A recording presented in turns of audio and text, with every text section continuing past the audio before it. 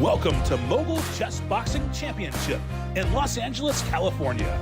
An epic event where brains meet brawn, coming to you live from the Galen Center on the campus of USC.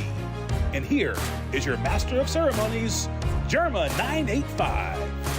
Hey! Come on!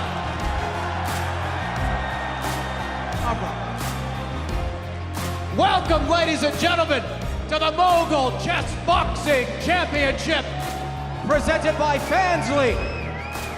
My name is Germa985. I will be your announcer tonight. Looks like we got some people here. Are they here? Are they here? Are they here? Are they over here as well? Welcome to beautiful Los Angeles, California. We're ready to get started. We have 9 cards for you tonight. Everybody get prepared because we've got somebody to introduce. I don't know, who could it be? Who could we be introducing to come give you some introductions? It's none other than Ludwig!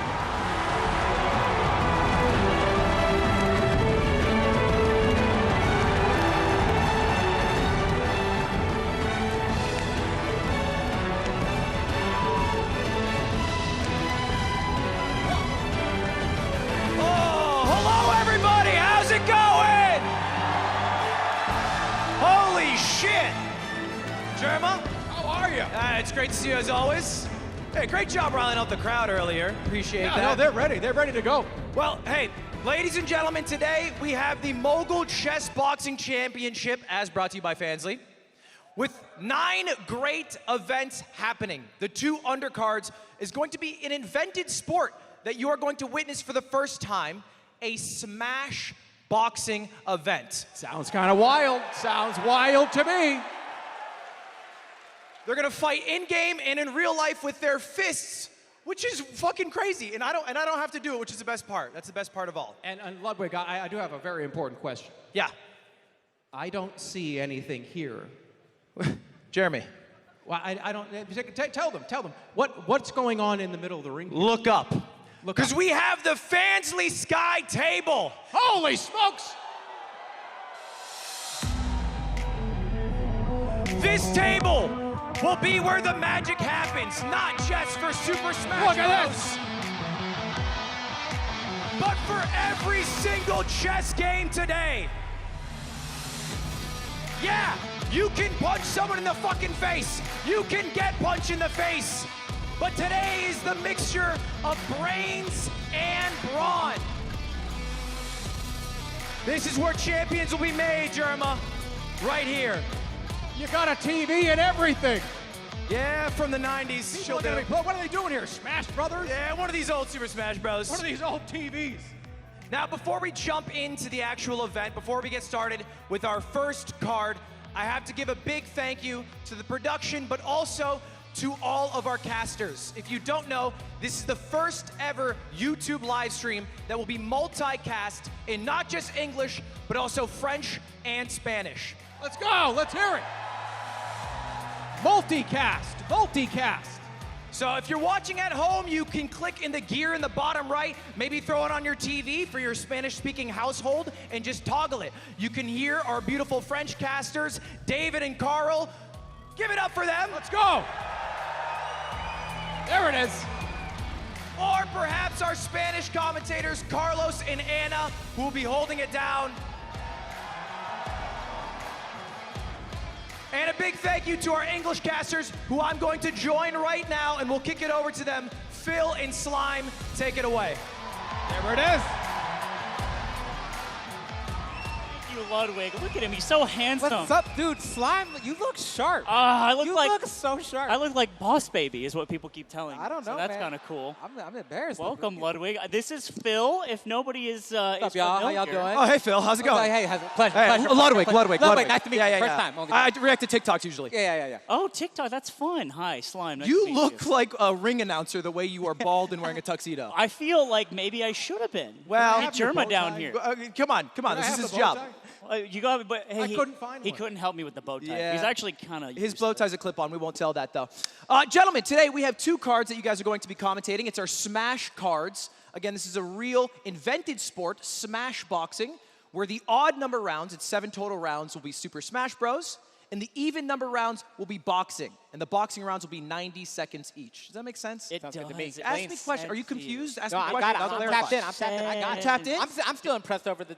You dropped the TV? There was a Sky Table, bro. I saw it this morning. I'm still just as impressed. Can I tell you? I made that name up, Sky Table. Anyway, we'll move on to our first card of the day. Jerma, please, take it away. By the way, it was scary when that came down. Yeah, it can kill a man. Yeah, make It sure could hurt you're in the somebody. sides. We don't. Yeah, I'll be over here. Are you guys ready for the first card? Okay. Why don't we get started? The first card. Is that one full? We're going to play a video very quickly. My name is Toussaint. My gamer tag is Toussaint, and I'm the 42nd best melee player in the world. Hi, my name is Tetsuhi, and my gamer tag is Spud.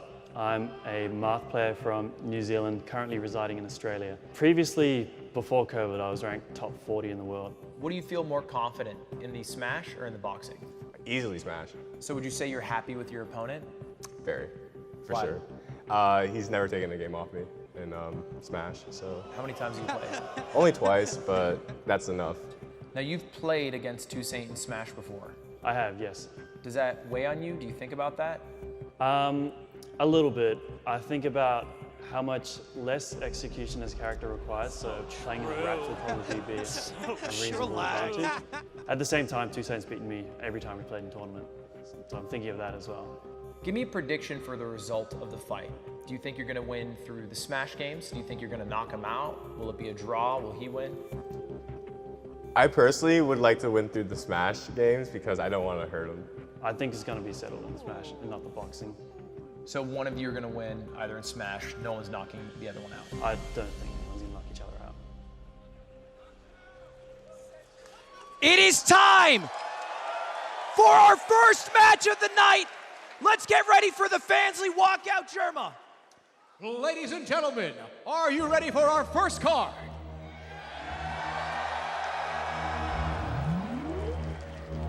In the red corner, at 6'2", weighing in at 168 pounds, he is the Crown Saint.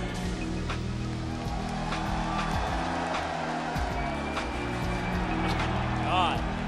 Good Lord. Now this is Toussaint, just looking phenomenal right now. That's good. He was talking spicy. He's coming in at 6'2", 77-inch reach, 168 pounds. Obviously, that's the Jigglypuff player. We know that to be an easier execution than others. I mean, you got more time to train. That's all there is to it. Factual. A lot of people have him as the favorite. People I've talked to, everyone's like, oh, Two's going to win. Yeah. Who's his opponent, though? Here he comes. From a country that And isn't in the blue Australia. corner. Yeah, New Zealand, actually. At New 6'1", Zealand. We get that one right. Yeah, we're going to get that one weighing right. in at 157 pounds, we have Spud. Doesn't hit as hard when it's one syllable. Yeah, it's, you know. I mean, look. He can't, look, the smoke came out. All right. Not as hyped. Not Hey, as hyped. He's a little more humble. This is New Yeah, Zealand's yeah. finest, coming in at 157, 6'1", 72-inch reach. A little bit of a smaller guy than Toussaint. Also, a little bit of a tougher execution. Embarrassing to say this about a Marth player. Here we have our stats on screen right now. You know, I will say it's Spud and Rise Darby, the two darlings of New Zealand. See, Now, New Zealand. New Zealand. New Zealanders, different than Australia. Different than which you Australia. keep getting I wrong. discovered today they're different countries. Well, Sly. it's like saying, hey, you're from Canada. You're from Remember when you said, who's Messi? Yeah, I do. Oh, no, you Anyway. didn't. No, you didn't. No, you didn't. I did. did. No, you didn't. No, that's a lie. I don't watch that. Oh, sport. no, Now, don't look at me. Got a QR code here? you got a QR code? There's a QR code. Oh, you it's a can QR scan code. it. Oh, we got a Like QR right now. code. Hey, to everybody in the arena If you're here. only, congratulations, you get to make the prediction. Who do you think will win? QR code with your phones right now. Vote. Do you think it'll be Toussaint, the larger man with the Jigglypuff character, or Spud, the Marth-wielding New Zealander? Use You your go ahead. phone right now. Scan that QR code. And this is the situation here. So they're going to start with a game of melee. There's going to be up to 4 games of Melee, barring a knockout, and it's first to 3 wins. We have the stretcher if they do get knocked out, right there. We got the Yeah, we do have a right stretcher. there. Now, Just Phil when is you get that- extremely confident that we will not need the stretcher the whole night. I saw that. I was like, dude, you're not going to do anything all night. Just chill. You told him? I You told him? It's on his phone. I was like, don't worry. It's gonna Phil be gave him a shot. Yeah. You're not going to need to drive today. Yeah. But for those that don't know, Phil actually has boxing A experience. little bit. I spent some time in the gym, so I will be your amateurish boxing expert. You're the eyes that can see the sweet science that we're unable to. Ludwig can see all the puff action, and I provide the color commentary. I will be providing all the nice jabs.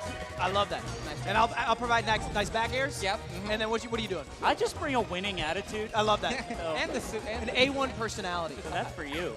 So game 1 is going to be Super Smash Bros. After that, it's going to go to round of boxing, switch back to Smash, round of boxing, switch back to Smash. Unless it's a 3-0, Okay. it'll go to another round of boxing, and then the final game is Smash. Now, a lot of you might be wondering, why the old one?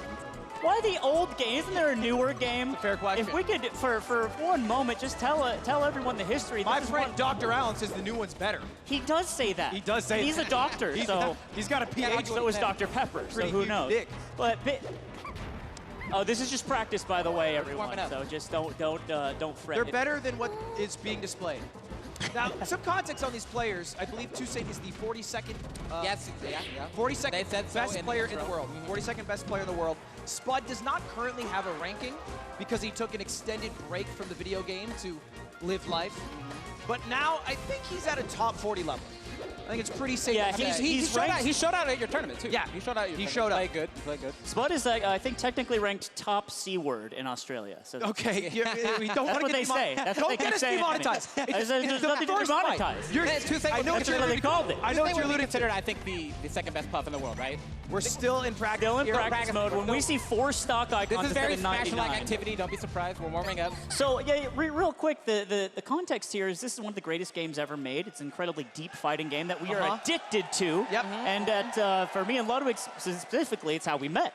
This is what started me as a creator, and that's why I always like to give back to the Smash scene, because I would not have thousands of people in an arena and hundreds of thousands watching online if I didn't play this game way too much. Hey, we appreciate you. Hey. we really. Hey, we appreciate Y'all got nothing left these days. Phil also in the trenches of 2008. You know what I mean? Back when you had to go to a brawl tournament to play Melee. Yeah. All right, we're at our first game here, so let's just talk about the raw stats of it. They each have 4 lives. Okay, they're not killing each other because they're resetting, but they're each gonna have 4 total lives. The first one to deplete their opponent's lives win. Pretty straightforward. Pretty straightforward thing. They're gonna hit each other in the face, much like they will do in real life, and whoever gets rid of the lives fastest and first wins. Let me break down the reality of this match. Sure. Okay? Toussaint plays Puff. Okay. I love Toussaint. But let me tell you that Puff takes a couple less buttons to press. Okay, there's the disrespect going on in the But community. Mark has the sword. I don't know. Yeah, Mark Mark does have the sword. Mark So has what the does sword. this mean? We can see right now. Well, right now, What is your Spud just wants to implication? take one game, right? He's never taken a game. So it's like they will guaranteed, barring a TKO or knockout, play 3 games of Smash. Guaranteed, right? Yes. And so this is the first of those 3 games. It'll give us a bit of a picture. Now this is also them playing at their best, because the next game their heart rate will be higher. They will have been punched in the face. Yeah, I agree. So if we're looking for good skill level, this is going to be We've the never game. seen physically fatigued Melee before. Right. I'm actually tired. Yeah, actually, and also, Actually tired. Not that I didn't get to sleep in a hotel tired. but the actually only time tired. I've ever seen someone get punched in the face and then play Melee was at Mango's Christmas party, Yeah, I was. where he was beating the shit out of Johnny. He beat the shit out of actually everyone at that Yeah, point. it was on site. No one was spared. Bud takes the first stock with the floating killer. That's the side B into the up tilt. You saw it happen to the Do you Puff. think the hand wraps impact Puff more than you think? Maybe, maybe we didn't. Yeah, expect it. it's actually a really good point to bring up. So all of the competitors today, whether it's chess or Smash, will keep their hand wraps on. That's what you put under your gloves to make sure they're firmly on there, they don't fall off. It's a lot harder to play Smash with wraps than it is to play chess. And it's a lot harder to play certain characters with wraps because Jigglypuff requires a lot less motion, a lot less movement, a lot less buttons. And that's why a lot of people have Toussaint winning this, right? Or Yeah. even more favored than before. But if we're looking at the tail of the tape right now, it's Spud up with a full stock lead, and he already has Jigglypuff at 82%, just about kill percent, with a good side B into up tilt. Up tilt, forward smash, we'll get it done. We see the tipper. This is looking great, actually, for Spud, just clawing on to that. Ooh, there he goes. 102%. We're talking about it. Yep. Okay. So, I mean, you're a professional Puff player, Ludwig. You've taken a couple sets off of Zane, the best Marth player in the world. You're not wrong. You're not wrong. There we go. Toussaint on the board. And Popping off. Yep. What did Toussaint look for in this matchup? I mean, I think the biggest adaptation over the past 3 years. Ooh, you talked about that forward B up tilt. Yep. That's a big thing for Spud. The biggest thing is that when Jigglypuff lies down on the floor, Marth is unable to grab her. It's an all-powerful move. She lies down and does nothing and wins. So I think with the peak nerves, Marth might. Okay. Marth has an opportunity to run up for a grab because the amount of damage Marth can get off a grab and kills is very good, but maybe the Puff will be crouching and be able to kill off of that. So that's Spud the video beforehand because Spud is cooking. Yeah, Spud is cooking up. Oh, a pivot F smash. And I hope you worked on your boxing. Yeah, I hope you worked on your boxing. I don't know about the melee. And so, just to clarify, Marth's sword hits a bit harder at the tip of it. That's why that killed at such a low percentage. You didn't have to work as hard for that life. Big grab here, and Toussaint just has to do a lot of work. You got to get some back throws off stage. You can do a back air wall, things like that, but Spud's not really falling for it. There's one. Okay, looking for the edge guard opportunity. Nice. Woo! Get him off the stage. That's easy. Yep. You see a guy off the stage, you hit them again. That's the strategy for Jigglypuff. It's worked for 12 years. With Hungrybox, it'll work with Toussaint here. Yeah, it's worked for longer than that, too, with Fire Puff. Oh, my God, almost in there rest, but doesn't go for it because you can't. Yeah, slime popping off because you can hit the down B and they explode, but you sleep for 4 seconds, which is a little bit too long for anyone to sleep here. Gonna have to win this one straight up. Yeah. If Toussaint claws this back to a one-stock game, then rest is on the table again. Right. Ooh, looking like that might happen. There's another forward B coming. Okay, bit dicey. 130% is pretty tough. Again, everything's gonna, that might do it. Okay, one more of those. Any tilts will kill, any side B will lead into a move. That red move is there. The Ludwig! We call that the Ludwig in our household. Yeah, empty hop land, up smash. It works sometimes, just not with one of the top 20 players in the world. Okay. Still alive. This is just crazy percentage. First game taken by Spud against Toussaint. And he popped off right there. That, by the way, was a good awareness to side B and then up air rather than up tilt because it sent him a little too high. Nice. And here's where we enter the first boxing match of the night. Oh, guys, ready? Come on. We're about to see some contact. I want to see some contact. You know what I'm saying? Enough talking on Twitter. I need to see the fist. This is so beautiful because for so long the Smash community has gotten away with talking shit online. Oh my God, you're right. We were talking talking earlier about how Leffen has never been in a fight. He told that to Phil. You know what I'm saying? Yeah. Never been in a fight. I mean, hey, look, to be clear, you could have seen him and called that, but yeah. Just saying. The facts are he also hasn't been in a fight. And this is the first time that Smashers might talk shit online and they'll have to back it up. Shirts are coming off. Shirts are coming. Okay. Yeah, Tui. Listen, Toussaint got the better short Toussaint. screen. Yeah. 100%. Look at those Lakers coming. Let's get a little bit of hype in the crowd for our first boxing match of the night. Oh. Now, this is the second of 7 total rounds. Again, the odd number rounds will be Smash. The even number rounds will be boxing. Every boxing round will be 90 seconds, a minute break in between each round, and we'll see. I mean, hey, there could be a TKO. There is a stretcher, right? Is it over there still? Stretch your guy, Yeah, stretch your guy hand up. Stretch your guy hand up. Yeah, we see him. We see him. They see it. Hey, get off your phone, all right? Temple Run can wait. So the way it works, there's a few ways to win. You can either win by TKO or knockout. That's one way. Okay. You can win by winning 3 games of Smash. Or if they tie 2 games in Smash, it'll go by decision. We have 3 referees on site who will, take score of strikes hit. There, those referees. We can get a little wave from our referees. Let's get some love for our referees Shout out here. to the referees. So you guys can see the win conditions on screen right now. What's that Josh man in the crowd? Okay, what's up, Josh man? Yeah, Josh, Yeah, man. he's in Spud's the ring. corner, man. He's in the ring. The Australian helping out the New Zealander. Yep. But again, two different places, different despite what countries. Americans believe. Yeah, I found this out. Yeah, isn't that crazy? I played a lot of GeoGuessr. There's I an didn't know. ocean between them. Yeah. Oh, that's cool. I thought it was like a lake. Well, it's like a big part of the ocean. Fair enough. Fair enough. Toussaint looking fierce. They have the mouth guards in. All right, we are just about ready, putting the last glove on. And again, let's go over the stats one more time. This is Toussaint coming in, 24 years of age, 6'2", 168 pounds with a 77 reach. That's a big thing too, right? 5-inch reach advantage for talk to me about that. Why does it matter? In boxing, just having that reach is just like having the just be able to space and kind of just for your jab. Right. It's just height and reach are definitely 2 He's things. the sword character IRL. Yep. How much, sorry, Phil, of a reach is sort of where it starts to really matter, right, in inches? If you have like 4 inches I think on 5 is a lot. 5 is a lot. Sure. I think 5 is I'll tell you what, first hand, 5 inches I think is a lot too. So what about the weight? This is a 9-pound difference. It's probably, I think, the single largest differential in weight of all the fights we have. These are 2 big advantages. Does that matter? Yeah, I think so. Even I think the reach more so, yeah. Now, we are going in with an advantage to Spud because he did win the game of Smash, but, I mean, they're going to play a lot different after getting punched. This is a small ring, too. You want them to fight. Yeah. This is a small we made it small. We made it small. This is a We got hazards on, too. The Fansley thing drops down if they don't interact enough. Yeah. Randall is also here. Yeah. The guy holding a platform. All right. Looks like the referee's chatting with them, touching gloves. Okay, here we go. And it looks like the fight is about to begin. Okay. Ladies and gentlemen, round 2, first round of boxing, All right, Tuesday here we versus go. Spud. We got 2. Bell's live. We're in. We're in. Live. All right. Getting in there. We need the stretcher. I was wrong. We need the stretcher. Oh. Well, it's a standing knockdown. So what's this? This is an early count by the referee Yeah. because he wasn't able to defend himself Yeah, enough. exactly. If the ref counts to 10, the fight is over. They've touched gloves, and an immediate out the gate. All right. Oh, moving the But head. with a lot of heart. Talk about Hussein. What's his strategy? Another. Oh, he's not fighting back. He's got to. Phil, talk to me about this. Talk to me about this. He's Phil. not fighting back. He's got to throw some punches. Has he thrown a punch yet? It doesn't look like it. He's been straight defense mode. Toussaint is barreling down. You know. Fixing head Fix headgear. gear. Oh, yeah, All that right, does all right, happen. You get okay. punched in your head. Yeah. Yeah, so it was the way that works for the equipment is every fighter requires, of course, a mouth guard, gloves, wraps. As far as headgear, a girdle, a cup, that was all based off the competitor's will, what they wanted to do. And I'm glad they got the headgear. Yeah, and and you should have the headgear. whoever wanted the safer option, that's what we went with. Yeah. So they would, I'll both, also they would say both have to agree. PointCrow desperately begged for a cup.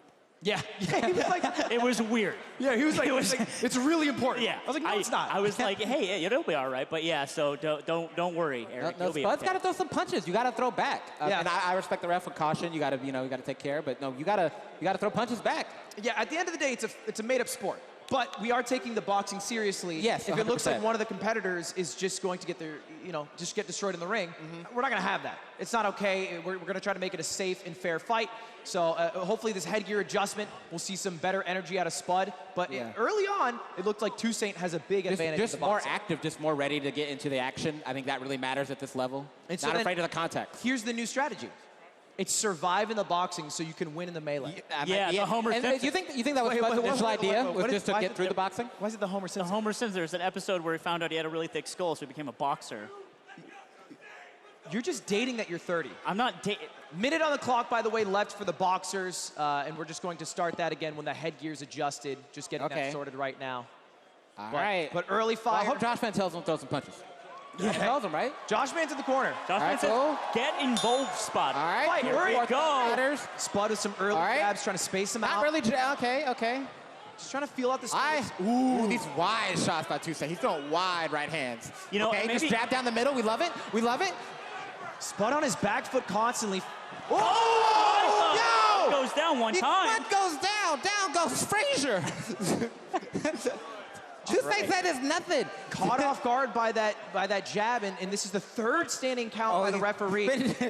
Ask How me many if do you he get? can- How many do you I get? don't know. What's the rules that you have for this? Because it can be up to 3, or it can be unlimited. It depends on the rule you set. It's 3 and 1. Three and We're running one. around. It's about to happen. Spud doesn't throw some punches. Spud is throwing Toussaint's punches, about though. to get him out of here. One more standing count, and it might he's be getting curtain. caught. Oh my He's God, I'm gonna this lead is with so it. intimidating right now. Oh, 20 seconds on the Oh, clock. oh. Spud just has to That's survive. about To to make get stopped. 18, He's about to- 17. Standing count. And one more and it's over, right? Yeah, I believe they didn't count the first 2 because of the issue with the headgear. Or at least the second one, right? Yeah, The yeah, second that's one. correct. So, So- we're at 2. Are we at 2 right now? Wait, Just another is this day it? at the office. he's waving off. They're calling it. Hold up, referee's doing something. I think it's over. Wait, is he? It's is over. that- Oh, wow. I think it's It's a first round TKO. TKO. Oh, Oh my God. There it is. In favor of Toussaint, the ref had to call it. And that's a safety thing, right? Yeah, You're yeah, still yeah. literally hitting other human beings with your hands. Yeah. Yeah, and that's, I mean, hey, I don't mind that we're moving fast today. We have a long show today. Let's get the belt out there. Germa, take it away. We're gonna toss it to Germa, who's gonna call this fight here. Whoa, that was Wow. Yeah. Man. That was something that was remarkable. Toussaint getting it done. From New York in the building. Wow, that was something. New York in the building. New York We got in a the belt building. here for you and everything. Step over here. Hit on any block. Step It over don't here to matter. the camera. Take over here. Toussaint, take your belt. Can we get a declare him the winner? Let's go. Very, Honestly, very impressive. Now, Toussaint, if I can get you for one moment over here, Toussaint. That was a very, very impressive first round. From Can I get some smash waters backstage here? right into the boxing. What was going through your head during the smash portion, at least? My left hand felt like I couldn't move it at all. Yeah, so like my aerial drift was really bad, but his sharking was amazing, so he capitalized really well. Yeah. I mean, your boxing was incredibly impressive. Both of you should be very proud of yourselves. Fantastic performance by Toussaint. Ladies and gentlemen, your winner of the first round, first card, Toussaint.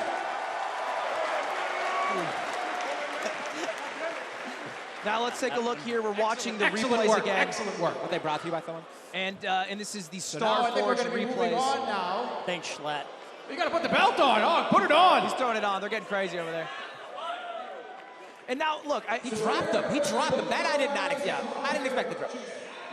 watching the replays, I think it's a pretty good call by the referee to cut that fight. It did seem to be a big advantage. Now, a bit of additional information. Spud was originally meant to go with against his ringmate, against Josh Man. Now, Josh Man broke his arm about 4 weeks before the event.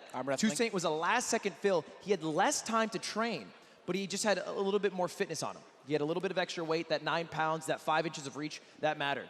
Now, going into today, I had one goal: variety. Okay. I want to see someone win by checkmate. I want to see someone win by TKO. I want to see someone win by smash. I want to see someone win by knockout. And so, if we're gonna have our first fight be the TKO, doesn't mind. Don't mind getting the show rolling. You know what I mean? Let's get the party started. Fine, it's fine. Also, if you wanna end a fight by knockout, you get Atrioc up there and you get me up. Atrioc right over there. Is he here? Atrioc's right over there. Oh, I saw it. Atrioc's right over there. I saw him. He's right over there. Hey, Talking I can make Bring him this into the happen. ring. I can Atrioc. make this happen. And so we have our next fight coming up. It's going to be between Fiction and Kalindi. These guys are dead even in height, weight, reach, smash skill. Let's take a video. This is the story of our next two fighters. Our second card. Take it away.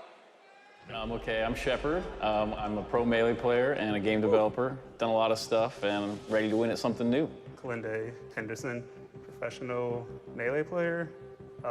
Kind of here just to box one of my best friends, not really to play Melee. Why did I sign up for it? Well, I mean, I'm always looking for opportunities to find new ways to compete and grow and stuff like that. Like, me and Fiction have kind of wanted to fight each other for a while, like respectfully, just because we piss each other off so much in Melee. I'd say, I mean, obviously I feel more comfortable with the smash part because I've done that for like a decade plus, but the boxing is the part I'm like more into and more prepared for, so. I'd say I'm more prepared for the boxing part. It's just been my focus for the last 3 months, not really the Melee part, because I mean, I know how to play Melee, and we're also playing with hand wraps, so it's a little weird. I didn't want to put too much thought onto that. Grinding that and not the boxing, I think it's more important to grind the boxing, so. Am I happy, like, with who I'm fighting? Yeah. Oh, definitely. No, I wanted to fight Kalindi for years. Every time we play friendlies, I mean, that's the whole thing. Every time we used to play friendlies, we would just say, like, oh, I can't wait to fight you. We went on a vacation together once with a couple friends, and he actually bought, like, sock'em boppers. I don't know, we got there and nature was so cool that we were, like, too friendly to fight each other, but now we're back to wanting to fight. Biggest fear? I think my biggest fear would be that the boxing is going really well, and then the round ends before I can do anything good. You get in there, and then, like, I don't know, you slip or you look really stupid. That would suck. So I think we're just trying to go in there, and I just want to, like, show off that I've been training, show off some decent boxing for my level. Are you concerned at all that this will fracture your friendship with Fiction? No, not at all. Me and him are 100% doing, like, a rematch. I'll just fly to LA, no smash, with this box. Do you have any words for your opponent? Any words? Good luck. All right. He's gonna need it. Good luck. Don't be nice. That's about it. And there it is. Let's do our Fansly walkout. Take it away, Germa. Are you guys ready for the second smash boxing? In the red corner, This is just so cool. weighing in at 168 pounds at 5'10", we have 69% Fiction. There's Fiction walking out. These guys have been wanting to fight each other for over a year now. You can see the stats. You see the chain? Yeah. You see the chain? Oh my God. Ready. He's looking fucking fierce today, boys. He's looking traps are huge. His muscles. Also, if you know anything about Fiction, he is a grinder. Literally, he eats, sleeps, and breathes the thing that he's into, and it happens to be boxing. He's just been grinding, getting hit in the stomach from his tweets. And in the blue corner, at 168.8 pounds, at 6 feet even, Kalindi. Now, I don't think there's a better opponent for Fiction than Kalindi. Pure coincidence that I asked both of them. They both privately told me they've been wanting to fight each other for years now. They're great friends, but they have an animosity from the game of Super Smash Bros. They're the same exact weight, by the way. Both 168 pounds. Such a Kalindi walkout. He just walks straight out. Yeah, Nothing. it's just No, so nothing. I go A to B. He is so, right? so laser I love KJ. focused. Just walk straight out. He's There we such a go. sweetie, too. I can't imagine him even hitting somebody. I don't know. Now, if you're in the crowd again, let's whip out those phones and let's do a prediction. Who do you think will win? Is it Fiction? Can I hear some noise? SoCal, he's local, SoCal. SoCal, baby. Or is it Kalindi? A little bit more Your noise for vote Kalindi in there. right now. Now, let's talk about the stats real quick. We have Fiction at 5'10", Kalindi at 6 feet, a 1-inch additional reach for Kalindi. Does that matter? No, it won't matter that much. Nah. It's like an inch. Yeah, it won't matter. It's an inch doesn't, you know, Yeah, you don't, yeah, don't yeah, even feel an inch. yeah, yeah. And then the weight, it's 168 pounds each. So we're good. We're looking pretty good. We're looking even. I've been talking about all the cards. I think this is the biggest 50-50 you could find. Yes, Okay. I think in terms of Smash skill and also boxing skill. Yeah, Height, it's clothes, it's magical. Same age, almost the same weight, height, all that good stuff. But let's talk about the Smash skill. How is that even? Like, what is Fiction play? Fiction's going to whip out his Falco here today. The Bluebird. I would give Fiction a slight edge Really? in the melee. Yeah, I give Fiction a slight edge in the melee, and I would give Kalindi an edge in the boxing just because, KJ, excuse me, because I think he started boxing earlier. I feel like he was doing it before, even in core team, when he took that little break. So I'm going to give it to KJ. Yeah, well, an interesting thing about this one compared to the last match, one, they both play the space animals. That's Fox and Hand wrap, Falco. space animals, hand wrap. Hand wrap. So this character takes a lot of APM, a lot of button suppress to play precisely. That's why What's it's APM? fun. What is APM? Actions per minute. Oh, thank you. I'm sorry. I don't Yeah, no. This dude never sees StarCraft in his life. Sorry, you're way cooler than me. I like Boss Baby. And so part of that is playing really fast and accurately, which is why the game is really hard and difficult and beautiful, but you have hand reps on. So it's going to look different. It's going to look sloppy. They are way more into the boxing than they are the melee, but still, their pride is on the line. You know how dedicated these guys are? They already did hand wrap step, I'm pretty sure. On their own, just on their own time. They did a best Hand of, wrap practice. they did 2 games yesterday in hand wraps. It went 1-1. Oh my God. So they are very even. Now it's going to be a lot different after you get punched You in got the to face. perform in front of the lights now, Ludwig. The Get to lights are stage. on. You see the crowd? Yeah, the type of- hey, you know? different. You It's know, different. It's different than that little hotel room there. You said a little hotel room. The tiniest hotel room known to man? Yeah, I saw it. And as far as the matchup goes, it's going to be the Bluebird Falco against the Fox, and it's going to be fast. It's going to be fast. We saw Puff Marth last. That guy, that little Puff flies around. These are 2 space animals. They're heavy, they're fast, they fall quick. So they're going to do some hand warmers here. Feel comfortable in the hand wraps. And this is going to be our final Smash Boxing event of the night. Yeah, That's right. You know what's also kind of fun is that Fiction, for most of his Smash career, played Fox, has switched to Falco. Now he's really into it. KJH, most of his Smash career, played Falco, now has switched to Falco. No, I got it wrong. No, I got it right. You got it right, though. You got it right. Yeah, You got it. Way to tap into the narrative. I did it. You did it. I did it. Yeah. Hit with that narrative there. But it's just so cool. I'm so excited. This is the coin flip of the night for me. Oh man. This is the, you know. Now, I think this is the fight that'll go the distance. Obviously, our last Smash card, the Smash, we had a leader in Spud, and that got quickly wiped away. Yeah, go ahead. No, just, I didn't mean to cut you off. I know, it just got wiped away when you get TKO'd, when the ref calls it. It doesn't matter that you have even if you have a 2-game lead, if you lose in the boxing, it's over. I don't think this will be decided by knockout. Yeah. Also, you know, not to disparage Spud or anything. You train, you come, you show up, you play in front of a bunch of people, you fight another human being in front of people. Yeah. That is not easy. Hey, I'm down. Hey, Lo, how about a little bit of love in the crowd for Spud, who put on a great fight? Let's go New Zealand. And by the way, that was also, I believe, what's the most viewed game of Melee ever? The most viewed game? Yeah, what's the most viewed? It's Evo Live? It's probably an Evo 250,000. Because we are at 250,000 viewers live right now. Are you kidding me? Yes. Let's go! Not only the most viewers I've ever had, this is also the most, or one of the most viewed Super Smash Bros. Games ever. And I hope No pressure. Fucking bow tie? Yeah, you look like, and you have that fucking head on. Oh my God! I'm proud. This is great. Hey, you know, spread the love. Tell your friends. Get those numbers up. I'm trying to break some records here. Yeah, and look, there's absolutely no better time to get into the game of Smash. Obviously, a lot of drama happened with that game over the past couple weeks. And it's Thanks really for bailing us out. It's really, hey, I got you. Never forget. Hey, buy the merch online so I don't lose too much money. You know what I mean? Hey, come on. All right, we are ready to go. We are about to jump into our first match. Kalindi, he's going to be rocking the the Fox. Fiction's going to be rocking the Falco. And let's jump into game one of our final Smash card. Let's go. You know, a lot of people, you might know Street Fighter or something like that. This is like Ryu and Ken. Can I hear the predictions? That's often been made as a comparison. Yeah. This is the classic matchup for people like me who are impatient and bad at the game. They just want to see fast lights, fast moves. You'll see a lot the down B, the reflector move. If you're a casual fan, you might think, oh, that sends items back. It actually hits the other opponent, comes out really quick, and you'll see that a lot. So. It's a combo starter, you know? They get Mango, if he's in the crowd, calls it the boner shine. Oh. Yeah. I just found out the merch sold out, so I'm sorry about that. No way. Yeah, my bad. I lied. Are you kidding me? You were hemming and hawing that it wouldn't sell. You were afraid. I lie. Shivering. I lie a lot. What happened? I missed it. I sold out the merch. I told them to buy it. It's sold out not the- possible. No, it's good merch. Oh, predictions on the screen here. It's a 50-50. That's what I love to see. It's a 50-50. Just like Fox 50-50. Falco. Everything between these guys is even. Jesus. Oh my God, this is the most excited I've ever been in my life. All right. Well, hey, online, spam who you think will win. We good? Are we good? Yeah, get Gentlemen, in there. let's Yeah, run it. start. They look for me thumbs up. I don't know what I'm doing. Hey, Tio, can we go? Here we go. We're starting on Dreamland. No pressure.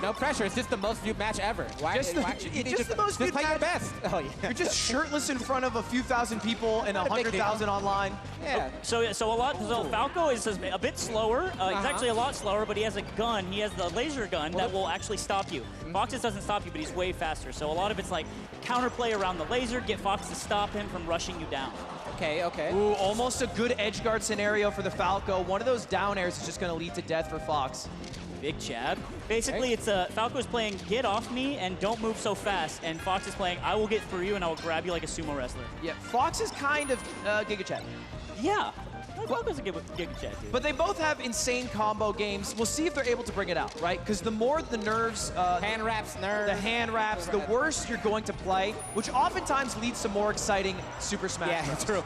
That Mango lesson set. Yeah. First stock taken by Kalindi there. Doesn't really matter. 125%. Yeah. One more hit, one more strong hit. One shine back air, it's going to be curtains. Ooh, we've seen a lot, like time and time again. Also, get him off the side of the stage. Quick edge guard. There it is, tied up. You can come back from 4 stocks, especially in this matchup. So, ooh, big catch with the up air. Yeah, that's a good point. It's the most polarizing of matchups. Leads mean very little because how quickly you can kill. You can't play with advantage. You're so comboable. Ooh, double jab. Finishing up. Finishing. He's continuing the combo. The crowd is ready. With the hand wrap. I mean, the defensive play from Kalindi was there. He was doing everything you need to do. It just felt like Fiction was there to cover every option. The double jab, the dare, the lasers. Sometimes defense just makes your opponent look better. So don't even play defense. Yeah, don't even play defense. That's Steph Curry. Right, He's on the back foot as well. This stock racking up 81. Come in alive. Oh! He said, put your gloves on. Yeah. You have something else to do. Let's get in the fucking ring. Let's get in the ring. I didn't even care about that edge guard. I wouldn't even bring my controller. Oh, no. Has him on the edge. Fiction can throw a lot more risks out, too. He can go off stage. He's got some stocks to play with. Oh, wow, okay. Now, still a one-stock lead. It's not that big. That's a meme. You can come back. One stock's not a lead, and that's the most true in this matchup of any. Another grab. So Fox has a fun little trick where he can do this right off the stage. And it's even. That is a fun trick. That is a fun trick. Do it again. Do it again. Do it again, Kalindi. Uh-oh. Got something started. Edge guard situation. See if Fish. Oh. No. Okay. Oh. Oh my Now that God. down smash covered both options, but the roll so smart. Okay. It's extremely hard to come off a ledge like that as well. Any shine, any smash attack's gonna kill. Maybe a back air kills, so you just need that fun shine trick. Oh no, open. We need to see some blips from Fox to make a come. Both playing safe, both safe. They still got time. Oh, ledge dashing a wrap.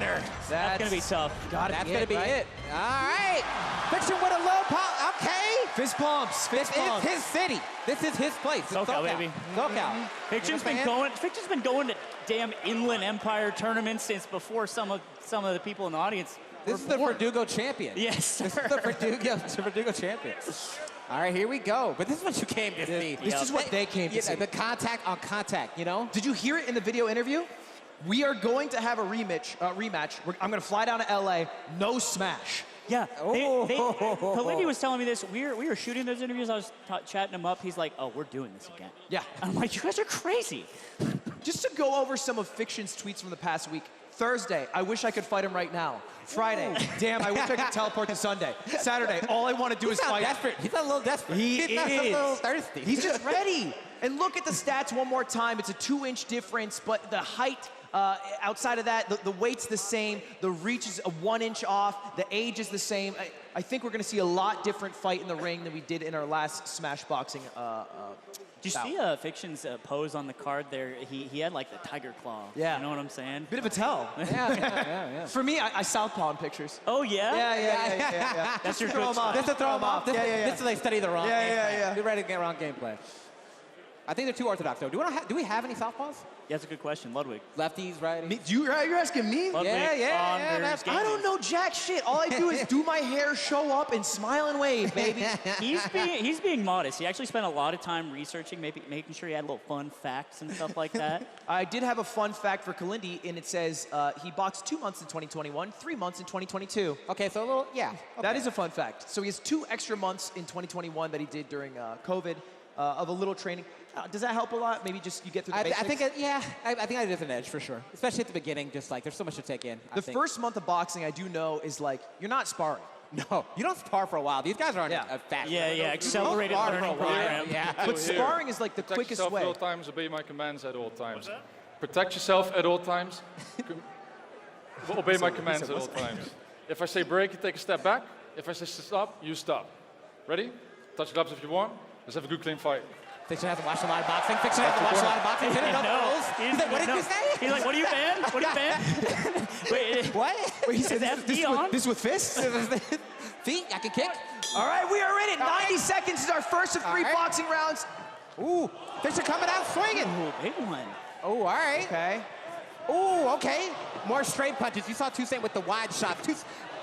KJ's got the straight shots. Okay. Oh, KJ's looking mean. Detroit in the building. Detroit in the building. The Fiction's holding the defense up. He's keeping his hands up, and he's looking for more. Wait. High touch energy. to the body. Oh, straight shots. Straight to the. Oh, he better throw. Oh, he's gonna have to throw back. Oh, yeah. Straight. And he does. Oh, big body shots from Kalindi. He's really getting in on Fiction here. Paramedic? They might have to come in. They might have to. They might need to stand by. He's gonna have to throw some jabs out his defense. He can't just keep holding the hands by the face because body shots are coming in. That's the big punches landed by Fiction. Ooh. Fiction's leaving his head open too, though. I'm getting a little scared. The chin's up. He's getting straight shot down. He's straight down the middle. KJ's just throwing straight down. I think he's seeing a lot of success in body shots. No head movement for Fiction. He's just taking them. He's got to move. Wait, don't coach him. Please move your head. This is so back and forth. Kalindi's energy is crazy, but Fiction's answering back. They're slowing down. They're slowing down a lot here. We are a minute through our round. There's 30 seconds left, but these guys are already seeing gas in the 90-second round. They're what? Are you serious? I don't agree. Okay. All right, wait. Oh, they're calling that a standing knock down? No, it's a bow tie thing. Oh, wow. I'm actually surprised. Yeah, I think it's a bit surprising, but I mean, it doesn't hurt him too much. Maybe in the ring. Still in the fight. Maybe the ref saw something. But yeah, that'll make it a 10-8 round automatically. Okay, back to throwing punches. Okay, they look tired. They're tired. They are gassed. They're tired. That's what happens too when you're not throwing out. Big swings from each side. It's just about who can do the most damage when connected. It seems like Fiction's hitting the face. Oh! After the bell. Yeah, got one out after the bell there. You can get a little cheeky, but you know, we're trying to keep things respectful here. They love each other. KJ won the beginning of the round. Yeah. But I like Fiction's response. I feel like he got hit a lot, and his response was to fight back.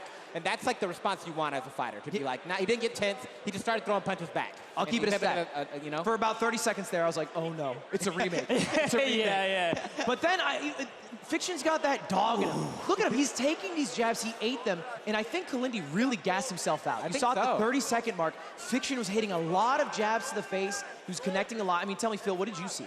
You know, I just think that towards that second end, he got that stoppage, like the knockdown or whatever. But like, yeah, he just kept applying pressure, even though he was getting hit a lot, and he started to be able to. Good hits on each side. It was a very, very hot and cold. Yeah. Now, but I do think it shows like there needs to be better pacing in the next time. Yeah. They both just gassed out after like the first 45 seconds minute. What people don't recognize is that boxing is mostly a cardio sport. Yes, 100%. Like fighting is so tiring. Right. It's hard to recreate that. Plus the adrenaline, it's like, hey, you say in your head, I'm gonna take it slow, I'm gonna throw out a few jabs, and then you're in there and they're just throwing them out. It's like sock and boppers. And the more pressure and the more tense you feel, the quicker you gas out. That's why being relaxed is so important. One of the cool things about this event, normally there's 30 seconds between boxing rounds in a normal boxing card. That's very quick. You're right back in it. It's a minute. A minute. But you're still tired. You're still gassed. Yeah. Right here, they have a minute before the melee. They have however long the melee is, 2, 3, 4 minutes. They have a minute after the melee. We're talking 5 minutes of rest before you have to box again. Yeah, you get a lot of your health bar back. Yeah, true. So that's good. Also, I get that Minecraft. No warm-ups this time. They're going straight into it. No warm-ups. We're going straight into it. I love that, too. And I cannot wait to see some beaten melee. Yeah. You know what I'm saying? I like Fiction more in this style, too. I feel like the way he plays. Good to go. Super patient, takes his time. I think KJ's style is more about being precise. We are in it, round 3. Okay, here we go. Second game. If you weren't here, the first game did go to Fiction. Oh my God, they both look so exhausted in the player cam. I mean, look at their player cams. They're heaving. Right? But you are so gassed after even 90 seconds in the ring. I was just going to say, in the Discord, we have a fighter Discord. I'm not going to leak who. They said, hey, can we switch it to 2 minutes last second? I think they are now happy that we did not switch. Right. I think they are counting their blessings. This is how tired Smashers think they are at tournaments. This is actually... This is Smashers at 10 a.m. pool. Big stock, first one goes to Fiction. Now this stage is more widely known, Final Destination, no items on. Talk to me about what the difference is, Slime, in this stage versus the others. So it's flat. As you can see, there's no platforms. Platforms give you a lot of options. You can move around, you can jump, you can shield on them. But when it's flat and it's just you and a Falco comboing you, you might have a little trouble. Fox can also grab the Falco up and down, chain grab to a high percent and just get a kill. So very polarizing and very, very much like the boxing match we just saw, matchup on this stage specifically. Still a very even game at the start of it. It looks like it's going to be two stocks to 3 now. But the thing is, this is not about who's the better player. It's about who has the better C level, D level game. Yeah. 100%. Yeah, SFAT, I remember he told me a long time ago, he's just make sure your B game is really good, and then on the days when your A game's good, that's fun too. And this is like a step below that. Yeah, this is like the F game. You're stressed and you're tired and you're in front of a big stage. You know what I did see right when the match started? Fiction came out with a shine grab, and I'm like, damn, he's shine grabbing? After getting punched in the face like 9 times? That's natural. It never leaves you. It never leaves you. Yes, sir. He's sleeping doing that. And a great stock from Kalindi to tie it up, 2 stocks to 2. It's really anyone's game at this point. Game's going fast. Any early indications of who you think might win this one, Slime? I mean, look, when you're holding down, Fiction's just really good on the edge guard here. Also, KJH is getting grabs, but he's not getting follow-ups because it's tight. I feel like Falco can be a little more freeform and allows for more mess-ups with the wraps. Wait, here we go. But what do you want off the grabs, Phil? Like, what are you looking for? You get a grab, what do you hope happens? That's right now, KJ's just keeping it simple and just up smashing, up tilting, not really going for like the chain grab. So just keeping it simple, just up smashing. Because he could just be, oh my God, that you would the ugliest 6 seconds I've ever seen. It's gonna get worse if this keeps going. That looks like 8.5. Oh my God, he just did wave shot on a shield. That is so hard to do that fast, and he's gonna get an edge guard for this, hopefully. Oh, he dropped it. Oh, yeah. Another drop. Yeah, that's a drop too. He doesn't get the full dash for the up smash. Now at 89%, this is gonna be really hard. Not undoable, but you have to close out this last stock, or the second last stock. High doesn't feel good very here. Patient too, just laser F tilt, that's really good. Ooh, Fiction. And I would say that Fiction won the boxing round and won, By all accounts, this is Fiction's entire set to lose. This is his bout to lose. He has 2 games of Melee under his belt. That means that the next 2 games of Melee will have to be won by Kalindi, otherwise it's over. Or he needs to try to find a TKO, a knockout in this next boxing round, maybe do enough damage. There's a saying, hit them till they're dumb. And so he's gonna have to be hitting them. He's gonna have to be hitting them. So this is a big lead, as you said earlier. That was a round 1 boxing win by Fiction too. Yeah, because wait, you really think so? No, because he got the standing knock. Oh, that's right. Yeah, That's an automatic. What does that mean? Like, what is that? So it means like you didn't get knocked down, but you took so much damage that they stop it. It happens more at the lower level. And that like deducts a point? Yeah. So it would make it a 10. Usually, if you win a round, you'd win 10-9. Right. But if you get knocked down, it's 10-8. Okay. And for every knockdown, takes another point. So that would be judged a 10-8 round. So he would need to make up those 2 points in this round. So he's down big in the boxing already. Oh, wow. And the points really matter here because if it goes 2-2 in Melee, which is more likely than a stalemate in chess, because there's only 4 games, then it's decided by boxing score. So he's going to have to, of the 3 rounds of boxing, make this second one count. So he's been knocked down and he's lost 2 Melee games, so he's down. If he loses 2 boxing rounds, it's a hard comeback. Yeah. You're losing in both aspects. Yeah, exactly. So, but he was really strong at the beginning of the first one. So I hope he's able to like keep it together throughout just gas himself out last time, I think. Yeah, it was a lot of early swings, early punches. Not a lot of head movement. We got to move the head. You got to move the head. When you don't just little tilt, block a little bit. What are you moving the head for? Just moving the head so you don't want to take punches straight down. There were a lot of ones right down middle of the road. Right down the middle. Yeah, you got to block or you got to move your head. It looks like those machines where you press the button and yeah, punch that's a big thing you'll hear day 1 boxing. Move your head. I got a question. What do you think the French casters are saying right now? You think they're like, what the fuck is going on? They're not even speaking in French. They're using French accents. The web shine is perfect out of shield. That's right. Here we go. Here we go. Round 2 of the boxing. Gloves touched. Ooh, couple fakes. Okay, cool. He has to. Damn! Yep. Kalindi connecting against Fiction. Oh my God. I love it. He's going for the knockout. He's going for some big body shots. Ooh, he took 2. Fiction's response is to punch back, and you love to see that. And this is what we saw in the first round of boxing, was Kalindi early on, throwing on the pressure, hitting the punches. But Fiction has that dog in him. He lives through the punches. He's not afraid. Yeah, wait for his last 30 seconds. Oh, he's just throwing shots up in the air. He's just throwing it. Oh, he's taking a lot of hits, though. This is different, though, right? Yeah. This feels a lot better for Kalindi than the first round of boxing. Yeah, he's something hard must have got him. Oh, yeah, he's not the... Ooh! Oh, my God. Yeah, Kalindi, the pace is crazy right now. Oh, wait. Wait, did Kalindi get knocked again? 5. Looks like. Kalindi get knocked? Is that what happened? I mean, they're counting him. You ready? Okay. I think his hands weren't up. Are you serious? I don't agree. Look, I'm surprised as well. I'm surprised as well. I don't know about I don't get to make those calls, though. Yeah, only us in the Botez make the calls. But, I mean... Kalindi looks gassed again. Fiction also gassed, but, I mean, he has the advantage here.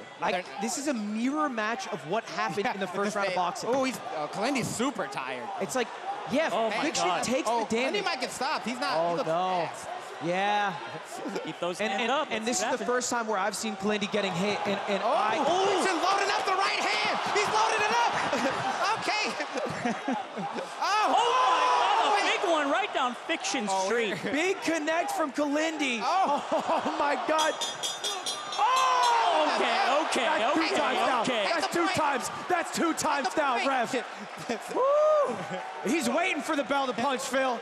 He's waiting for the bell. You know, in Melee commentary, we say slobber knocker all the time to talk about like a match that's going crazy. That was actually a slobber knocker, and I'm honored to have commentated one. You know what I'm saying? Yeah, no. They were slugging each other. Dude, I love watching people new to boxing box. Yeah, right? No, it's so fun. The best thing is someone who's really good or really bad. You don't want the middle ground. This is perfect. Yeah. This is perfect. Yeah, people are really good at boxing, and then all of a sudden you're seeing Logan Paul versus Floyd Mayweather, and they're hugging by round 8. But real quick, I got to give a shout-out to the Mogul Chessboxing Championship presented by Fansly. If you guys don't know, you can sign up for Fansly for free to see exclusive behind-the-scenes content from the chessboxing event that we've already filmed. A lot of cool things, surprises, and make sure you can sign in with Twitch to see if any of your favorite creators are already creating content on Fansly.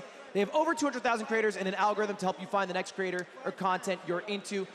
Thank you to Fansly, the title sponsor of this event, for making it come to life. I'm looking at the corners right now, and Kalindi is just gassed. Fiction. He looks tired. Also gassed, but he just seems to have more in the tank. Yeah, and I think we were talking about how there needs to be an adjustment from the first round of boxing to the second. Yeah. You were saying how the first round of boxing, it was 45 seconds of raw pressure, punches, swings, and they were connecting, but they weren't doing enough damage. Fiction a little crowd work. They weren't doing enough damage that it was stopping Fiction. In the second 45 seconds, Fiction he tanked all the punches. And he's landed good clean shots. Right. The ref is obviously, and being in the ring is different from watching from the outside, 100%. right? So maybe the ref's seeing something, it's like, oh, KJ just taking a lot of damage. I think it's safe to say from our perspective, it looks like Fiction has a lead in the boxing, but maybe not round 1, but round 2 for sure, but not as much as the ref saw. But clearly there's an agreement that for sure in that round 2, Fiction seems to have the edge in the boxing. I think he's just being able to keep it a little bit. Kalindi's just gassing out. Oh. They're doing a warm-up right now. Kalindi is reeling. Kalindi is tired. You can see him. He is gassed. Yeah, and this is do or die. The situation right now, this is the 3rd game of Melee. The 3rd game of Smash. Fiction has won the first 2. Yeah, it could end was right also now. the one that had to go up and wait, right? Yeah, yes. That will impact cardio as well. Oh, that makes sense, So yeah. he had to go up and wait. Because you're actively gaining weight, and yeah. Yeah, no. I'll tell you the stats. It's actually a crazy. No, he had to put on, I was concerned about that going in. He had to put on a lot of weight. So when these guys first were told about this event a couple months ago, they had a 35-pound difference in weight. Yo. 35? Yep. Fiction dropped 15 pounds, Clinton went out 15 pounds. All right, we're getting into it. This is the final game of Smash. Well, that's a lie. It could be the final game of Smash. Yeah. What I should say. I mean, look, if we're connecting up numbers like that. But here's the situation. It is 2 games in favor of Fiction. It is first to 3 games. If he wins right God, here, another edge guard for Fiction. He can nail these. if he wins this game, it's over. It's over. They don't box again. It's done. So we will see Kalindi's do or die. We saw him gassed right before he was about to play. He's so tired. Oh, no. Fiction, Big grab here. Maybe we can flip this one up. This is the waveland. You can't go for those in this condition. Tech chase, okay, still gets it. That was an easy ass tech chase. He's taking He's loving breaths. He's loving a star KO. Yeah. He can breathe. That's 2 seconds. He needs That's a 2 moment. seconds. He needs a moment. I mean, he's keeping it even. Oh, to 1. the tech chase. Yeah, Okay, reads the roll to the left. Basically, you want Fox to get Falco off stage and in the corner so you can hit that down B button. Down air, okay. It's in the wrong way. Another edge guard scenario for Fiction. Oh, Fiction. And again, let me reiterate because it's all that matters. If Fiction, the blue bird, gets 2 more stocks before the Fox kills him, the fight is over. So you guys want KJH to win. Make some noise. I need more. I need more. I'm not done. I want to see some action. I would love to see a 3rd round. Yeah, the boxing rounds are a treat to watch. I would love to see a 3rd, but hey, that's the whole point of this sport of Smash. Oh my God! Fiction doesn't care. Wow! He does a ledge cancel forward there. He's controlling the entire pace of the match, and it's looking like curtains. Let's see if KJ can come back. Gonna have to dig deep. Okay. This is everything right now. This is the final Smash boxing card. We've had a great show so far from these 2. But he needs to get 2 more lives. 3 more now. Oh, okay, the smash. Not yet. DI's still there. Finish it off. Kiss him through the phone. Oh, no. Oh, no. Uh-oh. Tough smash. No. Oh, that is hand tough wraps, smash. nerves, tired, whatever. This is looking really tough, boys. Keep stacking up and stacking Right. up. Finally. Off stage, another edge itself. Oh, No! that's it. Oh, dropped it. Fiction, that dog, of course he goes for it. He of wants course to he fight takes him that. again. This is looking almost impossible. And there it is. Fiction wins the match by melee. What a champion. Fiction gets it done for the SoCal. For SoCal in home turf. Home turf gotta win, make it happen. guys. Holy, I'm so happy we got to see the 2 Smash cards and by different results. One by TKO. One by, yep. The other one You're by getting the Smash results that you result. wanted. A mixture, you know? And this is telling a story. People are a lot worse when they are boxing. No. After a video game. No. They're a lot. You know think what? that? Hey, Zane, I'm calling you out right now. Oh, bro. He's #1 in the world. Get in the ring with me. I think I have a good shot. Jeremy, please take it away. That was unbelievable. How do you feel? Look pretty tired. I'm feeling good. I can go a couple more rounds. You could go more? There we go. Hey! Give him another fight. Walk me through Walk me through winning those Smash Brothers rounds and then having to get in the ring and fight. One more time. Sorry. I'll get closer. It's not the volume, it's like the clarity. All right, walk me through you fighting after winning Smash. Were you confident in Smash, more confident in boxing? As soon as the boxing starts, I forget that I was even playing Smash. And Really? Same thing with Smash, I forgot I was even boxing. Wow. That's unbelievable. Well, you deserve it. There you go. Ladies and gentlemen, Fiction, your winner. Excellent work. Fantastic. You owned it. Excellent work as well. It's a tiring thing. We'll go back to the booth here to get some more commentary on what just happened. Well, that was our last Smash boxing card. Any last thoughts from you two? No, thanks for having me. It was a blast. Yeah. Shouts to you guys. Shouts to the crowd. Thank you guys so much. We'll be stepping off. These are our next competitors coming up, the chess boxing competitors. We're going to swap out commentaries. Big love from the crowd for Slime, Phil, the competitors who just fought Kalindi and Fiction. We're seeing BoxBox, Shadowbox, as he's about to go up against Stanz. We're going to go to commercial break. We'll come back in just a little bit. Thank you, everyone.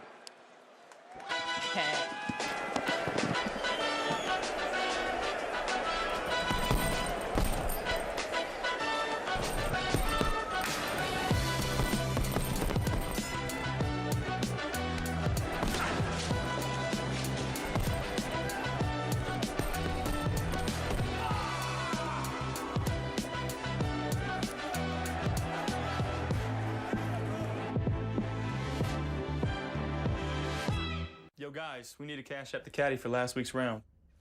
Ooh, right, good call. Let's leave a nice tip. Hey, Andy, what's your cash tag? Oh, I don't have one. Okay, I'll get you next time. Okay, I got one. Dude, where's my bar? Nice. Oh, thanks, guys. That's a good one. That's money, that's cash out. Are you bored of the same old content? And see which of your favorite streamers are already creating adult content on Fansly. Additionally, Fansly has a whole algorithm dedicated to discovering new content and creators through the Fansly For You feature. Swipe and discover today at fansly.com. Hey everybody, Schlatt here. I love you. Head over to StarForgeSystems.com and pick up one of our awesome computers ranging from entry-level to top-of-the-line next-gen. Or you're dead to me. That includes you, Ludwig. You are not my friend. So what are you waiting for? Go to StarForgeSystems.com.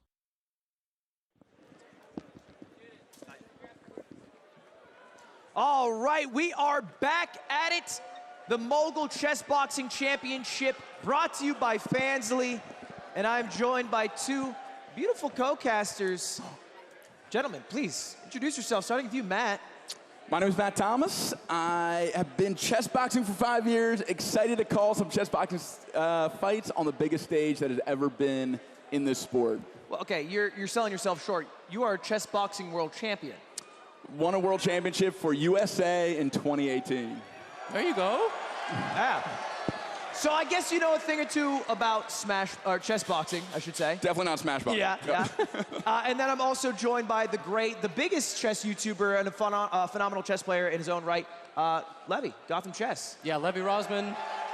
You might know me as Gotham Chess. I think the crowd knows you. It sounds like they're aware. Listen, I couldn't get into the building with the name Levy Rosman, so you know me as Gotham Chess, and I'm excited, man. This is spectacular. We just saw amazing boxing. I'm excited for some really exciting chess too. Yeah, it should be great. And before we jump into that, I do have to thank one of our wonderful partners for this, Schlatt, as you shouted out earlier, StarForge Systems, which offers 6 amazing PCs at all different price points. Whether you're buying your first PC or looking to take your stream to the next level, check out StarForge. They got next-gen hardware, 4080s, 4090s, and you can even take a look at their social media pages for exclusive chess boxing PC giveaways. So check it out, or Schlatt will be really, really, really angry. That's written down. He wrote that himself. So I'm convinced. I mean, I wouldn't fuck with Schlatt. I wouldn't fuck with Schlatt. So gentlemen, we just finished up the Smash boxing cards. Those went by 2 ways, TKO in Smash. Incredible. I mean, the first match, to see it go via Smash and then the boxing round go the other way. Love to see that. Yep. Win one, come right back, finish the match. And then that second match, That could be a match of the fight of the night. Right. I mean, like that's a hell of a way to start out an event. And we got 7 more cards for the chess boxing. That's mainly what this was advertised as. Those were the undercards. We're now ready to get into the meat of it. So let's take a look at the preview for our first matchup, which is going to be between my good friend Stanz and legendary streamer, League of Legends player, BoxBox. Let's take a preview. Let's go. My name is Stanz. I'm a variety streamer on Twitch, and I am fighting in the Mogul Chessboxing Championship against BoxBox. My name is BoxBox. Most of my career, I've been playing League of Legends, and now I've been playing their sister game, Teamfight Tactics. Why did you sign up for this? It sounded really exciting. In fact, I think I told you when we started that I would fight anyone, anywhere, anytime. You know, I've played a little bit of chess. Boxing is an excuse to get into shape. I think that there's a chance I could win or lose in humorous fashion. I definitely feel more confident in boxing. I know for a fact that he's significantly better at chess than me. I know we have like a 400 rating point difference between us. In chess, that's a lot. My biggest fear is I get mated before the first boxing round. If anyone's gonna checkmate me in one round, it would be BoxBox. He like pushes the glasses up and goes, well, that's mate. And then it's like, all right, you got me. Originally, I was actually pretty scared. I've seen other like YouTuber boxing, Twitch boxing events, and I've seen that some of the matchups can be very lopsided. You've called yourself God's gift to boxing. I think I'm just a natural talent. So you do think you're God's gift to boxing? I think I'm God's gift to boxing. You know, it's just like you just punch a little bit. I've gotten hit in the head many times. I've gotten hit in the body many times. I always have protective gear on. And in this fight, we're not gonna have it. There's a good chance I'm only ever gonna do one fight ever. To train 5 months very rigorously, and then to just like mess up mechanically the first block and just die on the spot, like that's terrifying to me. Is there anything you want to say to your opponent?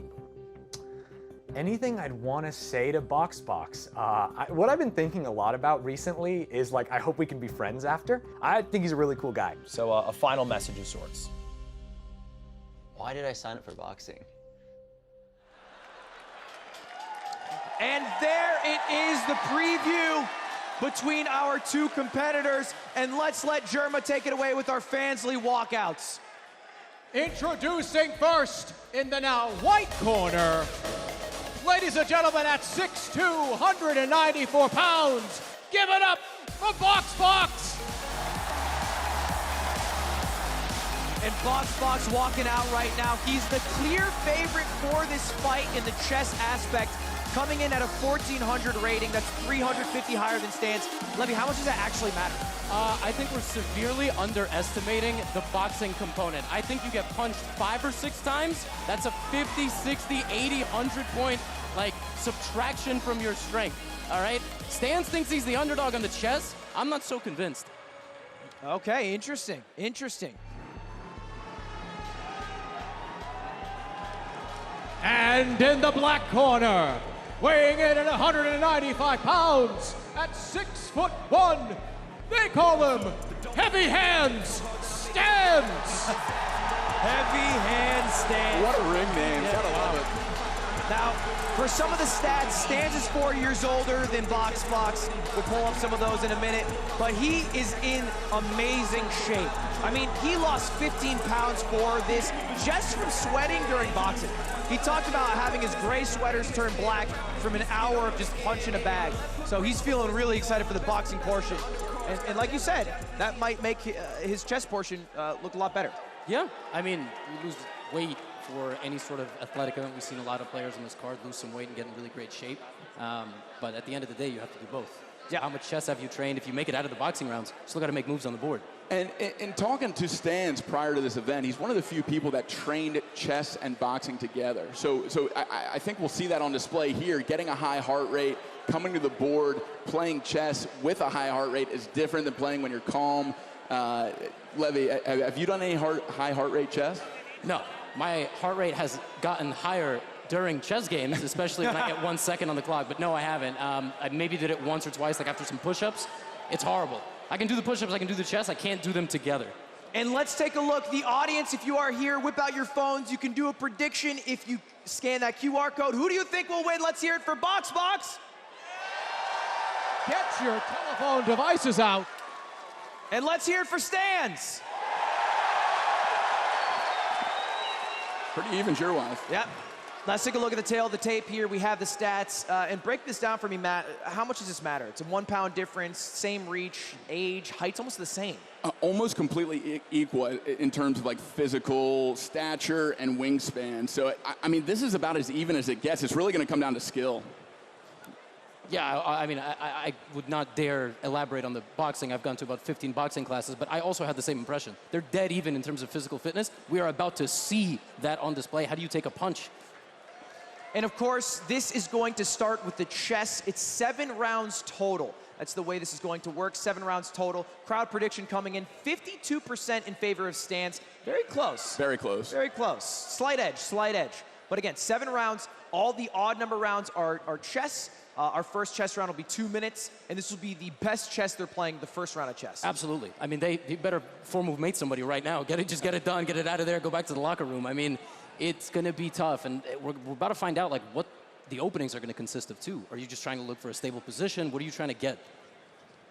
And that's a good point as well. This is the first 2 minutes, the most important minutes, but it's also the opening. How much actual lead are you going to get in 2 minutes of chess in a 5-0 game? For Stanz, he just needs to get an equal position. And if he doesn't get an equal position, he got to go put it on in the boxing, right, Matt? So much of this is going to be autopilot. The first 10 to 15 moves, when you're training, you know how you open. People probably aren't going to be taking a lot of risk in the first round because they want to see how the boxing shakes out. Yeah, we're going to see here. So the rounds go 2 minutes of chess, 90 seconds of boxing, 2 minutes of chess. We can actually even pull up the graphic for possible win scenarios. Just how this format works, because I'll be honest, Matt, although you're the world champion, nobody has heard of this goddamn sport. It's true. This is by far the biggest stage that this sport has ever been on. But the beautiful thing about this sport is even if you're amazing at boxing, even if you're amazing at chess, it's a completely different animal when you combine the two together. So it's not just like train one, train the other. You really have to weave them together to see how you manage your state change, if you can lower your heart rate before chess, if you can raise your heart rate and psych yourself up before boxing. So we'll see how much these two have trained and prepared for this specific format and how it all shakes out. And let's talk about possible win conditions. We have checkmate, we have knockout, TKO, expired time. What are the most likely results for a chess boxing bout? It is so difficult to actually knock someone out clean. One punch, you see that in the pros with like Tyson, like famous knockout artists, but especially with novice boxing, which most of the people in this event are just starting out in boxing, it's hard to train your body to generate that much force, have the technique to be able to knock someone out cold. So more likely what we'll see on the boxing side is what we saw in the first 2 matches where someone gets overwhelmed, they aren't intelligently defending themselves, and then the ref stops in for a stoppage. That means a standing 8 count, 8 seconds to pull yourself together before continuing the match. And if that happens 3 times in 1 round or 4 times over the course of the whole match, it's over. It counts just like a knockout. It's called a TKO, technical knockout. And we'll probably see more of those on the boxing side tonight than like cold, clean. But I could be wrong. We could also just see what we saw with the smash, right, where a guy is just exhausted, right? Or a girl is exhausted. We have the Andrea versus Dina bout coming. Yeah, we do. It's the 4th or 5th ever matchup in chess boxing with women participating. I mean, it's just spectacular, right? So you might just be so exhausted, you can't physically make a move, or you can't calculate. You got to calculate some sharp position, looking for a tactic or a checkmate or some winning of material. You physically can't move. You can't breathe, nothing, right? So I don't know. I'm pumped to see what's going to happen. I'm hoping to see a lot of variety in results, but you told me, and this shocked me, of all the chess boxing matches you've done, they've all been decided by checkmate. Yeah, so me personally competing, all of my matches have been decided by checkmate. And that being said, like the stat for chess boxing is about 80% is won on the board. That doesn't mean that the better chess player always wins, though. It can be, someone gets fatigued, like Levy was talking about. It could be someone takes a big hit to the head. But it's easier to capitalize on a mistake in chess boxing on the board. You have more time in this format. You have 2 minutes on the board and 90 seconds in the ring, so there's more time on the board. We're likely to see a lot more checkmates and decisions on the board tonight. And of course, we have 7 total fights that we're going to see, as well as a surprise at the end from Cash App. They're giving away a lot of money, guys, so stick around if you're watching online. That'll be after all the fights. There's a lot to win there. And one more thing that I figure is worth talking about before we jump into the actual matches. Talk about the founder, the creation of chess boxing. It's such a crazy story. Yes. Oh, it's beautiful, and someone very close to my heart, Ipe Rumping.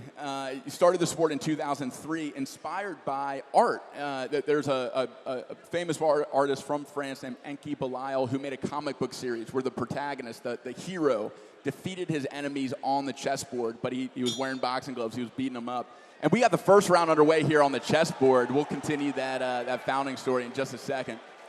I guess we have no moves coming up yet on the digital board, but we'll likely take a bird's eye view of the players there. So while we catch up on the board, he did the very first chess boxing match as an art exhibition. He wanted to take this comic book hero and project it into a real rule set in front of real people. By the way, what you're seeing there is a French defense, already very slightly misplayed by BoxBox. A lot of pressure on the central pawn there from Stanz, and he's actually already winning. He's winning the game right now. He's on autopilot, yes. And they can't hear us. That's why they have the noise cancellation. Right. If Stanz takes that pawn in the center, that other one will perish as well. I mean, there's a legitimate chance that Stanz just gets a really, really strong position, like super early.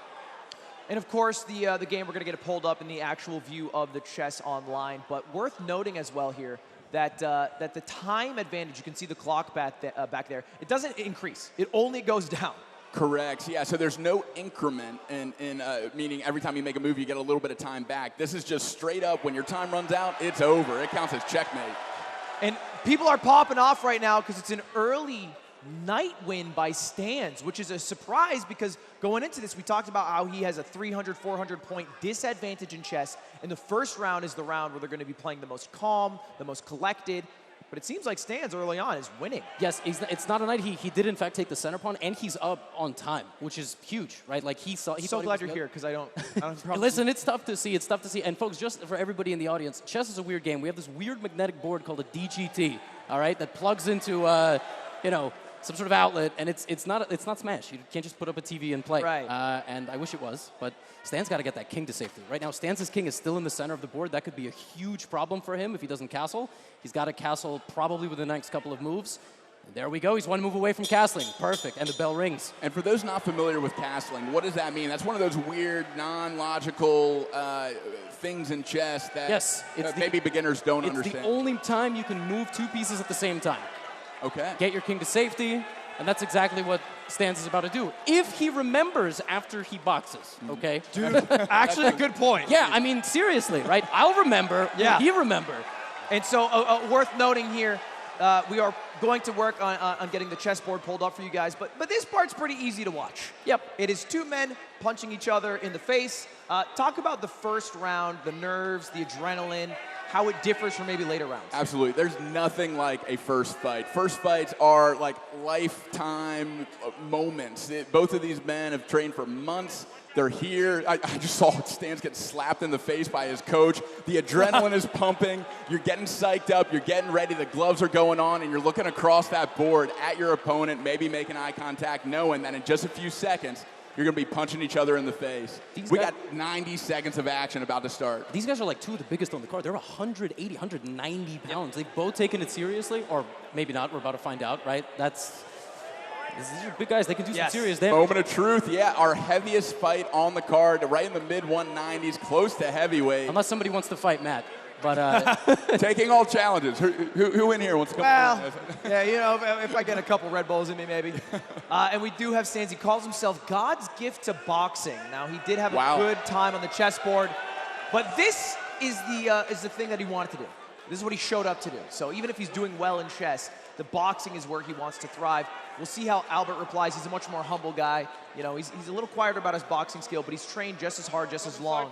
So let's take it away. We went over the rules. We're going to hit from here until here. Protect yourself at all times. Obey my commands at all times. If I say break, you take a step back, and you immediately continue. If I say stop, you stop. Please shake hands. The referee back to your corners. In this match is Let's have a good fight. Hamberling, one of the chess boxers from Amsterdam. He represents the Netherlands in the last 2 World Championships. And he'll be seeing our boxing tonight. Here we go, ladies and gentlemen. First touch of the gloves. Boxing round underway. And Stanz landed an early shot. Another 2 up top. Cross lands right to the chin of BoxBox. Defending himself. And the ref steps in early. Intelligent defense not happening. BoxBox getting a standing 8 count, ready to bring himself back together. Both of these fighters opting not to wear safety gear, not to wear the helmets for all of your enjoyment. Here we go, gloves touch, and we're back into the action. So that's 1 stoppage there, right, for Stanz? That's 1 stoppage for Stanz. If 2 more happen in this round, he's got a minute. That means the match is over. And so what did you see there that the ref saw that made it stop the fight? Yeah, there was no attempt to fight back for BoxBox in a series of about 5 punches. Well, he just fought back. So here we go. Yeah, BoxBox is sending shots back. He's setting up with a jab, fully extending. He's looking a lot better. He's coming back from that stoppage with a little bit more energy, a little bit more life.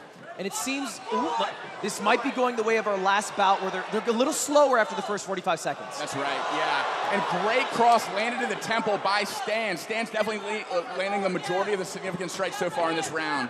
Nice 1-2 landed by BoxBox right to the chin. Yeah, until that one. Stanz felt that one. Stanz working the body, by the way, right? A lot of right hands to the body of BoxBox. And it's great to go to the body early. You don't necessarily feel it in the first round, but come round 2, 3, you start feeling those body shots to start slowing you down. Oh! Another great cross landed to the chin of BoxBox. Oh! Ladies and gentlemen, we are seeing a great first round. Less than 10 seconds left. 5 seconds left for the fighters. Yeah, good job by BoxBox to swing himself out of that corner. Could have been another and here we go. standing knockdowns. Oh! Ending the round with a great 1-2 is BoxBox.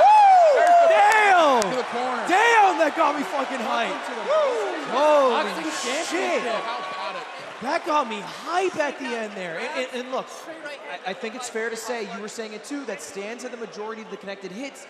But let's talk about BoxBox. I mean, was he successful in that round? It's clear he trained a clear, like a straight 1-2. A 1-2 is a jab cross. You set it up with your lead hand, nice and quick shot to find your range and find a hole in your opponent's defense. 2 comes right through it. He landed a few of those to Stanz's chin. So definitely not a lopsided round. Still pretty close. And we have the Starforge replays here. We're going to see a couple of the shots connected. There it is by BoxBox. It's a counter cross right over the top. Stanz tried to go to the body, open up his defense. BoxBox came right over the top. Yeah. And wow. Another flurry from BoxBox. Stanz shook it off like, I'm good. Oh, 4 shots into the combo head. there. Wow. There's another 1-2. BoxBox going off. Yeah, a lot of connections from BoxBox. 1-1-2. First one to get a response. The next 2 landed. Look, BoxBox looked great in that round. He got most of the replays, too. Yeah, he did. Replay guy loves BoxBox. Not a Stanz fan. But Stanz won 1 knockdown already, 1 stoppage. So if he gets 3 more over the course of the match, he wins the match. So technically, he's winning the stoppage fight. Is it more likely for those to happen later on when people are tired or early on? Absolutely. You get fatigued. It's harder to defend yourself, harder to intelligently defend yourself and fight back. By the way, gentlemen, I believe our game board is updated. It looks like it seems to be working, and we may get it up on the big screen shortly. For now, we've got the bird's eye view. Yeah, we have the live board. And he has castle. Yes. Did remember. Castling. Can we talk about how funny it is? There's thousands of people cheering for a castle in chess. Oh, I love it. It gets me so hyped. And so talk me through this position, Levy. We didn't get to see it in the first round, so these second 2 minutes here, who do you see to have an advantage, if anyone? Honestly, it's about balanced. And we're about to get some updated moves. The queen comes in, giving the check. But the king is very safe. Can go to the corner. You can also block with your queen. It's only scary. And if you capture, there's a pawn that you can capture right now with the knight. Knight can go, knight takes, pawn on e6, and he's done it. Stanz shouldn't have taken back. He actually had a big chance there. He saw it and he took it. He's still doing okay, but now he's the pawn down and his king is weak. That's how chess works. You're okay until you're not. Just like boxing. Yeah, a little bit stressful here for Stanz. Now, he does have a strategy of taking his time making the moves, right? Yep. Like, you have a certain amount of time total, but you can use that time so you can get to the boxing rounds where maybe he feels more comfortable getting some damage so that his opponent plays worse. Yep, that's correct. But if BoxBox takes that pawn in the center of the board, he's about to be 2 pawns up. That's no joke, all right? And take and retake. Wait. Queen is gone. What is this? What's going on? Queen is off the board. Wait, are we seeing this right? Did BoxBox lose the queen? He just blundered a queen right in the center of the board. Oh my goodness! Just straight up? He just defended a queen from a rook attack, but that's not a good trade. Did he get the rook at least? Oh, and wait, if this is right, then Stanz can play. Oh, he's sacrificing a bishop to open up the king. Stanz is playing phenomenally. Yeah, this is incredible. And the knight can take the rook. The whole house is on fire right now for BoxBox. Now, everybody got to pick which side they played, white or black, based off a coin flip. Yes. Stanz won the coin flip. He's the only... Oh, but Stanz doesn't find it. Oh, no. And that seems to be the end of the round? I think that's it. That's 2 minutes. And there we go. 2 minutes down, we're back to boxing. Fighters are going to their corners, getting gloved up, getting revved up. The sky table, the Fansley sky table is about to be lifted out of the ring, and we're about to see some more boxing action. Levy, talk to me about that chess round. Oh my gosh, that was unbelievable. What a round. If we saw all the moves right, which I hope we did, right? There's all sorts of broadcast questions. Stanz took a big lead in that round. Yes, he did. Oh my goodness. Oh my goodness. He said he was the underdog in chess. I mean, he's about 1,050 rated to BoxBox is 1,400. BoxBox, a Pog Champs champion, beat me on his path to victory. But when I asked BoxBox originally to do this fight, and I told him his opponent, I told him about the rating difference. Stanz back then was 850 rated. Okay. And BoxBox is 1,400. You know what BoxBox said? What? I won't play chess, so that way it's better. Chessbox? He's just, yeah. He literally hasn't played a lot of chess in preparation for this compared to the amount of hours Stanz has put in, and I think it's showing on the board today. Might be coming back to bite him right now. I mean, he's diamond in TFT, so don't talk shit. Okay. Okay? That's true. But again, he just had like a small oversight. And you wonder, if he didn't just go through 90 seconds of, well, just battle, would he have played that move? And I don't think so. Yeah, I really don't. The fatigue, the headshots, all that comes into play. This feels like a bit of a flip of what we expected. We expected Stanz to win the boxing, BoxBox to win the chess. Yes, and you would say that BoxBox probably took that opening round. It was a very close round. Yeah, depending on what the judges decided, it could have gone either way. Certainly even at worst, where there's an expectation that Stanz would have an advantage. So the fascinating thing here is, Matt, you and I discussed this before we went live. Both the players know black is winning. Absolutely. If they don't, well, I guess this is an update. But both players know. So what does this mean? One guy's got to put the foot on the gas for the boxing. That's right. If you're losing in chess, you got to be aggressive in the boxing. So here we go. Martin about to call a round, and here we're touching gloves, and the boxing is underway. Our heaviest card of the night. They got double big jab punches. lands. Another double jab hook lands for BoxBox. BoxBox clearly having done some boxing training. Oh my God. Maybe underselling how much. Stanz getting some chance from the crowd, leading for these body shots. Again, you said they matter later on. Absolutely. Oh! It's like investments. You put them in early, they help you out later on. That was a huge left hook from Stanz. That's right. Yeah, Stanz says his left is his strongest hook. He is a righty, though, but he does have a mean left.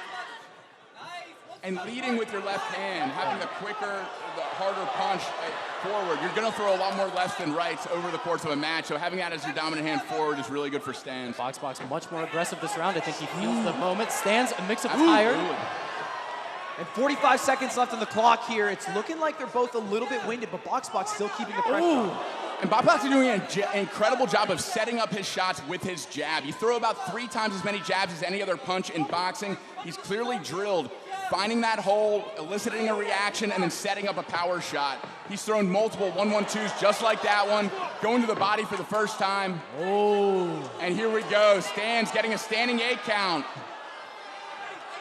Looks like he's injured. Oh, that's it. That's the fight. We may have a broken hand. Oh, no. No, I believe what it is a dislocated shoulder.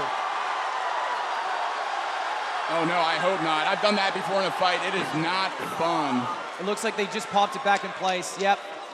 Yeah, so I here's feel the for him. situation. Stanz told me over the past couple weeks he's had some issues where in his sparring sessions, his shoulder would dislocate. Because of that, he took it really easy over the sparring last couple days, but it came out today. And it's something that happens in boxing. Myself, my shoulder came out multiple times in fights, had to get surgery to repair it. It's actually how I found out about the sport of chess boxing. Wow. I was recovering from a shoulder surgery. YouTube served me a video of chess boxing that auto-played. So. And then you became the world champion. So thank you, YouTube. So that's incredible. Stanz is about to be really good at like fencing or some shit. Yeah, literally, watch a video and go become the world champion. And let's hear from the crowd for these two fighters. Fight. Woo! Put your hands together. And let's toss it over to Germa in the ring. What a fight.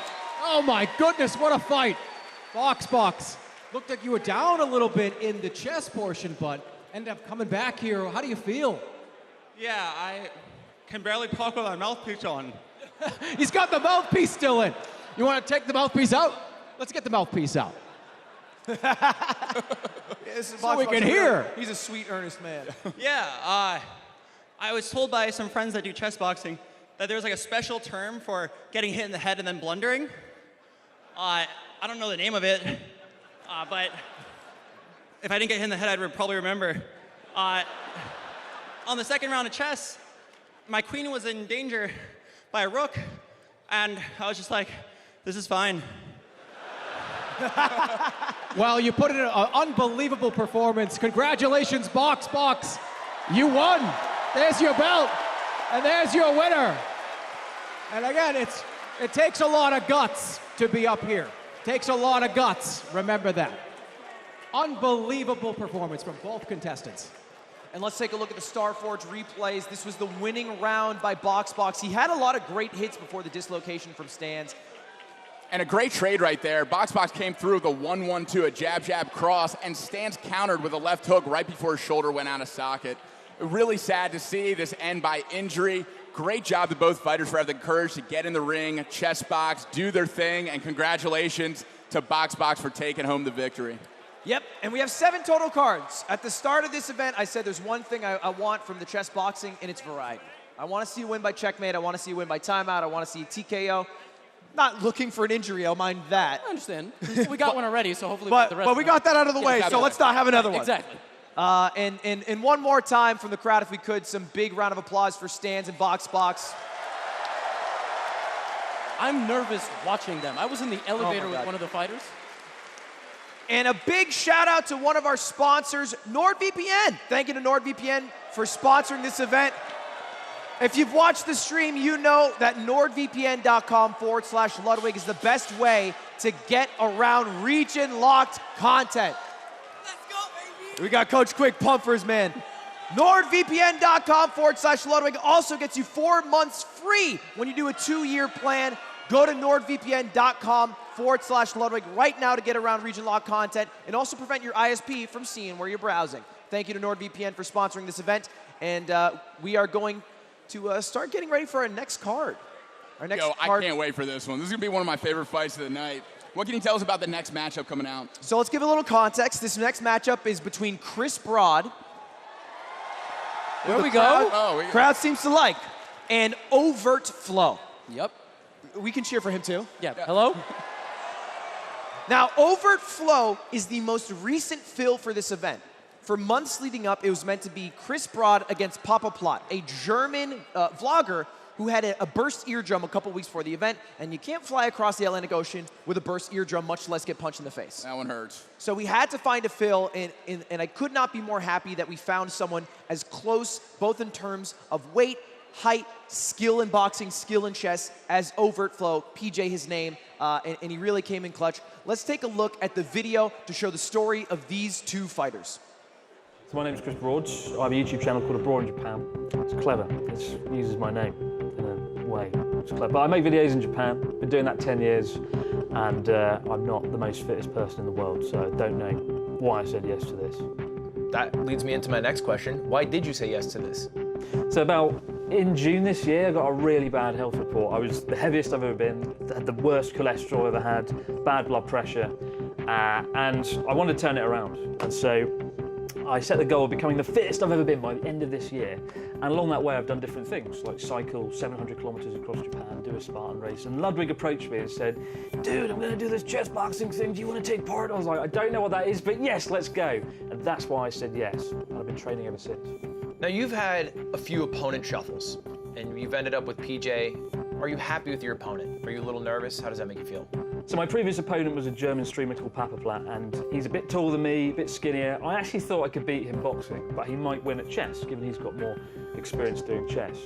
He got taken out of the equation. Now I think it's the other way around with Overtflow. He's been, in the ring. He's had boxing experience before. I don't know how good his chess is, but I think if I'm going to beat him, it's probably going to be on chess. But I hope I can stand my ground against him, given his previous experience in fighting. Is there anything you want to say to your opponent? What do I want to say to Overtflow? By the time I'm done with him, the ring's going to be overflowing in fucking blood. That's not. But anyway, we're going to have fun. We're going to have fun. He seems like a nice bloke. I hear he's a black belt in origami or something. Yeah. He's going to fuck me up now. And there it is, the fight led up by Chessbrah. Let's let Germa, with the Fansly walkout, bring out our two fighters. Are you ready? Ladies and gentlemen, our first combatant in the white corner, Weighing in at 180 pounds, 5'8", he is Mr. Affable himself, Chris Abroad in Japan! And of course, Chris walking out to his iTunes number 14 chart, ASO, Too Much Volcano, accompanied by his coach Nick on the right, his friend Pete on the left, and Connor Dog, voice actor, in the back. I think are they handing out candy? Is this a Mardi Gras parade? I think they're just throwing out candy to the crowd right now. I just learned what the BA stands for. Voice actor? I never knew that. Oh my God. And Chris, he's been training for this for a couple months. This entire year he has spent trying to get into the best shape of his life, which he has said he is now in. It looks like he's giving away all the candy he couldn't eat because he lost over 20 pounds in preparation for this fight. That means no candy, watching your diet, training hard, which he's clearly done. And that's one of the bonuses of this event. You can win in the boxing, that's sexy. You can win in the chess, that's fun. You can also just get in amazing shape. And that's one of the things we're trying to bring to the audience. There's so much transformation that can happen in both chess and boxing. I love seeing someone like Chris go through it. And in the black corner, weighing in at 185 pounds, at 5'11", we have Overtflow. Now this is PJ, our last second fill for this event, an absolute legend for joining on. And you were saying the most experienced boxer here tonight. 100%. He's been involved with influencer boxing since the beginning, having fought on a Paul card, being involved with Misfit Boxing with KSI. He's got the chops, and that's why he had the courage to step up last minute to take on Chris, which we're grateful for. And Chris alluded to it in his video, but he is a black belt in jiu-jitsu, which doesn't really apply for the boxing event. He's got grit. I mean, he can take some pain for sure, but it is a grappling art as opposed to a striking art. So we'll see if there's translatable skills when this first boxing round begins. But first, what do we have? Yeah, while the people in the crowd use the QR code to vote who they think will win, we have the tail of the tape here. Now talk to me, there's a 3-inch difference in height, a 5-inch difference in weight, a 4-inch difference in reach. On paper, do those matter? Absolutely, they can matter definitely at the highest levels of boxing. For this, we'll see if there's enough training to make it into an advantage. The way reach works in boxing, if you can hit your opponent and they can't hit you, you're winning, right? So if you have longer reach, you can hit them further away than they can hit you. It's gonna be up to Chris to try to get inside of Overtflow's reach. Ducking, dodging, getting in tight. If he can land those body shots, he's going to have a good time. But guys, we do start with the chess, and we have another situation where the better boxer potentially, well, in this case, actually kind of proven and has a track record, is slightly the underdog in the chess, right? We heard that from the fighters themselves. About 300 points difference, just like the last one. Will it matter? Once again, just like we saw last time, am not convinced. We'll see. I mean, we'll see how they open up and how this first round shakes out prior to the complication of fatigue, of headshots, and everything else that comes along with a boxing round. So they're about to make their ways to the center of the ring. As a reminder, they are wearing noise-canceling headphones with some nice classical music going on inside. So we can't hear any coaching from ringside. No coaches can coach on chess, and no kind of cheering or coaching from the stands either. And it's worth noting one more time exactly how this event can be won, exactly how it functions. So let's pull up that card. It's 7 total rounds. The odd rounds are chess. The even rounds are boxing. The first 3 chess rounds are going to be 2 minutes apiece. The final one's 4 minutes, where a winner has to be decided by timeout. Yes. The 3 rounds of boxing, the even rounds, will be 90 seconds each, where they'll have their chance to maybe knock out, TKO, or just punch their opponent enough till they're done. Yes, and that's important because in chess, the game could theoretically go on forever. That's why we add the timer. But the problem is both players also need a separate allotment of time because one guy could just sit there, right? So that's why we have the time for both the players, but we also have the overall timer. That's why the last round can go up to 4 minutes.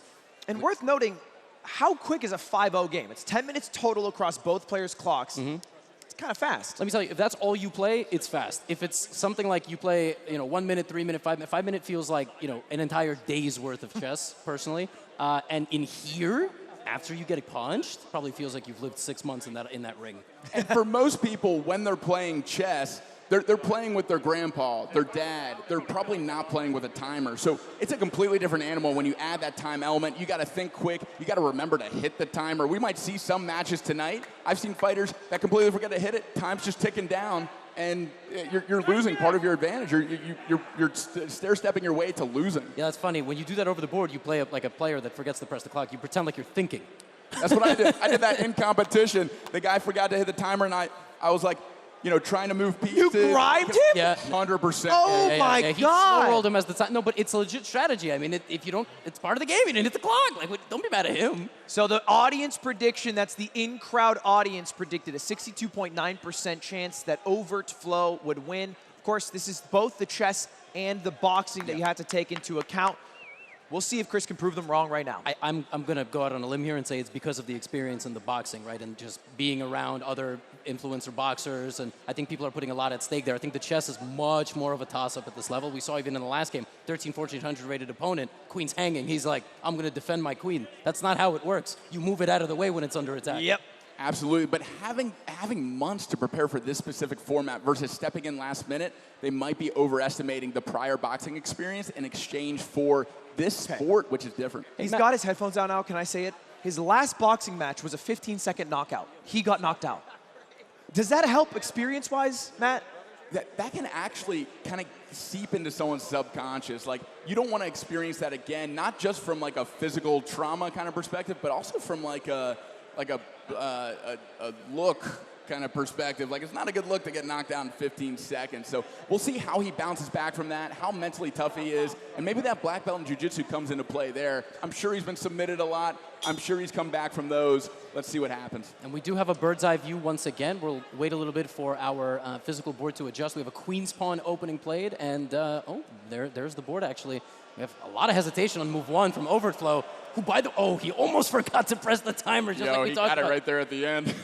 Yeah, I mean, time matters a lot. Now, you can get through about 2 rounds of boxing as long as you're making moves. If you don't move for too long, the ref will literally count down from 10 to force you to make a move. You can't just sit still because we need to see a show here. We do have a check, by the way. We have the board was set up wrong. By one of them, they're flipping the board around the right way. Yeah, we need to get that right. That's a fun one to mess up. Yeah. Now, the interesting question I have is Overtflow taking his time here because he's actually like thinking and a little hesitant, or he's like, you read my mind, is dude. He trying to get to the boxing? This might be a strategy where he's taking a lot of time at the beginning to make sure he maximizes his potential in the boxing ring because he thinks he might have an advantage there. Well, then the question is Chris able to play quick enough? Is he able to play sharp enough that the third round of chess, if he gets through 2 rounds of boxing, will be a guaranteed win because Overtflow will be left with a minute? Unfortunately, the opening that Chris has used here is like a London fusion kind of opening. He's trying to play a London. His opponent is playing God knows what, frankly, but he's still getting it. It's the London opening, God knows what variation. But the problem is that the timer's going to expire, and I think Overtflow is just going to throw some hands for 90 seconds. Yeah, and the question is, can Chris defend himself enough? The audience clearly thinks there's an advantage for the man with the most boxing experience here, which is fair until the next chess round. That's correct. If the boxing ends, you gas yourself out, you don't knock the guy out, and you're dead lost, suddenly chess becomes the front runner for victory for one of the 2 competitors. Levy, can you talk a little bit about how important it is to control the center of the board? What does that mean for early chess, and how do you see this board? Yes, actually, the craziest thing is Black has 0 control of the center. I mean, you can argue that pawn as the round ends, so we'll talk about that a little bit later, but it's a very good start for Chris. Yeah. Let me jump in there and talk about the equivalent in boxing. Controlling the center of the ring in boxing is called ring generalship, and it's very similar to chess, which we'll talk about in just a little bit. But you can almost push your opponent into ropes, into the corner, and exert your will, controlling the center of the board, just like controlling the center of the ring. Because not everybody's Muhammad Ali. Not everybody goes to the ropes, and just that's it. Right? That's the end of the fight. I mean, in this case, we've seen the pressure really pay off. But Stanz and BoxBox were very good, actually, at landing punches while under pressure. So we're about to find out how good these guys are at boxing and if you can recover from one of those knockouts. And, 100%. I mean, let's not forget, we can say this out loud. That was a 1-minute time advantage for Chris. That's correct. That's huge. Yes. Going into the next round of chess, and we'll see how the boxing goes. He's able to get there. Maybe if PJ's able to get there. Let's hear it one more time before they get ready. Let's give it up for Chris Broad.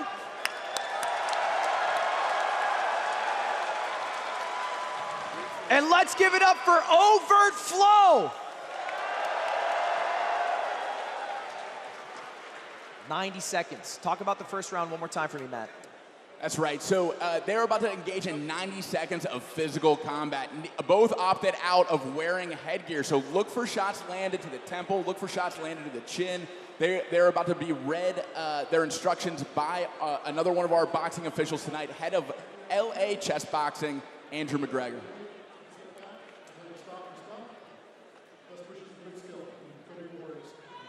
I'm so nervous. I'm so nervous. Dude, I'm getting like my nervous. heart is racing. Yeah, this is gonna be a good one. Yeah, we wanted to have heart monitors on the fighters. Why not have heart monitors on the commentators? I'm hearing the chessboard play right now. All right, we are seconds out from beating this boxing round. Let's see if they touch gloves or not. We're touching gloves, and we begin. 90 seconds coming in. All right, starting out early. Chris is trying to find distance with a jab.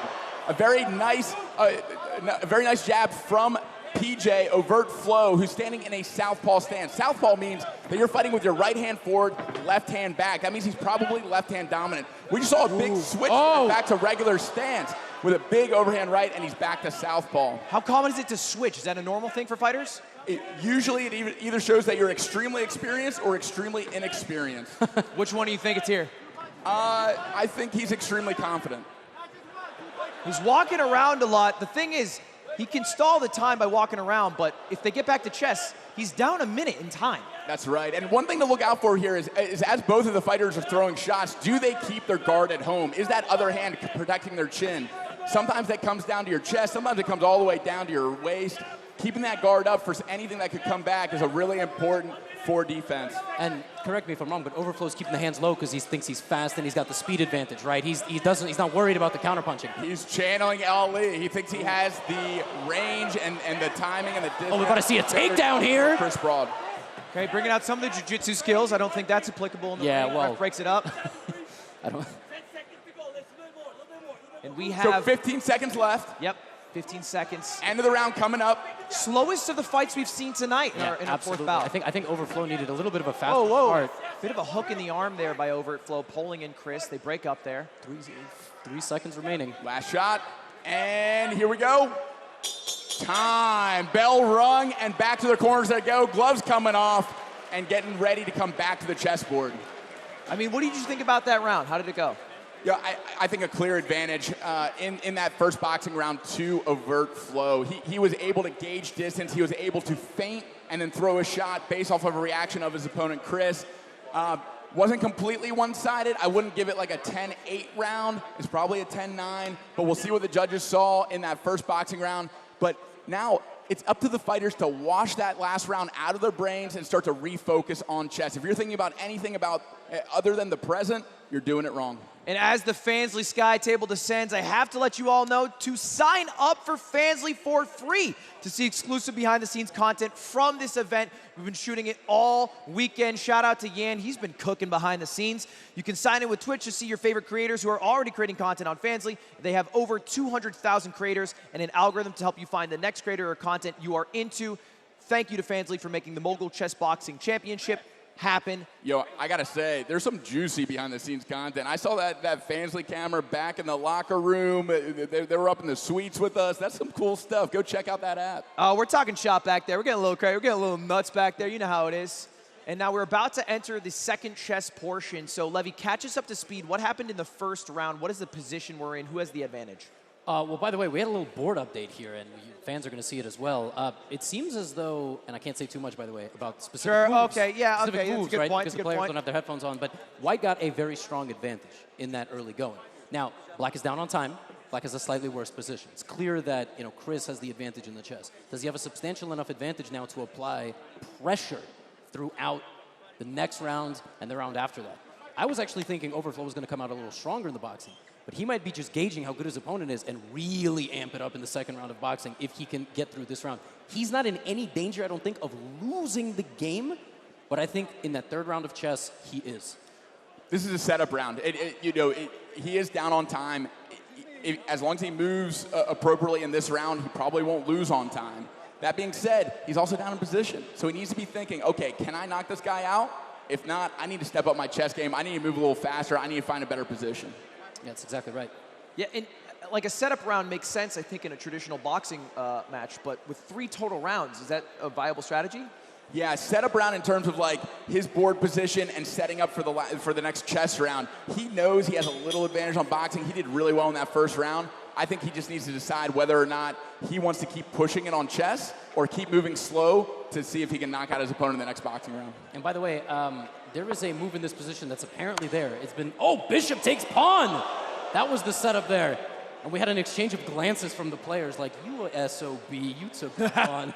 And now the king's got to go. By the way, White's bishop has had the opportunity to take this rook for about 8 moves now. We can just keep a timer of how long, and White is completely winning here. Completely winning. An experienced player will chop down a few pieces in front of Black's king, get in, and win the game. If White stalls for any longer, the round will end, and Black will survive, and then really go for the knockout in the next round of boxing.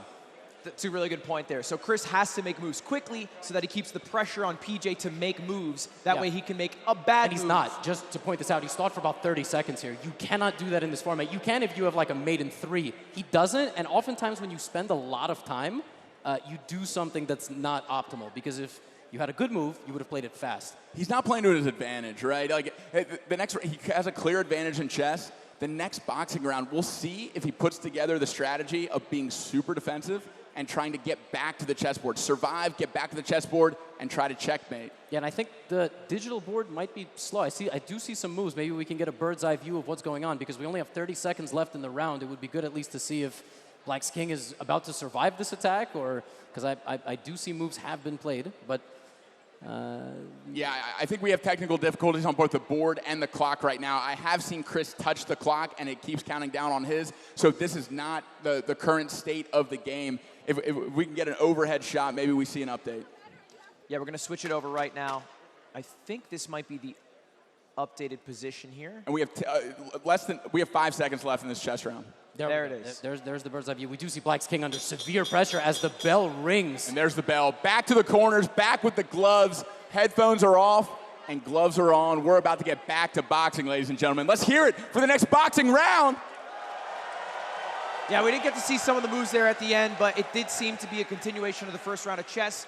It's worse. Okay. I can't say how bad. We'll talk about it later. We'll talk about it later. They got to get those headphones back on. I can't tell you how bad it's bad. It's real bad. We'll get through the next round of boxing, our second of 3 rounds. By the way, if you guys are watching at home, there are almost 300,000 people watching this event. Also, to everybody at Dave & Buster's. Woo! How's it going? Welcome to Dave & Buster's. You guys are able to not only watch this broadcast in English, we also have this broadcast being broadcast in French and Spanish. If you click on the gear in the bottom right corner, you'll see that it'll switch over to French, to Spanish very easily, very quickly for your viewing pleasures. First time it's ever happened on a YouTube live stream. Making history left and right here. Biggest chess boxing event in history. First trilingual live stream. How badass is that? I mean, it might be like the biggest chess event in history. Like, if we get a few more hours into this, yeah, seriously, live concurrent viewership of World Championship might have been 250K. Let's go chess boxing. Yeah, there we go. Take that, chess. And let's talk a little bit about Nick, Chris's coach here. Yeah, Nick is a total badass. Chris has a great guy in his corner, a former world champion in K1 kickboxing. Had one of the most legendary fights in Japan. And Ludwig, I know you watched that one. What do you think of that big fight Nick had? I don't know what you need to look it up on YouTube, but it's him fighting this 6'8", 270-pound Korean guy, and it's him 5'10", David versus Goliath, chopping him down like a tree. Beautiful to watch, and that's who trained Chris. So if that gives you any confidence going into the second fight, guys, I don't know what will. I just want to say one thing. So I keep saying that Overtflow has to put it on in the boxing, right? But that's because I'm aware how bad his position is. Real bad. Great over-the-shoulder hook landed by Overtflow. Switching stance again, back to regular. Yeah, he's got 1 minute and 10 seconds to put this away. And both fighters showing good feints. Feints are great to get your opponent to react to something, to see how they'll do it next time you throw the feint. So you feint a jab, you see they tense up too much, you know what to throw the next time around. So both opponents are feeling each other out. Overtflow is definitely going to the lead hook a lot. He's landed that a lot, and if it isn't broken, don't fix it, right? He keeps going back to it. Big swing and a miss. Chris got his number that time, backed up just out of range. and Overtflow missed that lead hook that had been working for him over and over again. And I want to reiterate your point, Levy. As you said, the chess position is so bad for White that he has to make up the damage in the boxing. Yes, but does he know that? That's the question. I Does think he know how bad it is? He has Because he's fighting like he's a Mortal Kombat character. I mean, he stands like hands down, ready to go, but he's got 25 seconds to apply some pressure right now. Well, we do have our first stoppage, right, Matt? Yep. So one stoppage for Overtflow. It looks like Chris is fine, though. He's ready to continue. Gloves touch. We're right back into the action, and low time on the clock. Only 15 seconds to go for these two fighters in the boxing round. Overtflow has looked great this round. Yeah, he did get the standing count, but it doesn't matter unless he's able to convert that in the third round of boxing to 4 total standing counts. That's TKO. correct. 3 knockdowns in a round is tough. So if he doesn't get another one in this last 1 second, which he didn't. Whoa. A little grappling, maybe from that jiu-jitsu background at the end of the round. And both fighters go back to their corners, gloves come off, and back to the board in just a minute. Yeah, great round by Overtflow. And by the way, for everybody watching online, stick around until the end because the final card after it's over comes with a huge surprise from Cash App. They are giving away thousands of dollars only at the end though, all right? Because I didn't want to ruin chat experience for the first 9 rounds. So stick around, you'll be able to win a lot of money. Thank you to Cash App for making that possible. They'll have a big surprise for you all then. Convince me. Yeah, who doesn't like free me money? like every 15 minutes. Free yeah. money? You're sticking around? Everything. Okay. Yeah, I'll stick around. Yeah, I'm ready to get in chat. And talk to me a little bit about that round again. Let's back it up. I think we might have some replays. How did you feel about it, Matt? Yeah, so Overtflow's go-to punch is that over-the-shoulder lead hook. He gauges where that jab's going to be and where that lead hand is going to be a little low. He feints, and then he throws this over-the-shoulder, catches him right on the chin. I think he landed 4 or 5 to my count. And Chris, by the end of the round, was getting the hang of it. He was stepping back out of range, letting that lead hook just whiff, and he was coming back with some jabs, some feints of his own. So Chris held his own in that round. He did get 1 stoppage. We'll see if that comes into play in the 3rd boxing round, but for now, he's in a great position in this chess round, coming back to the board. Headphones are about to go back on, and they're about to pick up where they left off. This is everything that chess boxing is about. We have one guy who's won 2 very clear rounds of the chess, and we have an opponent that's won very clear rounds of boxing. I mean, really, this is like what the sport just encapsulated with that description of events. Brain and brawn, and let's see who can get a win condition first. That's what it's all going to come down to. And let's talk a little bit about this, because there's only 1 round left of boxing. There's 2 rounds left of chess. From what you've seen so far in the boxing rounds, do you think it can be decided? I mean, anything can happen, but... I mean, absolutely. Anything can happen in a boxing round. There can be one punch from either side that completely shifts the momentum and could end it all. That being said, we're back to the chess round now. Yeah, anything can happen on chess, too. Yeah, we can blunder. Not anything can happen. White has checkmate in 2 moves. Wait. What? Yeah. Show me. Well, we're gonna get it. Oh well, hold on. Hey, Hold on. Let's pump the brakes on that. All right. Make sure that bell rings and that music's on. Yes, They have the soundproof headphones on, Yes, so we they're have not a able bird's eye to hear view. us. It's Black's move, and White has knight to h7 check, and he's given up his queen. He gave up his queen. He gave up his queen. He had mate in 2 on the board. Oh, that fatigue, those lead hooks coming into play, giving away the queen, giving away his advantage. God, he had mate in 2. I was waiting so long to not say anything because they could hear me. Oh my gosh, he lost his queen instead. Incredible. Yeah, he just had his queen take the piece defending the king. Yeah, knight check. Now here we go. Let's see if he can keep his composure and come back from this. It's all about making a mistake and moving on, not dwelling on it, not living in the past. He has nothing. He has nothing here. His pieces have no way forward now because every square is covered and his rooks are stuck behind pawns. Black is completely winning. Well, I think the one thing that's on Chris's side is he was able to get into that position to be in mate in 2 through the first He had a round. queen, Ludwig. All right, well, he could do it again, man. Believe. I mean, yeah, the pawns can promote, but good luck here. I'm so stressed out, but he is bringing the rook. And in 50 seconds worth of time, I'm looking at the timer, Overtflow has stalled. He has moved his pieces back and forth. Yep. All right, he is not trying to take the fight to White. White actually can still win this game. You are right, but it's, the chess gods have to watch. It's going to be a lot tougher, and the fact of the matter is it doesn't feel like there will be a conclusive ending in the chess round this time, in this next whatever minute that there is left, which means 30 seconds, that Overtflow has one final chance in the boxing to seal the deal. Yes. Otherwise, the final 4-minute round of chess, by time advantage alone, is big in favor of white, although the pieces might not. That's right. Black has 90 seconds here, and he is trying to stall a little bit. He is looking at the match time. It's absolutely a strategy. And in this last 15 seconds, I trained with Chessboxing in the week leading up to this. We got in this low time advantage type of place where even if you're losing on the board, you can play that time and work towards that win condition of your opponent running out. So let's see if he remembers that and puts it into play. All right, the round is over. Yeah, that's it. He ends with 1 minute 8 seconds on the clock to Chris's 2 minute and 50 seconds. Over double the amount of time. It will all come down to can each competitor make it to the final chess round. We have a little blooper, by the way. I'm pretty sure on the bird's eye view, an illegal move was made at the end, I think. Somehow the bishop became a light squared bishop from being a dark squared bishop. That's not allowed. I don't know. The arbiter's got to take care of that on break. So what a transition. So the way that works rule-wise is when an illegal move is made, it counts as a penalty. A penalty will take a punch off of how the boxing rounds is scored if it goes to stalemate or a draw condition. So those illegal moves do matter. It won't make it lose, but it will matter if it comes to a decision, a judge's decision. Did you hear that? That was Chris. He was just yelling over at us. He was mad about the queen move. Obviously, he recognizes now that was a bit of a blunder. Yeah. But, of course, he still has time advantage in one round of boxing to prove himself. And as we wait for the sky table to lift, big thank you to NordVPN for sponsoring this event. NordVPN.com/Ludwig is the place to go to get around region-locked content. Stop your ISP from seeing where you're going and get 4 months free with a 2-year plan. Thank you to Nord as we enter our 6th and final round of boxing. Most important part of each of these rounds is the first 30 seconds. How do you manage your state change? Are you psyched up for the beginning of a boxing round? Are you calm enough at the beginning of a chess round? What we just saw is a blunder on the first move of a chess round. Fatigue was still there. Headshots were still there. Whatever it was there. And now we're touching gloves, getting back into the boxing round. Let's see how this first 30 seconds shakes out. It's actually 1 minute 30 seconds. Yeah, and Chris is actually more urgent.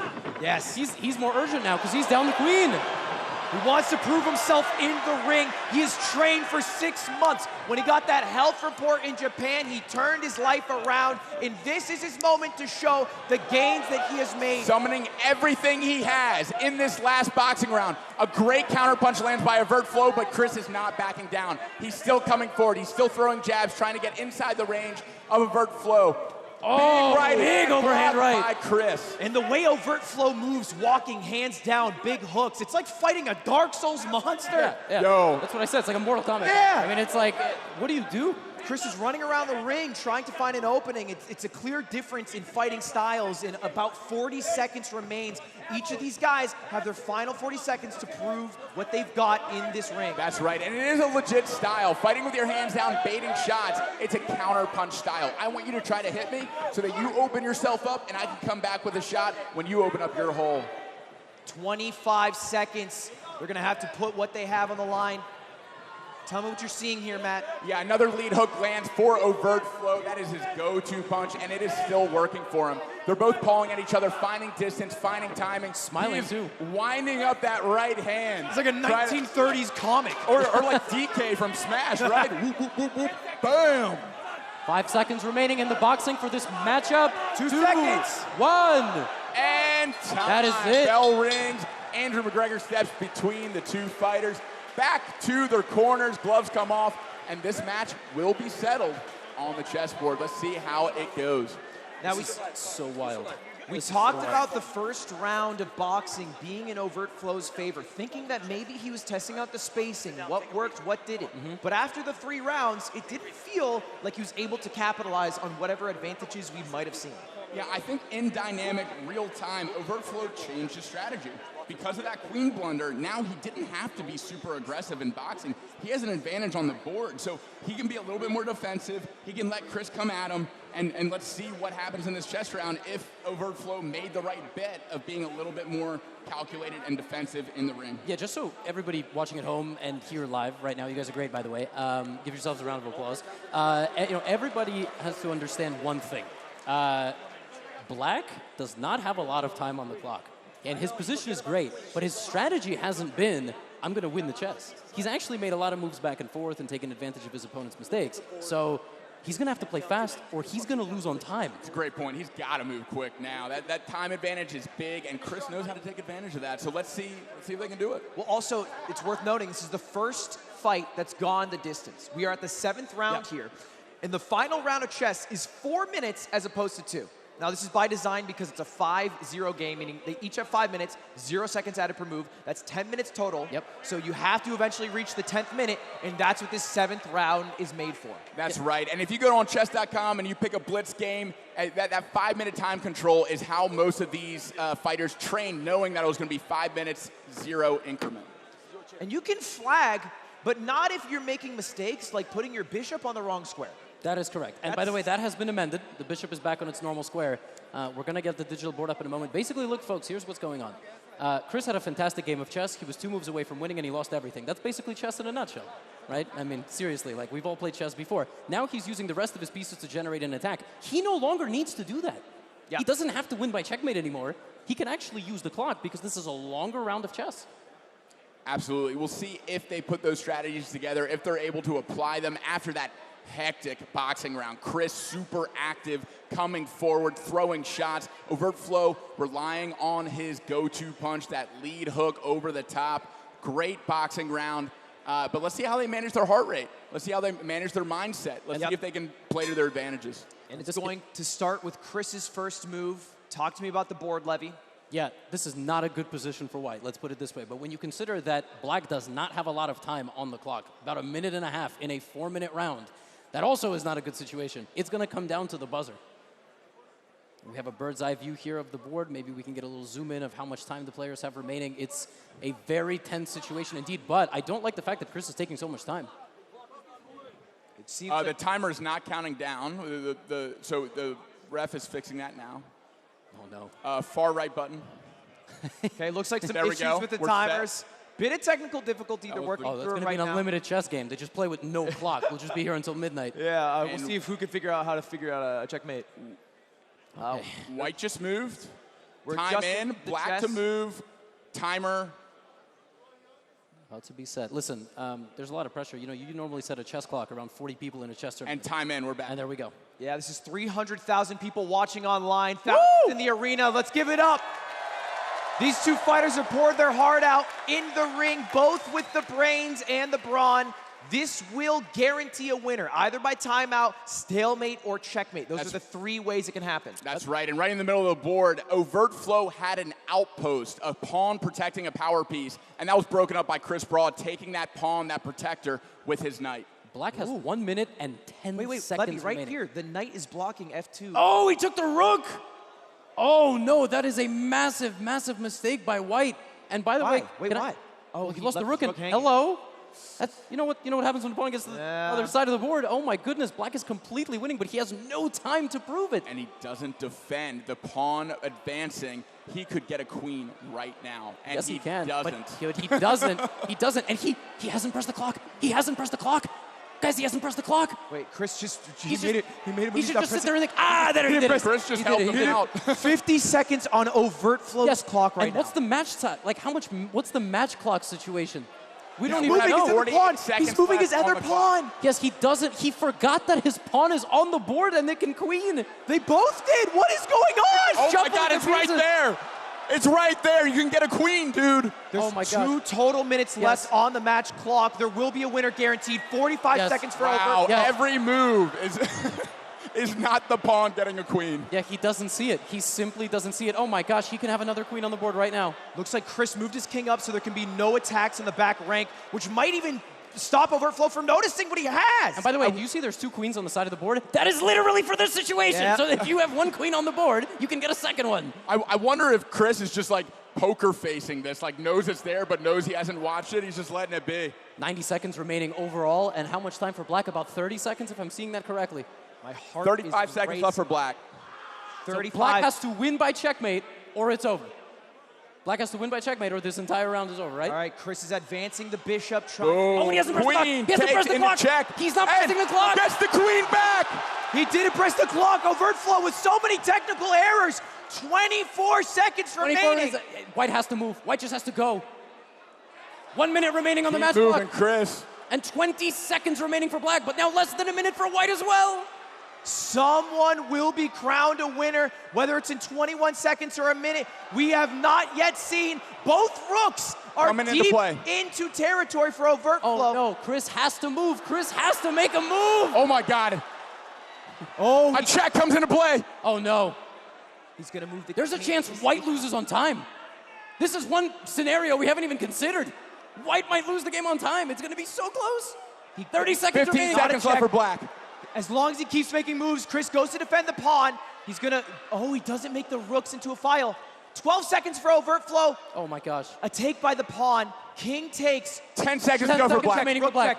And a check by White. Oh, and he doesn't see it. Oh, no, That's an illegal move. That's an error. Illegal That's move. an error. It's a check. Judge comes in. Illegal move. Illegal move. Overtflow moved his rook when he was in check. Overtflow's gonna have to stop that.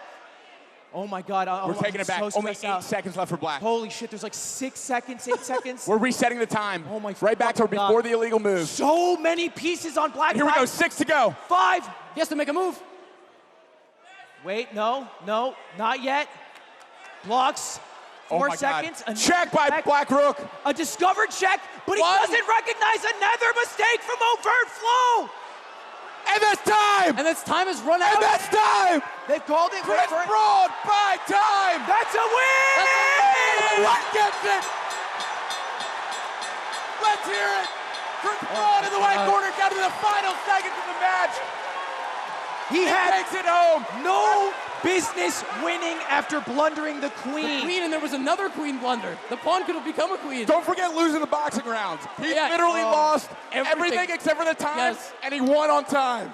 Holy shit, my heart rate was raising. And what a smart play by Chris. Although at the end there, he did have no advantage except for time. He made a discovered check with his rook when he moved the king out of the way. And Overtflow, a new chess player, didn't realize that moving the king means, oh, someone else is now looking at my king, and that's a check. Yeah, the mistake there, just kind of throughout the game for Overtflow, is he was playing, and he was playing up to speed. First he was playing slow, then he was playing up to speed, but he didn't play the game with a demand. He wasn't trying like to knock the king out until the very end, and then his time ran out. And what a performance. Obviously, we have Germa on stage. He's going to interview our winners and our players. Germa, take it away. That was unbelievable. Overtflow, we got to talk. We got to talk, Overtflow. So you lost on time. I know. What happened? You know, he's Mr. Affable. His calves are huge, and his chess game is even bigger. Absolutely amazing job. Very proud of him for getting in there, and I appreciate that he accepted a fight with me when it was supposed to be somebody else. I had a great time, and thank you, Ludwig. Thank you, Happy Punch. Thank you, Mogul, Moves, Boxing. You're the man. Appreciate you guys. You put on a hell of a match. Hey, come on over here. So you lost to queen. I did. And walk us through that. The moment I lost the queen, I was like, I'm done. I fucked it, right? Because PJ's punches were so much stronger than mine, so much better at box than I am. And I thought, straight after that first round, I was like, if I have to go 2 more rounds, I'm fucked. So to get to that last round of chess, I knew I had an extra minute. I thought I could win it.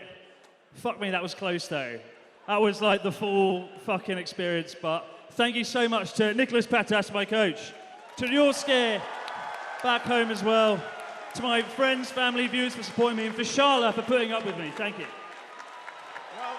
You guys went all the way. What an unbelievable match. Give it up for your winner, Chris, abroad in Japan. There he is, raising the bell to 300,000 online, thousands in person.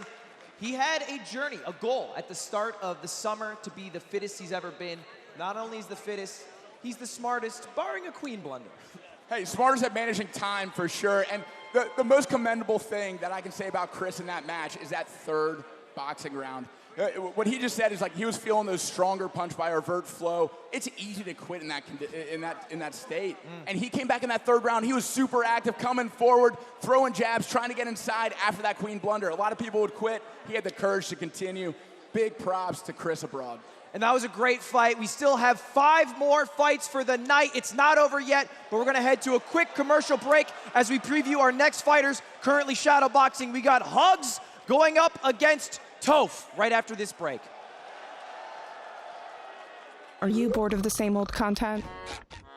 And see which of your favorite streamers are already creating adult content on Fansly. Additionally, Fansly has a whole algorithm dedicated to discovering new content and creators through the Fansly For You feature. Swipe and discover today at fansly.com. Yo, Clay, gonna cash app you some gas money for last week. Here's mine. Here you go, Capitan. Come on, guys, I don't need gas money. It's the principle, man.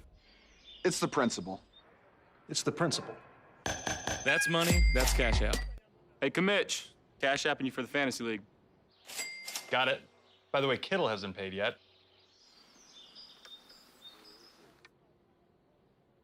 I've been busy.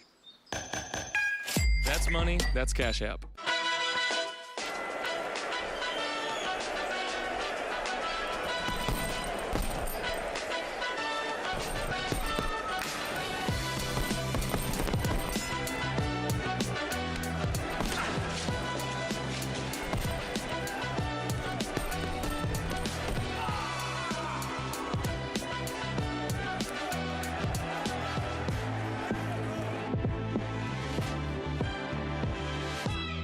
Hey everybody, Schlatt here. I love you. Head over to StarForgeSystems.com and pick up one of our awesome computers ranging from entry-level to top-of-the-line next-gen. Or you're dead to me. That includes you, Ludwig. You are not my friend. So what are you waiting for? Go to StarForgeSystems.com.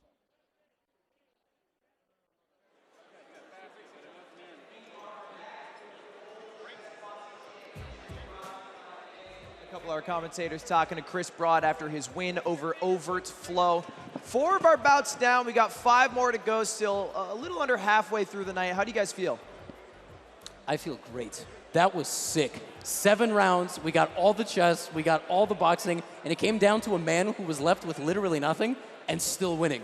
Yeah. Yo, my heart is still racing. Like, that came down to the final seconds. There were mistakes on both ends. We saw a ton of courage, a ton of skill, and some not-so-skill. But what an ending.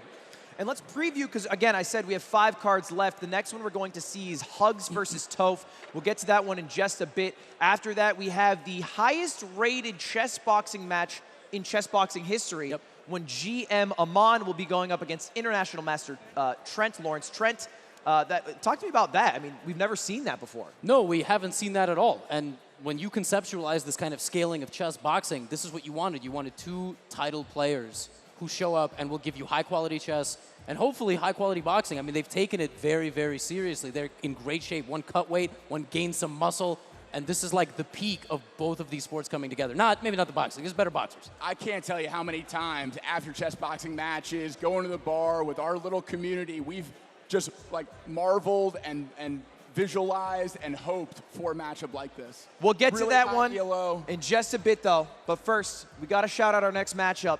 It's going to be a very high ELO matchup.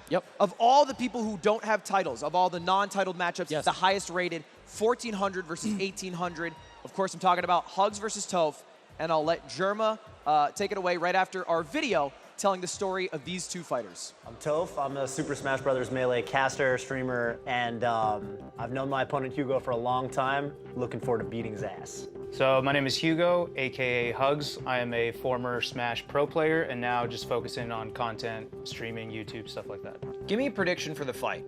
Is it you winning by checkmate, knockout, a draw? Does Hugo win? It's a good question, yeah. And you know, I've run through all the simulations in my head, right? So I mean, the obvious discrepancy is that I'm higher rated than Hugo at chess. So there's a very real element in terms of the strategy here that says I should just try to crush him at chess and I should Floyd it up in the ring. Do you feel more confident in chess or boxing? Definitely boxing. I feel more confident in boxing because in chess, he's got about 400 rating points on me in rapid, and I think on blitz, he's got like 600. But if I hit him in the head a couple of times, I think his rating's gonna get a whole lot worse. What's your biggest fear? Honestly, my biggest fear with the event is, and I've talked about it with my coach, it's not even me or my opponent. It's what's it gonna be like boxing with the crowd. Like, I have no idea I've played Melee with the crowd behind me, but I've definitely never been in a boxing ring with a crowd the size of the Galen Center. I don't know that there's any true way to prepare for that, but I've been trying to center myself mentally as best I can. Is there anything you want to say to your opponent? Yeah, no hard feelings, man. I know that you're gonna take this as seriously as I am, so it's gonna be a good fight. And whatever happens, it happens, but I am gonna go in there and I'm gonna try to knock you out. My coach always says, I respect anyone who gets in the ring in the first place. I feel that way about my opponent, Hugo, but watch yourself. Ladies and gentlemen. Ladies and gentlemen, it is time for our Fansly player introductions. Coming in first in the white corner, weighing in at 163 pounds at 5'9". Ladies and gentlemen, Toph. But I gotta hit a sub goal though.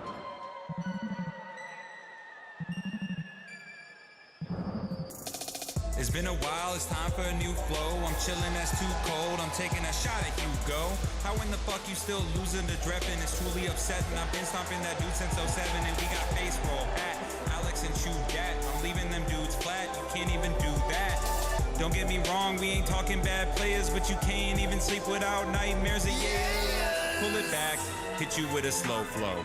Make the comeback like 2 stocks with Sopo. Get back to labbing. If you spend some time playing it, you might stop losing to Falcon and maybe even to Gannett. I still have faith. Get back to the big stage. Matt, Before you've that. done athletic collabs with these guys. Talk to me. And in the black corner, weighing in at 165 pounds at 5'7", the DreamHack Dallas 2019 World Champion, Dignitas Hugs. Kicking the man when he's down. Like, I beat Mango, I'm the favorite. If he chokes as hard as I'm out of ghosts, I'll just wait till he's a host. Ain't no telling how foolish you'll be looking. Evidence I zip can't contain His boxing training, and oh my God, does he pack a punch. Between Hugs and Toph, Hugs has been grinding on the boxing side of things and is ready to go. Toph is no slouch, though. He's been training. He's lost over 20 pounds for this match, and I can't wait to see these two old friends come together in this clash. Yeah, 10 years of friendship. They have known each other more than any other competitor, and they've time and time again, I've asked them like repeatedly, we'll remain friends. They've said that. They'll remain friends regardless of the outcome, but I know they both want to win. They're taking it very serious. We have another example of a matchup as we take a look at the tail of the tape of a bit of a mismatch between apparently the boxing, potentially, and the chess. But let's talk about the stats first. Yeah, so this is the raw stats. It's very close. I mean, a couple inches of height for Toph, a little bit of reach. And Hugs is an older competitor, our oldest competitor here today, but also one of the fittest. He has a powerlifting background. He's always been in shape. And Toph has mostly been a gamer until he started training for this event. So there's an advantage going into it, but Toph had a little bit longer to train because this is a last-second fill-in for Sardosh, who wasn't able to make it. So what do you think about just the physicality of it, Matt? Absolutely. He had enough time to train to lose 20 pounds. That is a crazy transformation. And talking to Toph, he plans to continue his boxing training, continue his chess, playing in rated tournaments as the highest rated chess player that isn't a career chess player in this event. Expect to see some incredible chess from Toph and great boxing from both competitors. Hugo, that athletic background, that powerlifting applied to boxing, and Toph with a lot more reps over the course of almost 5 months. And right now, as you can see, folks in the arena, the QR code on screen, scan it, predict who will win. But let's hear from the crowd. Do you guys have Toph winning? Toph feeling up the crowd. What about Hugs, his competitor? Big cheers for both competitors. Yeah, very equal. Now, of course, the crowd by vote has 69% in favor of Hugs here, but they might not know tail of the chess tape, Levy. Yes, that is correct. I think we're seeing another example of the last two matchups where one guy is slightly underdog in the chess, but has the powerlifting background, has a little bit more physical fitness.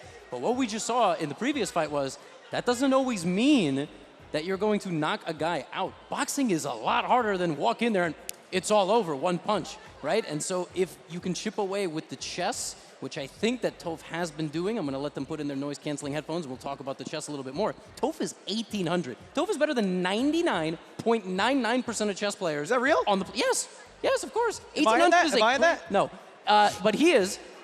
You're actually like maybe 70th percentile. Okay, a lot of new players got into chess in the last couple of years. 1800 is really good. Yeah. It's really good. He has a very high understanding. He could just focus on the chess and win. It's not going to be scattered like the last game. Blunders, illegal moves. This is going to be a really serious game of chess. And a lot of chess boxers employ that strategy. Yeah. They're like, okay, I know I am game busters at chess. I'm going to be defensive. I'm going to stay away from my opponent. I'm going to max out my advantage on the board. And today, for the first time, we have a matchup where Ludwig was telling me Toph prepared for his opponent. Yeah, I had interviews with both of these competitors. Hugs talked about how Toph might take it a little easier on the chess, more focused on the boxing aspect of it. Toph said, fuck that.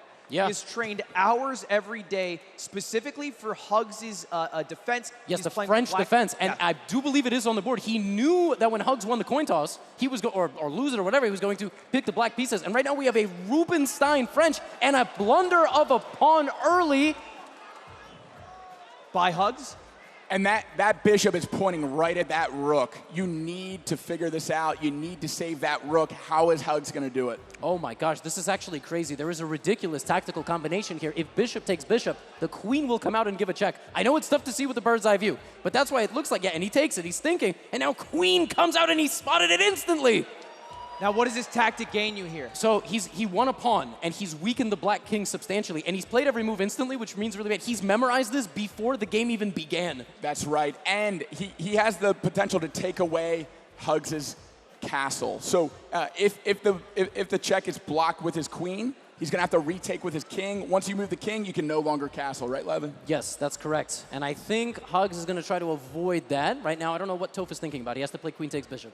He literally has nothing to think about. Now, this was the general strategy for Hugs. He won the coin flip, which meant he gets to pick white or black. Generally, white is the advantageous side to play on by a little bit. Yes. He chose to play with the black side because he likes the French defense. Yes, but Toph studied literally all his games. Yes. So he knew everything he was going to do prior, and right now he has what we call in chess a slight advantage. But that doesn't mean anything, all right? Because black is good enough right now, as you see, to consolidate. He's worse, but he's not lost. And he's good enough to play a full game of chess and not get to a dead, completely dead position. And the same way that Toph prepared in chess for Hugs, Hugo Hugs prepared for boxing. He knew exactly how much time to use in order to maximize his time in the ring, and we're about to see him be able to use that advantage right now. Yeah, Toph got an early lead in the chess. In fact, he's looking at the board right now. He's maybe even studying what he's going to play after the boxing is over. This is everything we wanted from this matchup. Yep. Toph has an early lead, but his opponent is good enough to not lose the game. He's good enough to not lose the game like the whole way through. He's worse, but he's not lost, and now the boxing is going to kind of apply that pressure to him. And while we wait for the sky table to lift up, we have to have a big shout out to one of our greatest partners, Chess.com. They've helped massively to make this event come to life. They've also come in as a sponsor. They're an official training partner site for all the competitors. You can learn and have fun with different game modes, discuss all the good times that you might have when you guys head over there to chess.com with me over at Twitter. You guys can tweet me out, and maybe I'll play a game with a couple of you guys. Also, you can just play the Ludwig bot. Like, you can just, literally just queue up a game. You won't beat him. You can play Ludwig. You can play Mr. Beast. You're not going to beat him. I'm phenomenal. Okay, no, you won't. Someone in the crowd just, I win. And Cutie's bot, if Cutie's bot loses, blames me. Yeah, it does. Yeah. It's all Levy's fault. See me at all times. And here we go, the official Andrew giving the rules, prompting to touch gloves, going back to the corner, about to start the boxing round, keeping us safe, keeping the rules intact, and we are seconds out from the first boxing round between Toph and Hugs. 90 seconds on the clock, first of possible 3 rounds of boxing. Toph's been training a little bit longer in the boxing, but Hugs has been training with much tougher opponents, sparring against Stanz. You can already see the leg differences, right? Like, Hugs is very strong on his feet, throwing steady punches. I really like Hugs' head movement. He is slipping side to side, working his way inside of Toph's reach. A nice bully of a jab coming in. Ooh, to the body as well. Past the guard of Toph. Toph, good with his nice quick jab, keeping a nice slip and lead hook. He rocked him! He hurt him! He hurt him! First stoppage for Hugo. What a frickin' land. 2 crosses come right over the top of the lead hand for Toph and land clean on the chin. Andrew steps in to give a stoppage, and we're back to the action. Oh my God. To fill everybody in watching at home, you get max 3 stoppages in a round. If they have 3 stoppages, it's a technical knockout. 4 in the total. Oh! Big right hand lands over the top. That's the second stoppage. Yep, the second stoppage of the round. He has 1 more to go before the round is over. And I love the pacing. I love the pacing. Oh, and the fight is over. And there it is, called. Waved it off. Looking in the eyes of Toph, seeing the stun. It is called in the first boxing round for Hugo. Toph, totally heartbroken that it was called. And Hugo, looking around the ring, looking into the crowd. Wants to fight someone else. Asserting his dominance. He's ready to keep going. Yeah, he's ready to keep going. I mean, talk to me about that call, Matt. How do you feel about that? We're going to look at some replays powered by Starforge here. Absolutely. The 3 biggest shots of the match were landed right before that first. Oh! And I don't think that Toph was able to recover in the time in between the 2 stoppages. I think Andrew rightfully stepped in to prioritize the safety of the fighters, looking at Toph's eyes, checking his gloves, and calling that he wasn't able to continue.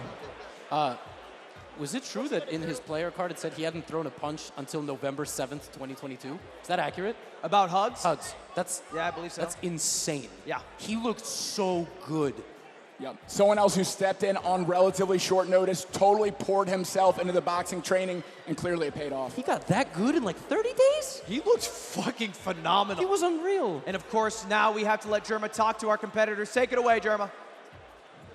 Toph, come on over here, Toph. So, during that first round, I see you got a little bit of blood going on the nose here. How do you feel? Actually, you wouldn't believe it. It feels amazing. It's good. I love that energy. Endorphins, baby. Let's give it up. Give it up. Give it up. We like that. That was the first thing I realized, man. My first sparring session, like, it don't hurt that bad. It feels good. Well, the energy is there, and the heart is there, too. Excellent job, Toph. Let's go ahead and announce the winner. Your winner is Hugs! Nice voice crack. Hugs! Now I'm going to scooch over this way because we got to talk to you, because that was very impressive, very quick. Thank you. First, I want to shout out my amazing opponent.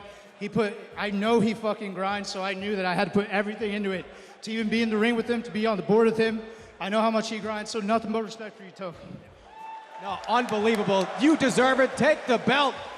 Pound it. Give it up for these 2. Congratulations, good fight. Let's go back to the desk. And another huge example of being down on the chessboard and having to step up, bring everything he had to the boxing round. Like Hugs knew he did not want to go against Toph again in a chess round, came with a big overhand right and finished Toph. He should sign up for every single influencer boxing match moving forward. He will be like the champ. He was so good. I saw very early, Toph was kind of like tippy taps, which happens. It happens to me too. I was boxing a little bit. I mean, Hugs just stood there and threw like crazy. He was incredibly technical. Reminded me of Tyson, man. That head movement, getting in tight, throwing a high punch. praise, Matt. Yo, he's got a the Tyson Michael style. variety. Yo, that little peekaboo style, coming in tight, landing those overhand rights. I could see a little Tyson energy in Hugs. I mean, he slipped and threw an uppercut. Nobody who's boxed for a month does that. I mean, I can barely throw an uppercut. I'll herniate 4 discs in my back. He's really been boxing for one. I'm like stunned. He looks phenomenal. He looks phenomenal in a month. And honestly, I have to give one more shout out to Toph for the words he said at the end. It does not feel like his time boxing is done. No. And if we get the opportunity to run another one of these events, then I'm sure he would be one of the first to hit me up to join it. Dude, his chess is so on point. He looked good in the boxing. He just went against a fucking killer. Yeah. Those overhand rights, man, like that, those are real shots from Hugs, and props to Toph for putting a smile on at the end with a little blood in it. I love that. And having a great mindset, great heart. Props to both fighters. He wanted to keep going, too. He did. He honestly would have kept fighting. But, gentlemen, I want to keep going to nordvpn.com/chessboxing. That's right. I did get the URL wrong the first 3 times. I know. It might seem like I'm in the ring, but I'm not. However, you can get in the ring against your ISPs when you download NordVPN and use the URL nordvpn.com/chessboxing for 4 months free on a 2-year deal. helps you hide the websites you're going to from your ISPs in case maybe you're getting shut down because you're trying to get some ROMs because maybe there's like a game that you want to play online and like, I don't know, hypothetically. And also it helps you get around region-locked content. So thank you to NordVPN for being a proud sponsor of this stream. And let's take a look at our next card. And this I can't tell you how many times I've wanted to get in the ring with my ISP. thank you, Nord. I'm sick of support Matt Thomas calls. versus Spectrum. Chessboxing world champ kills Spectrum. This next fight is so exciting. Let's talk about it. Yeah. We previewed it a little bit. Yep. This is a Grand Master of Chess, the hardest title to achieve. Yep. It's what like maybe 1,000+ people have right now. About 1,300 people currently walking the planet have this title. Very difficult to achieve, and one of them is Amon. Yes. AKA Chessbrah, who is going to be going up against Lawrence Trent, an international master, the penultimate title, one step away from Grandmaster. Yes. This is the highest level chess boxing match in terms of chess that's ever been broadcast in the history of the sport. Yeah. Absolutely, and the sport is still so young. There's still so many innovations left to happen. And you start getting some high brain power, high ELO guys like this coming into the sport, anything's possible. Like, we're only 20 years old. We start getting some guys like this. Like, I can't wait to see what comes out of this kind of matchup, what new strategies, what kind of highlights. It's incredible. Well, hey, let's not do the talking. Let's let these competitors tell us the story of Lawrence versus Amon. Introduce yourself. Hey, what's up? My name's Amon Hambleton, Grandmaster in chess, complete noob in boxing, but pretty excited about this chess boxing event because honestly, like, I think I'm probably the highest rated guy to ever do it. And I might also be the worst boxer to ever do it, but I swear I'm the highest rated chess player. I'm Lawrence Trent. I'm from London originally. I live in Berlin. I'm an international master in chess. Why did you sign up for a chess boxing event? Well, I belong to a chess boxing club in Berlin. In fact, the creator of chess boxing as a sport, where it is now, his name is Rubing. He was really the godfather of this sport, and I got to know him when I moved to Berlin. He was really the godfather of this sport. He created the infrastructure that exists today, and I got hooked on it. I just feel like this is such a Lawrence thing. You know, I just feel like chess boxing is like made for Lawrence Trent. I think you excel if you're not necessarily the best in either category, and we know Lawrence is not that great in chess, so I just feel like it's kind of a good thing for him. Are you happy with your opponent? Yeah, I'm very happy. I like Amon. I've known Amon, for years. We're not super close or anything. I think he's a cool dude, but he picked a really bad time to fight me because I've got a lot I want to get out. It's been a tough few months for me, and unfortunately, he's the guy I'm going to get it out on, and he's in for a pretty brutal time in there. Is there anything you want to say to Lawrence? Honestly, I feel like Lawrence is kind of the one saying things to me. He's a really chatty guy. I think he likes to sell a... No, I don't have any special message for Lawrence, but I just think that he's probably underestimating me right now. If he survives the boxing and manages to luck out in the chess, that's the way he's going to win. There's just no other way he can win this fight. What's your biggest... And with that, we are ready for our Fansly walkouts. Take it away, Germa. Ladies and gentlemen, are you ready for our sixth fight? Fighting out of the white corner, at 6 foot even, weighing 183 pounds. Give it up for Amon.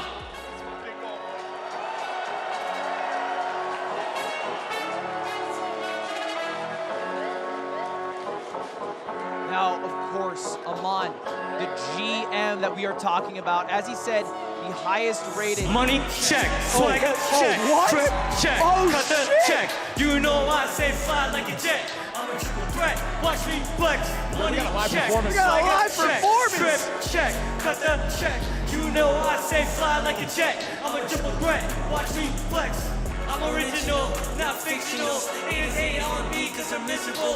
Fans love me as an individual. Went from viral, cloud to digital. Got on my Twitch, react like whoa. Here comes the trip, God, here comes the go. Give me my ops, give me my props. I'm licking my chops, shout out to my pops. Still in me, hustle and save. I've been raised on this big stage. Ain't no secrets that I run with ease. God bless me, I didn't have to sneeze. I make other rappers feel like coming in all the way from Toronto, Amon's close friend and rapper performing on his behalf. This crowd is going wild. I think he like wrote a diss track or something. Yeah, what? Is that what I'm understanding the words to be? There's a lot of checks in there. You know what the craziest part is? What? That guy's like a 2200 rated player too. The rapper? Yes. What the fuck am I witnessing? Fucking crazy. That's pretty fucking cool. Only at a chess boxing event. Well, hey, give it up for Amon one more time. Guys, I cannot understate how epic this is. Of course, we have his opponent. Oh. All right, this is fucking sick.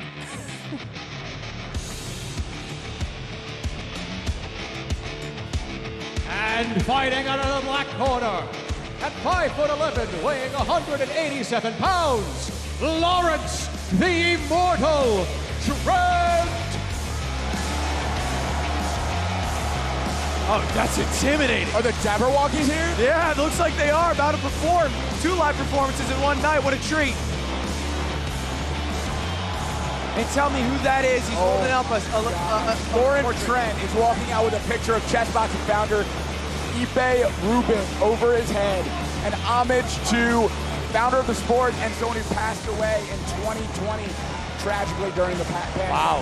Okay. Lawrence trained with Ipe in Berlin. That's how he got his chessboxing start, and he's fighting in his honor this evening. Yo, I cannot wait for this fight. This is what dreams are made of. Oh, Lawrence trying to hype up the crowd.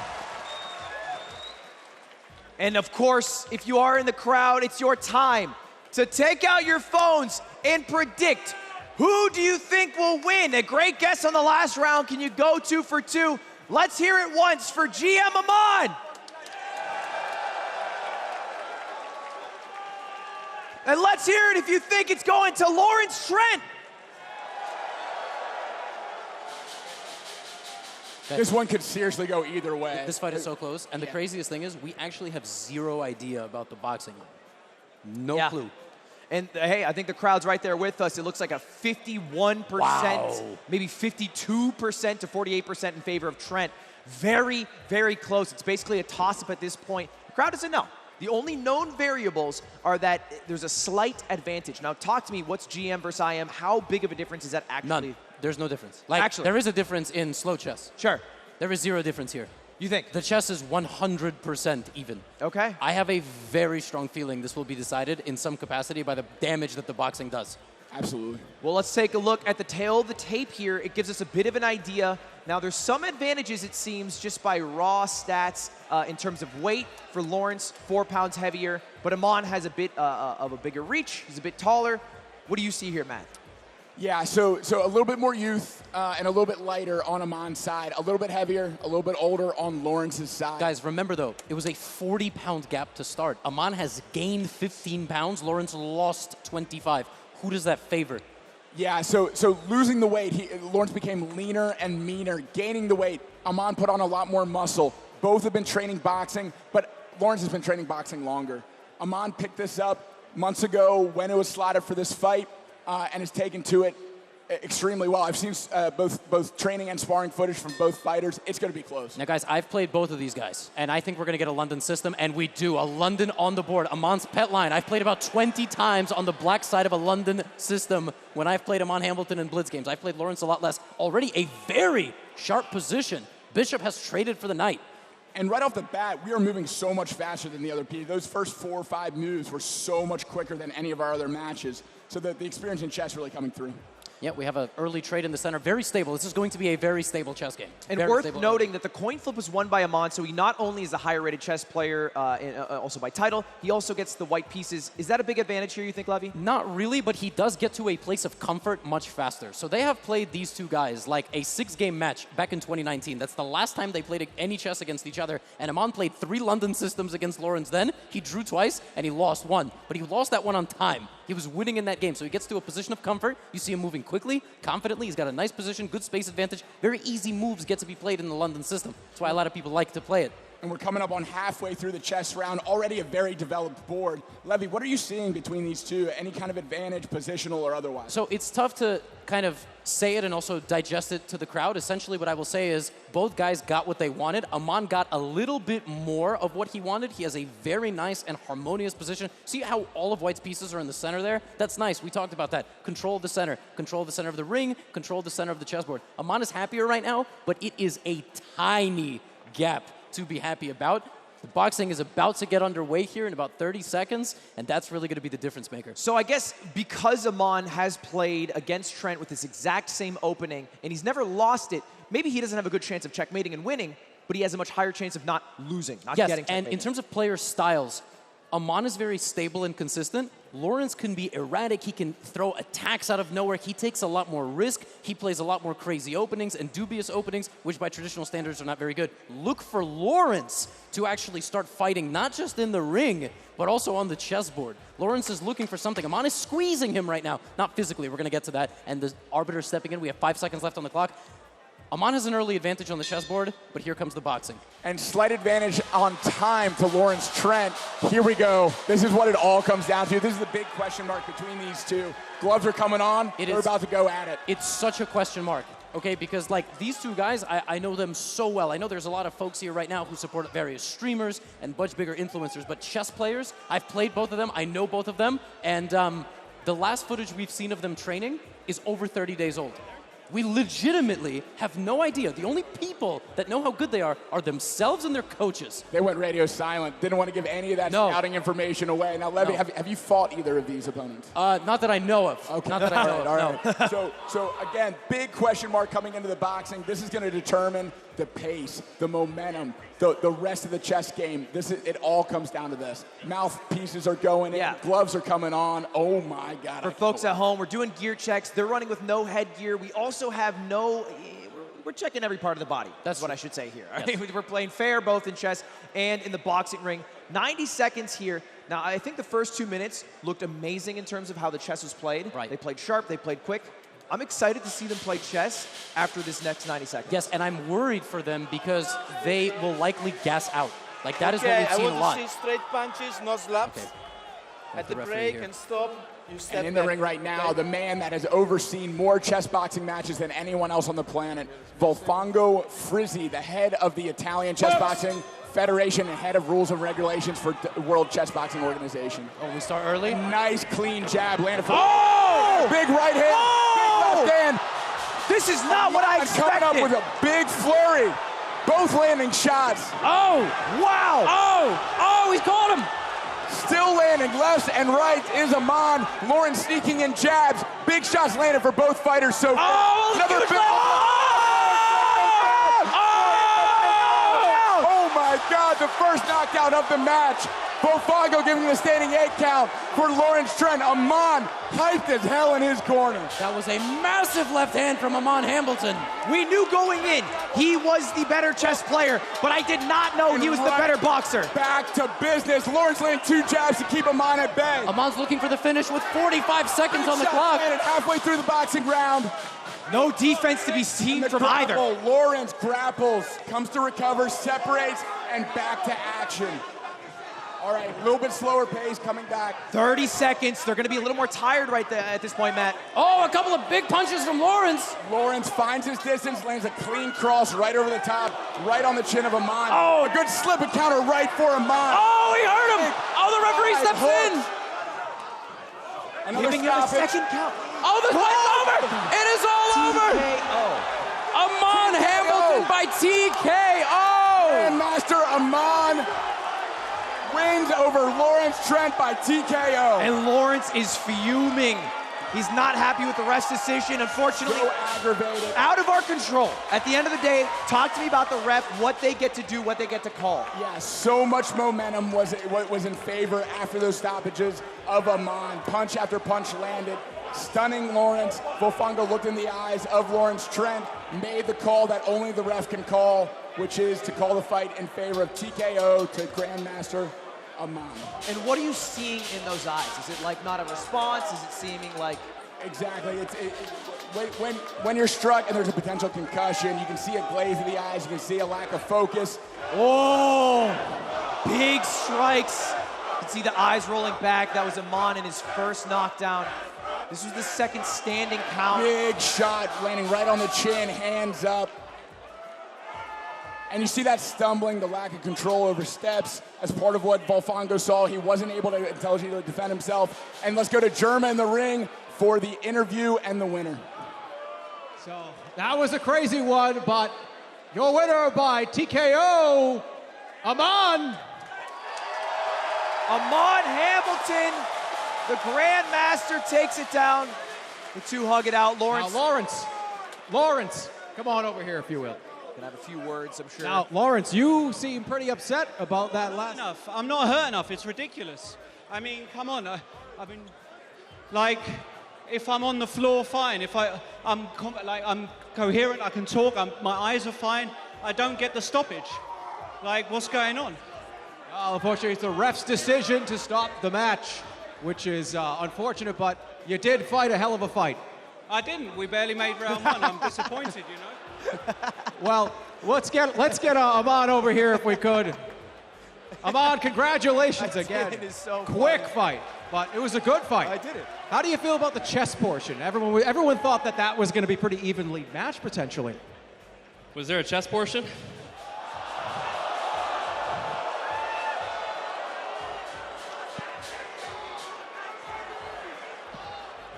How do you feel about the boxing then? I feel proud. Put in the work and it showed. And you put on a hell of a show, came out aggressive, came out ready to fight. And he's your winner. Aman, your winner. Let's go for Chessbrah. Wear it proud. This is the highest rated match ever, and it was not decided by the chess levy. The chess barely mattered. No, Aman Hamilton looked spectacular with the gloves on. Wouldn't you say, Matt? Absolutely, yeah. Equal position in chess, all came down to boxing like we predicted. And oh my God, those hooks he was landing. I mean, you saw Lawrence hands up, unable to defend himself, got a clean knockdown.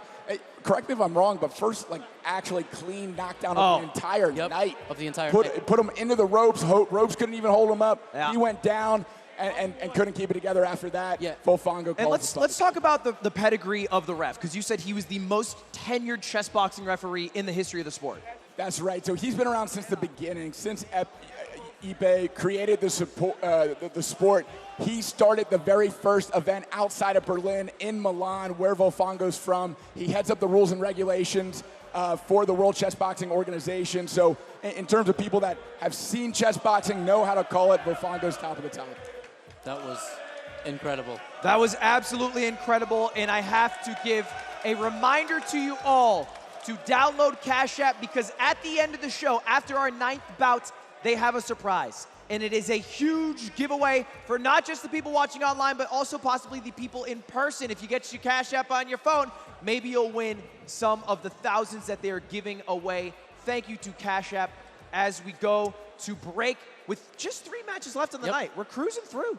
That we are, yeah. I mean, that one that went the distance, that is like a fully fleshed out chess boxing match. The other two, first round TKOs. Absolutely. I mean, and boom. that's to be expected when you have two people who are just a couple months into training. TKOs may be a little more likely. The ref has to be a little more cautious to make sure this person who's literally been training for 3 months doesn't hurt themselves in a way that will impact them for a long time. Absolutely. All of these individuals make a living not by fighting. Yeah. They're streaming, they're using their face, they're using their brain. Safety is of the utmost importance for these matches. And we let them bang, like you just saw. If they go down, they get back up, we let them continue. But, you know, if it comes to some serious damage, a threat of it, we want to prioritize safety. I do feel for Lawrence, because he obviously put in many hours of training. Absolutely. And he probably feels like he could continue. But I really think that if that went another round or two, we would have seen him on just do some incredible stuff in there. Oh, he is absolutely a fighter. You see how much he wanted to continue despite being hurt. I mean, that's the heart of a champion. You know,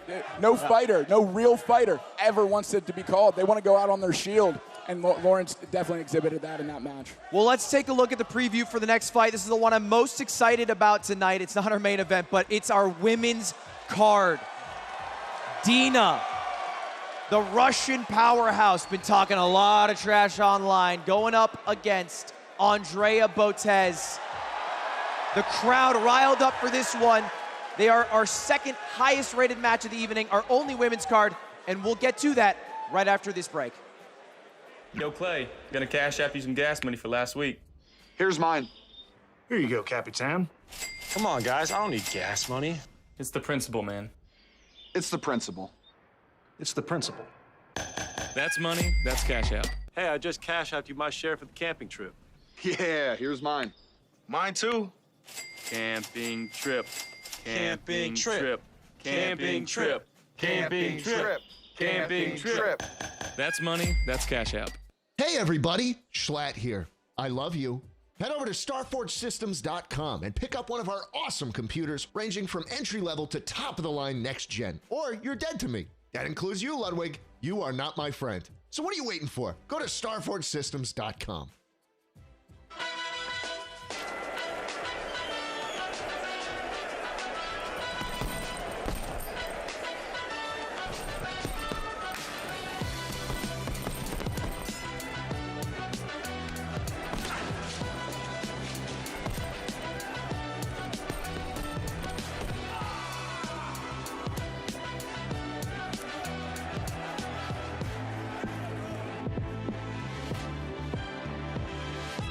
Are you bored of the same old content? And see which of your favorite streamers are already creating adult content on Fansly. Additionally, Fansly has a whole algorithm dedicated to discovering new content and creators through the Fansly For You feature. Swipe and discover today at fansly.com. My name is Andrea Botez. I'm a chess streamer and content creator. Hello, my name is Dina Belenkaya. I am from Russia. I am a woman grandmaster in chess. I've actually started competing when I was 5. Why did you sign up for a chess boxing event? I've always wanted to do some fitness content because I love it's part of my daily routine, but it's really hard to justify doing something like that full time, and you don't ever have the time to make a full commitment. So this was a rare opportunity to get in the best shape of my life. I always wanted to do some martial arts. Boxing was one of them, and then chess boxing started being popular recently. Like, I think first time I heard about it was like 2015, which is 7 years ago, and out of the blue, I got an invitation from Mr. Ludwig to participate, and I was like, sounds like an offer I could not refuse. Are you happy with your opponent? Oh yeah. I mean, it's kind of complicated not to be happy with an opponent who is both weaker on the chessboard and in boxing. I am up against the Grandmaster, so that is one thing, but I think I have a little bit of an edge over Dina. No offense, but I think I was in better shape to begin with. So you think you're not only stronger in chess, but also boxing? That's correct. Which one do you feel more confident in? Well, obviously chess. I mean, I have like about 500 rated points more than Andrea, and yeah, chess is gonna be the main part of our show, but my goal is to show good quality boxing, show a great fight, and let everybody enjoy it. I'm scared of getting checkmated on the board. I feel like it'd be really anticlimactic if I lose in the chess. What's your biggest fear going into the fight? To break Andrea's nose, because the face is the moneymaker. I think it'll definitely be knockout, whether it'll take 1 or 2 or 3 rounds, who knows. My goal is to survive in the chess as long as I can, but I think third try will be a charm. So you think third round knockout? The worst case scenario, yes. The worst case scenario is you knock her out in the third round? Hopefully I knock her out sooner. Is there anything else you want to say to your opponent, Andrea? I wanted us to be friends. I still do. But tonight, we're not gonna be friends.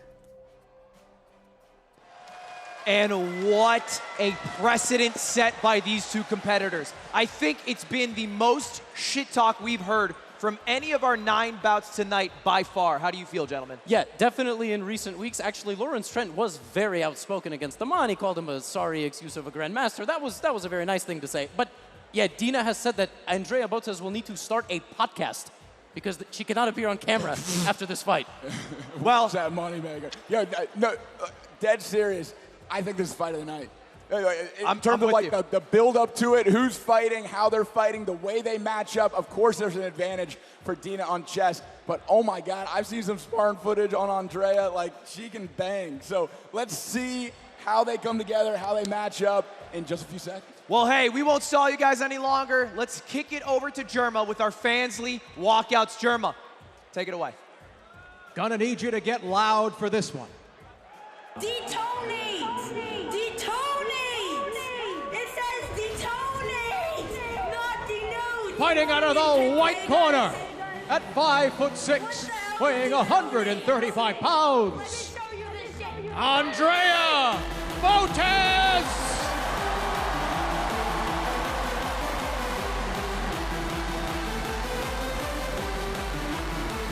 On the shoulders of her sister.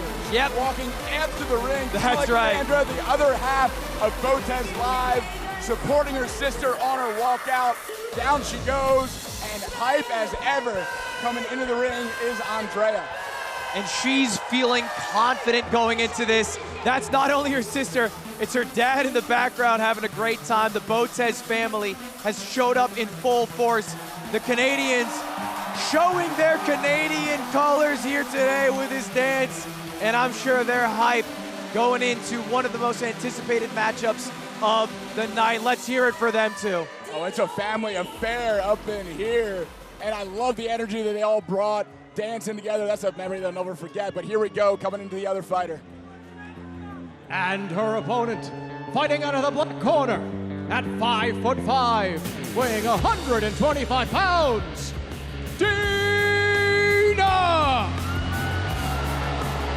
Dina Belenkaya has a sharp tongue, has been talking trash to all of the competitors today, and Andrea, most importantly, looking fierce. The Jabberwockies making a return. Yeah, the Jabberwockies are back for Dina Bad Bishop Belenkaya. She's making her way slow, serious, intense to the ring. Which one do you like more? You like the goofy walkout that Botez's did, or you like this one? This one's chilling, man. Yeah. And you can see that half Russian in her, that dead stare. She is ready for anything that comes. Yeah, I think the walkouts definitely fit the personalities, but I want to hear from the people in this fucking arena. Use your phones, but also use your voices. If you think the match will be won by Andrea, let me hear it.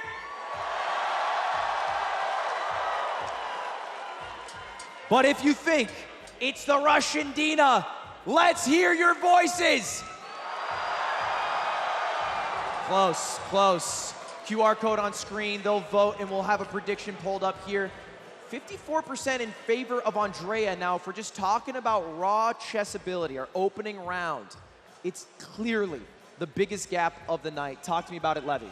Yes, it is. It is in slow chess in particular, but also in speed chess as well. But they have played against each other online quite a bit, and Andrea has won some of those games. As recently as 2 weeks ago, they did a mock match on Twitch, and there were 2 games that Andrea bested Dina after doing calisthenics. And I want to talk about that calisthenics part for just a second. When you get your heart rate up, when you get adrenaline in your system, you're using a different part of your brain, a primal part of your brain, that monkey mind, that reptile part, that isn't good at pattern recognition, visualization, or strategic thought. So even if you're way better in chess, if you're using the wrong part of your brain that's used to playing chess, you can make a mistake that you don't usually make. So we'll see how the boxing complicates, especially this matchup coming at, we'll see in the first round regular chess, and then we'll see boxing. Let's see how they come back to the chessboard after that. And of course, we got the tail of the tape here. The biggest thing to note, the weight differential. So Andrea had to come up a couple of pounds here, come down a couple of pounds, and Dina came up a couple of kilograms here. So there was a 15-pound difference at the peak, and they brought it down to within 10. But a big advantage, I think, 10 pounds. Yeah, it's more mass, and you can generate more force with that if you know how to use that. So we'll see how much Andrea is trained, how much she can summon into each of her punches to make Dina feel it. Yeah, but one thing the crowd has to know is that this fight did not exist about 30 days ago, maybe 20 days ago. Sure. Dina took this fight as a way of potentially getting in the best shape of her life, just like we've seen other competitors, potentially taking on a new challenge or thinking that she's going to put on a spectacle and dominate, the same way apparently Hugs hasn't boxed since a month ago. So I'm very curious to see what that's all going to be about. Andrea's been in shape. Like, she's does a lot of workouts. Correct, but she also found out about the event at the same time. So this is not like a late added fighter. Yes, it was a late added card. Correct. It was started 6 weeks ago, in part by your efforts, which I'm very excited to have a women's card on this bout. I was trying for a long time to get one, and I couldn't be happier with the match that we're about to see today. And here it goes. Sitting down at the table is Dina and Andrea, getting the briefing from our head chess official from chess.com, Judith. By the way, for folks at home, every single match is being live uploaded to my YouTube channel. So if you want to relive the moments, relive the TKOs, the 7-round insane fight with Overtflow and Chris, those will all be available, as well as multiple language support for this live stream. Maybe you're throwing it up on the TV, Spanish-speaking household. Click that gear, and you can switch over with just a single button to French or Spanish. We have 4 great commentators holding it down in both of those languages. So go take a listen as we get ready to enter our first of possibly 7 rounds in our first chess round. This is so tense. Checking all the pieces, putting them right in the center of the square, eyeing each other. Oh my God, Now, it's about to go down. And the headphones are on, so I do just want to say that Andrea Botez is just like Amon Hambleton in the sense that she likes a comfort zone with the white pieces, queen's pawn out 2, and then the bishop out with the London. And we're about to find out what she's going to play, the handshake, and I think it's coming. And Dina actually thinks because she doesn't want to face it. Yeah. Bishop F4, another London system. There's the London. I play the London myself when I chess box. It's a great way to get deep into boxing rounds. It's a safer kind of approach. It's not super aggressive. You can at least get to the mid-game, late game with this if you know what you're doing. Yeah, and by the way, this is a very offbeat way of playing. It's traditionally not good, but in a 5-minute game, it's completely fine.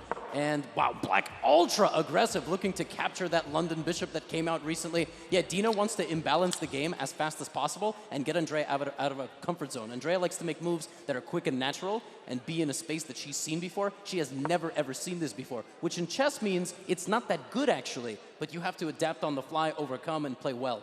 Slight time advantage to Dina. Thinking right now, makes a move, timer back on Andrea. Still in equal position. That knight not taking the bishop, still looking right at it, ready to potentially trade. And folks at home, now you can see, and in the arena, the digital board as well as the advantage on the right with that eval bar.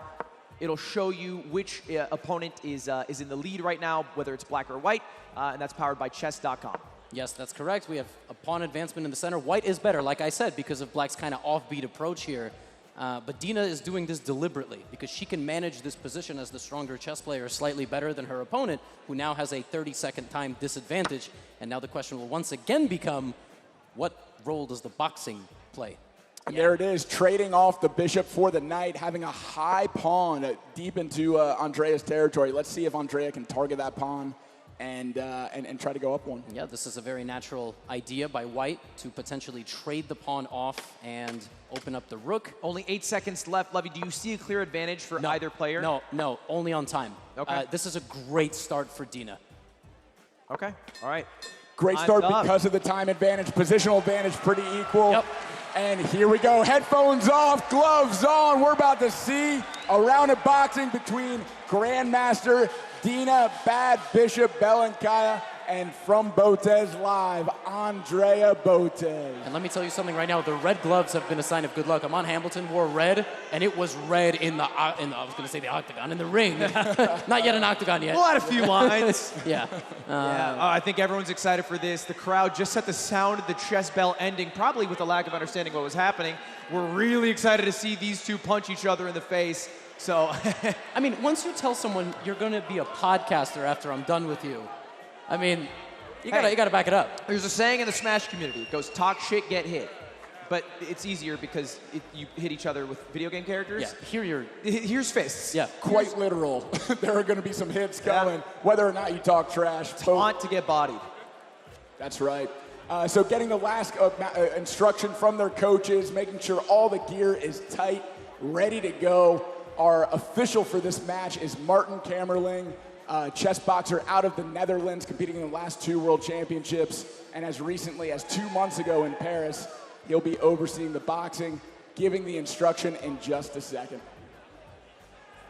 I'm fucking excited for this, dude. I'm so pumped for this. Dude, you can feel the tension in the air. Like this whole stadium, a packed out stadium. Everyone is waiting for the next 30 seconds when that first punch lands. Oh my God. Let's let the referee take it away for instructions. All right, we went over the rules. We're gonna hit each other from here until we went over the rules. We're gonna hit each other from here until here. If I say break, take a step back. If I say stop, you stop. Touch hands if you want. We're gonna have a good clean fight. We're gonna go back to your corner. Touch hands, touch hands, touch hands. You want to touch hands? They refuse to touch. Okay, back to your corners. Finally, they back do to your it. corners. Oh back to your corners. They're so laser focused they can't even hear the ref. Judge, ready? Time ready? Our first round of boxing. Are you ready? 90 seconds. Are you ready? Ref's ready to call it. Fight! Here we go. First round underway. Dina and Andrea.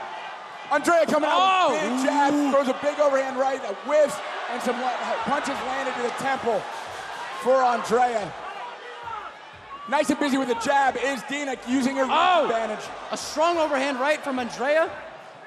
A lot of early swings. Remember, both these competitors very new to the sport of boxing. A max of 6 weeks of experience. Strong right hand land for Dina right down the middle, timing her opponent as she opens. Spinning a non-turn around and windmill. That is not allowed. What is this, UFC? That was it is an octagon, Levy. Wow. Another jab. Oh!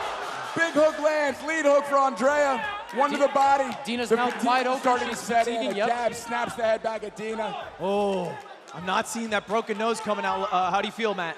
Still is Andrea. I see the gas tank of Dina going a little bit 30 slower. seconds. Andrea's super high energy.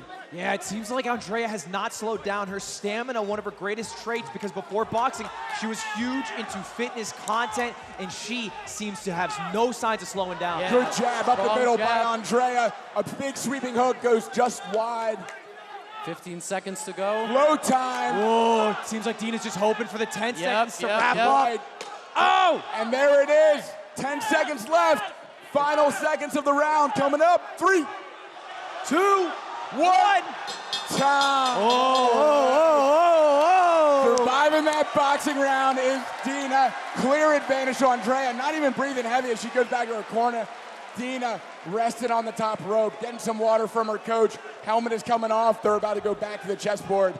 Levy, what do you think is going to happen at the beginning of this round? Just looking at the body language of the two fighters. This reminds me of the second Smash fight, when you could see on the stool the exhaustion, the inability to Kalindi versus Fiction, where he was leaning over, trying to get some breath when he could. Yes. Andrea standing up straight. Here's a couple Starforge replays. You could see the hits connecting from Andrea. There was a lot. There was a lot. And even if they didn't connect, just the impact against the gloves, right, Matt? The impact against the headgear. You just saw Dina backing up a lot. She is fatigued. She hasn't had enough time to get in shape. That was that big combo, the jab, and that 4-punch combination, all landed clean. Hooks and uppercuts. Inside fighter is Andrea. Really naturally moving inside the range of Dina. Dina has a nice jab, though. She landed that nice, quick popping jab, keeping Andrea at bay. But I would say more significant strikes were landed for the red corner for Andrea. I mean, and just, again, the exhaustion of being in a boxing ring for 90 seconds. You've never done it. It's miserable. I did my first boxing lesson. He said, do jumping jacks for 60 seconds. I was out for 2 weeks after that. That was jumping jacks. So to see Andrea bouncing around still in her corner, and Dina lying on the top rope, I feel like it might impact the chess play when we head into our second round of chess. And we're about to find out. Both ladies making their way back to the stools, back across the board from each other. Headphones are going on, earplugs are going in, and we're about to see another chess round between these two competitors. Yeah, a very good start, I would say, for Dina. She needs an advantage somewhere, right? She doesn't have the advantage, not necessarily even in the boxing, but the fitness level. So queen to d2 played by Andrea. She's looking to win that pawn. Black needs to defend in the center. And she's definitely cerebral enough to, counter-strike, by the way, ignoring the threat completely on this pawn and opening up a counterattack on the knight if the capture occurs, which it did not. There was an attack on white's king, so a very tense position. Dina has to step on the gas here, because if not, Andrea might end it in the next boxing round. Yeah, and just talk to me about how deadlocked this position is. The London, known for being a bit boring, why? Because of what you're seeing. It's very easy to play with the white pieces, just sort of make moves and you don't have to think a whole lot. And that's what Dina's avoiding. She's creating some insane confusion on the board here. She's making it exciting. She's pulling Andrea out of her comfort zone. She might be opening up more than she normally would against an equally ranked opponent, but she's trying to drag Andrea into deep water, see if she can swim in the same way that Andrea is pushing the envelope in the boxing round, seeing if Dina can keep up. And by the way, if you take this knight, I take this knight, and I've opened up an attack on this king. I mean, Dina's really trying to shred it open. This is the most kind of back and forth matchup I think we've had in chess versus the boxing segment. And the crowd is hushed because there's clearly a big confidence in Dina Whoa, White Castle. Dina should have taken the knight, I think, but that move is also okay. She's got a massive build-up, and she has 30 seconds. I don't think that's enough time to land a fatal blow, but she's going to push her pawn forward. White's king is being ripped open. Dina's playing so strong for somebody who we thought was exhausted. But she's not hurt. I think she's exhausted, but she hasn't been rocked. That's the difference. And it's different. A first round in chess, sometimes it wakes you up. Being able to move, getting hit, like it can actually improve your chess. But what we may see later in the round. Andrea has half of Dina's time, by the way, nearly. And 5 seconds, Dina's launching everything. I mean, Dina's very well could win this in the next chess round. And there's the time. Dina with the last move, putting the clock back on Andrea. So when they come back, the time advantage is going to be ticking for Andrea. Helmet's going back on, gloves going back on, water going in the mouth, getting ready for another boxing round. And the Fansly Sky Table is about to be hoisted back up towards the ceiling. Gentlemen, I am not exaggerating when I say that unless Dina gets seriously cracked in this round, and even if that is the case, if she makes it out of this boxing round, she might put the game away in the next 10 moves. She has a very powerful attack brewing. Both players know that. So what are we going to see here in the fisticuffs? I think we're going to see a lot of aggression from Andrea. She has a red in her eyes. She's getting her gloves on, and Dina's getting psyched up, ready to survive this round and get in some shots of her own. And as the table rises up and these competitors get ready to box, you guys can head over to Starforge on Twitter. They are giving away PCs that you can just have. You can have them if you go get them. Schlatt's begging for it, so go grab them. Starforge with the newest technology. They got 4080s, 4090s, and great PCs for new people or people who want to upgrade their stream setup, as 301,000 people are watching these two box it out in their second boxing round. That's it? Call a friend. Call a friend, seriously. Let's get $500,000. Levy, please. It took really hard to beat Dream's face reveal, all right? It took a lot to beat that face reveal. Are you ready? Oh, okay. The ref's calling it. All right, ref, back to center, back to the corners, and seconds out. Time's ready. Ladies and gentlemen, let's hear some noise for the beginning of the second boxing round. Andrea bouncing on her toes. Oh, Andrea's looking for a knockout, I feel as though. 100%. She's looking for a big punch. Dina nice and busy with a jab. Oh! Andrea, big overhand right. Lands. Oh! Dina lands. Oh! Coming back in for the hooks. Dina always on her back foot. Andrea constantly keeping up the pressure. Getting same hugs energy that Tyson back and forth. This bob and weave and peekaboo style. It's for Andrea working. It's the tale of two sports. Big counter punch landed for Dina right over the top. Oh man, I think they're both getting a bit tired now. Yeah, a bit of a feeling. Oh! Big overhead. Who does it? And there's a this is our big first shot landed of the match, standing count. And for all the pressure that Dina applied in chess, Andrea's applying in boxing. You want to continue? Touch hands, walk forward. Go, fight. Okay. And here we go, we're back on the way. One stoppage and it. To Andrea. Another big grapple, some big hooks land. Could have been lethal. Dina really gassed. She's going to need to show some more defense, otherwise the ref might some call of these something. really dangerous shots are just barely missing Dina's helmet. I mean, like, one of those lands, we could see another stoppage here. And there's one. Dina's still keeping it together, still being busy with that jab, keeping her opponent away, intelligently defending. Good stuff. She's got to keep the gloves up. Good, though. This is good, Jake. Not that much big hook lands on the ear of Dina. Dina's looking. Pushing into the corner. Up against the ropes. 15 seconds left, Andrea. Keep up the pressure. 10 seconds. And time. Woo! What a boxing round. Andrea relentless in her pursuit, landing big shots, especially that overhand right that earned the stoppage. What did you guys think of that round? I saw some punches that, if landed, I don't think we would be talking about the match continuing. We would not be talking about chess. We'd be talking about our next card. No, Andrea threw like her soul into some of those overhand rights, and they missed by inches, which just goes to show how impressive it was that Aman was connecting. Yeah. It's so hard to land a damn punch. Absolutely. You talk about a game of inches. That was a game of millimeters. Some of those were like hitting the nose hair on Dina, but she survived the round to her credit, and she's going back to where she has an advantage on the board and on the clock. We're coming back to chess. And we're taking a look at the Starforge replays. Dina seems to be struggling in the corner right now. We'll get to that in just a moment, but for now, taking a look at these shots that landed. Now, the first match is the reaction that I had to the last one. The first match, the first boxing portion, didn't impact Dina. She was sharp in chess. She was confident in chess. Yep. Now, it's even worse than last time. I think it is, but I also feel as though it isn't. I hate to tell riddles. Whoa, whoa. I actually think that like Dina's position plays itself in many ways. Would you call it dubious? No, I would call it that Andrea has to play a little bit of defense now, and Dina just has to step on the gas. Like every move has to be in 2 seconds because don't forget there is a match clock. So if Andrea gets to like a fatal amount of time on the clock, it's over in the next chess segment. It could be over now. Yeah. That's right. I really like the breathing of both fighters. Dina is consciously breathing slow, deep breaths, trying to lower her heart rate and coming back to the board in a good way. Andrea, in great shape, has finished both boxing rounds with still some pep in her step. And here's the bell. Chess round is underway. And the last time we saw this, a lopsided chessboard, as Andrea takes a moment there, she's sitting there very conscious of the fact that she might win the fight in the next boxing round. Right, and she has the opportunity here to make a call. She has over 2 minutes on her clock. She could put it all on the final boxing round and play very slow in the chess, guaranteeing the final boxing round. By the way, Dina has sacrificed the rook. Knight takes pawn is a fork of her king and her rook, but Dina is all in. She saw that coming. She did not make that mistake. It's not an accident. No, it was not an accident. She brought her queen. Look at Black's queen opposite White's king. That White king has nothing in front of it except pawns, which are about to be very brutally removed from the board. So she's calculating, should I take this rook? Should I go up material? Guys, or should I try to defend? Black has 3 times the amount that on the clock that White has. It's 1:18 for Andrea as the attack is coming in. This Dina's is so close. Quick to make her moves. Oh my gosh, guys, there is And a we're plan to go halfway here through the round and already. here, and it's mate. I'm not sure White can stop that. Wait, what? Queen in for Black, and that's what she's doing. That's what I think Black might be winning. I think Black might be winning this game.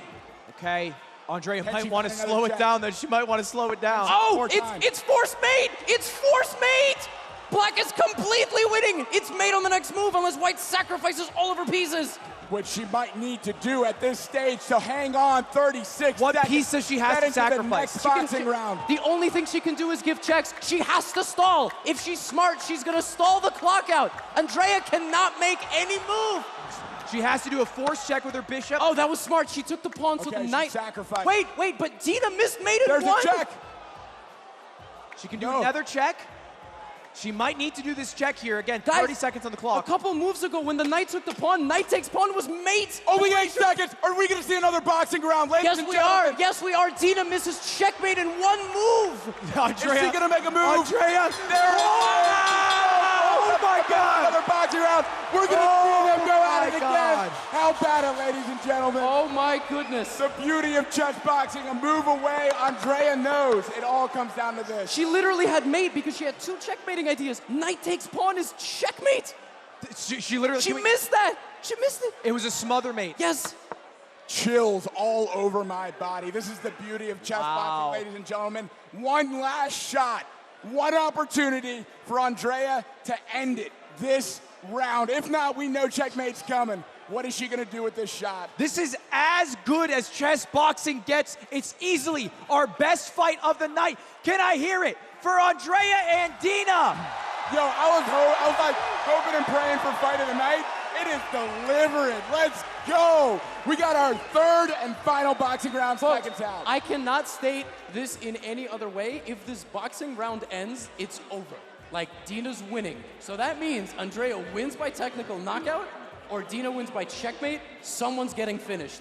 Oh, this is definitely going to end this round. We're going to know who wins at the end of this boxing round if it goes that distance. Honestly, I can't sit down for this. why is everyone sitting down? Sit on your feet. Let's go. I'm up. You got me. Final round. Let's go. Got the heart racing. 90 seconds for Andrea to prove what she can do in the ring. If she doesn't, all signs point to a loss in chess. Ref starts the round. 90 seconds on the clock. Final boxing round. Into it. No touch of gloves. Wow. Bobbing and weaving, getting in tight. Dina back. Dina knew that. There's that overhand right. Overhand rights. There's that overhand. Clean connect. Clean connect. Chasing her around the ring. And again, Dina stayed away, being smart, playing defense. But boom, left hook. Oh, the temple. Our first count. We got to stand again. And 2 in the fight now. That's 2 in the fight, but it doesn't matter. She needs to get 3 in this round or a knockdown. Right. So 3 standing counts and the fight is called. Otherwise, the ref might call a TKO if he thinks Dina can't participate. 30 seconds down, 1 minute left, back to the action. 30 seconds. Another big right hand lands. She has to defend herself. Dina has to prove that she can keep her gloves up to defend herself. Otherwise, the ref has to call it. Yeah. And she is intelligently defending. She's putting up her arms. She's preparing. Oh, she throws a counter punch. She does. Oh! It's looking like she might collapse here, though. There's another stoppage. It just breaks it up. No count, breaking it up, and they're back to it. Doesn't count. 40 seconds, 40 seconds. 40 seconds. Andrea has to make something happen. She's throwing swings out. Dina running around. She's got to be more gas than any other. Oh, that's it. There's a stun. No. This is the second one, the third of the match. If she gets 3 stoppages in the fight, it's over. 1 more stoppage and it's done. 20 seconds to the side. 20 seconds, 18, 17, Andrea has to deliver the killing blow. Andrea, 10 seconds. Will she deliver the killing blow and win, or will she lose to checkmate? Separate. There's 5 seconds left. 5 seconds, Oh 5 my seconds. And in the same way that Andrea waited out time. Oh, there's the bell. Dina waited out time, survived the round, and we're going back to chess. Oh my gosh. Wow, the crowd is furious. Now, it is a good point, Matt, that you said. The same way Andrea stalled the chess, knowing that a checkmate was coming, Dina hugged, grappled. We've seen this in many fights, the Logan Paul fights of yore. She stalled out the boxing. That's right. Using her advantage the same way that Andrea knew she was spent on the chessboard, Dina knew if I can grapple, if I can make him separate us, if I can eat up some of this time, even with standing 8 counts, I can survive the round, I can get back to the board and finish this. And let's just keep it a stack. This might be because she wasn't able to get one of the standing knockdowns in the first 2 rounds. That's right. If she got 4 total, which she got 3 of, 2 in that last fight, she would be a winner right now. We would not be playing the chess. 1 away, could not be closer. Now, it's possible that Dina might not play as sharp. We already saw her with a couple of blunders. No, it's over. You think? Yeah. We'll see. We'll see. Hey, either way, I'll say Andrea's nose does not look broken. I don't think she's got to start her podcast yet. Yeah, I don't think so either. I think if anyone was going to start her podcast after those boxing rounds, it might be Dina. But she looks ready to continue this chess round. Both ladies making their way back over to the stools, ready to pick up the game where they left off. You ever watch Yu-Gi-Oh? Yeah. You know when Joey had to get up, play 1 turn at Battle City? Right. When he was knocked out by Marek Ishtar? This is that. Dina has to show up to the board and make a move. That is literally what's make one move. Yes. And they know it. Both players know it. For people at home wondering if there's 3 stoppages, the ref a few different times stopped it. Matt, take this away. Yeah, so it's only a stoppage when there is a stun and a standing 8 count. Some of those what looked like stoppages were grapples that needed to be separated and continued. So it's only a stoppage when there's damage that requires a standing 8 count. And we are having the crowd boo. This is like Rocky. Wow. The Russian comes in, beats the North American hero, Andrea Botez. And it looks like she might deliver the checkmate blow that the crowd so desperately wants to not happen. Yeah, this is tough. This is one of the things. Like, boxing is very primal, right? I mean, punches and kicks are very, very primal. Taking Sacrifices every move for she Bishop. can, every move she can, a fighter to the end. 6 seconds, Andrea waiting out the clock. She knows what's about to happen. And she resigns. She has resigned the game with checkmate incoming. Ladies and gentlemen, let's hear it for your winner by checkmate, Dina Bad Bishop Belenkaya. What a match coming down to the final seconds, both in chess and in boxing. 3 knockdowns scored, inches away from the final knockdown, and it didn't happen. I need to watch Rocky tonight. That got me hyped. And Dude, I don't need to watch Rocky for a decade. These have filled all of my needs when it comes to badass boxing. And of course, we have some decisions that people think the ref called it too early. Some decisions where the ref didn't call it early enough. Yep. But at the end of the day, they're the trained professionals. They make the decisions. And of course, the checkmate, or I guess in this case, the checkmate that was about to happen, didn't get to happen because Dina wins by time. By resignation. Yes. And time. I mean, it was all kind of... It was a move away from checkmate. She knew it was coming. She did the sportsmanly thing. But it's absolutely worth a round of applause for Andrea Botez. who put up a hell of a fight. This was the most viewed fight in our best fight of the night. The women's card always delivers. It's always the most exciting what I've seen in the influencer rings. And ever since I saw the Creator Clash, the iDubbbz event, like, come on. Dude, I'm sure their heads hurt. My head hurts from screaming. I don't know about you guys. But oh my God. What a freaking matchup. That was so much fun to watch. All right, let's kick it over to Germa, who's going to make the announcement. All right. Wow. That's all I can say right now is wow. That was an unbelievable contest. Let's decide. Let's show the winner first, right? Before we talk about what just actually happened. I think I almost had a heart attack. And your winner by checkmate, Dina.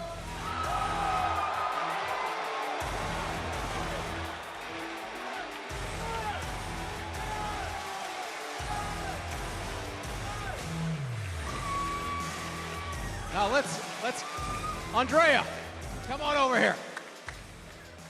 Andrea. Boxing, absolutely phenomenal boxing. You knew you had the checkmate coming.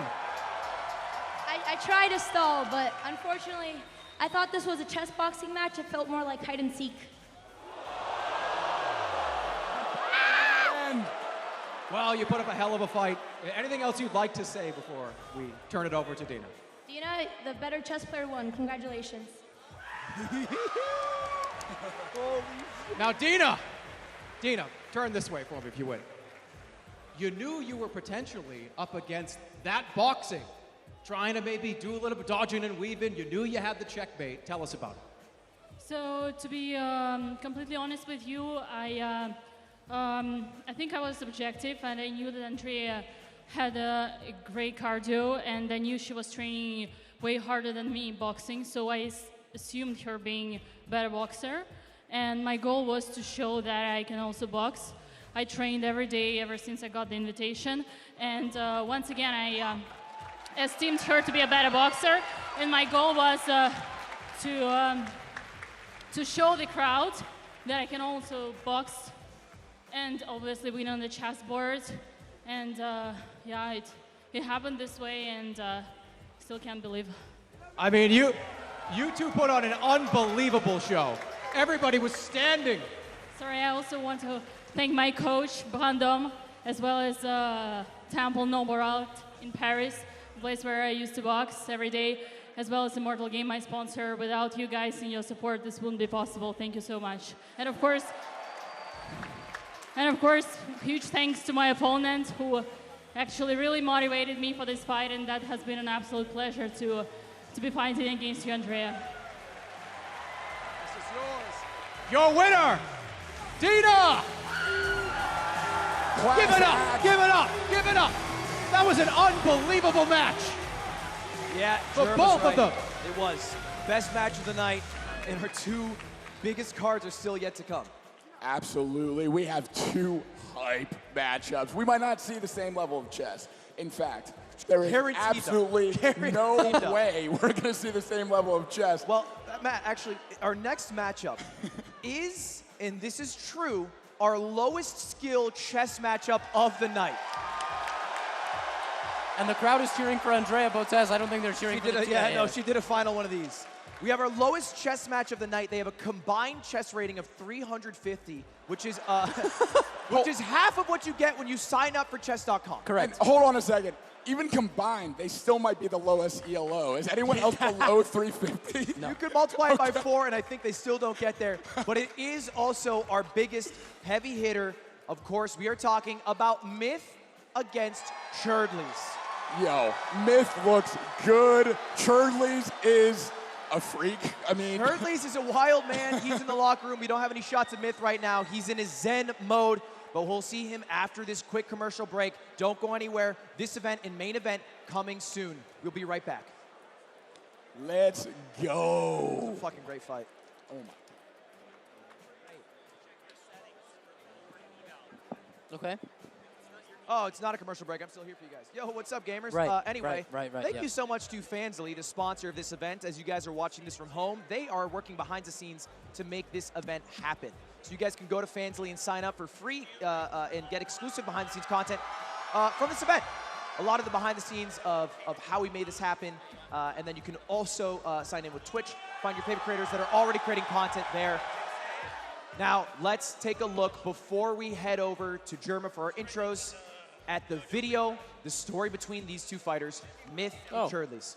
I didn't realize. Hi, my name is Ali Myth Kabani, and I am an online gamer. My name is Cherdleys. Okay. So, for the interview, can you take off your glasses? Yeah.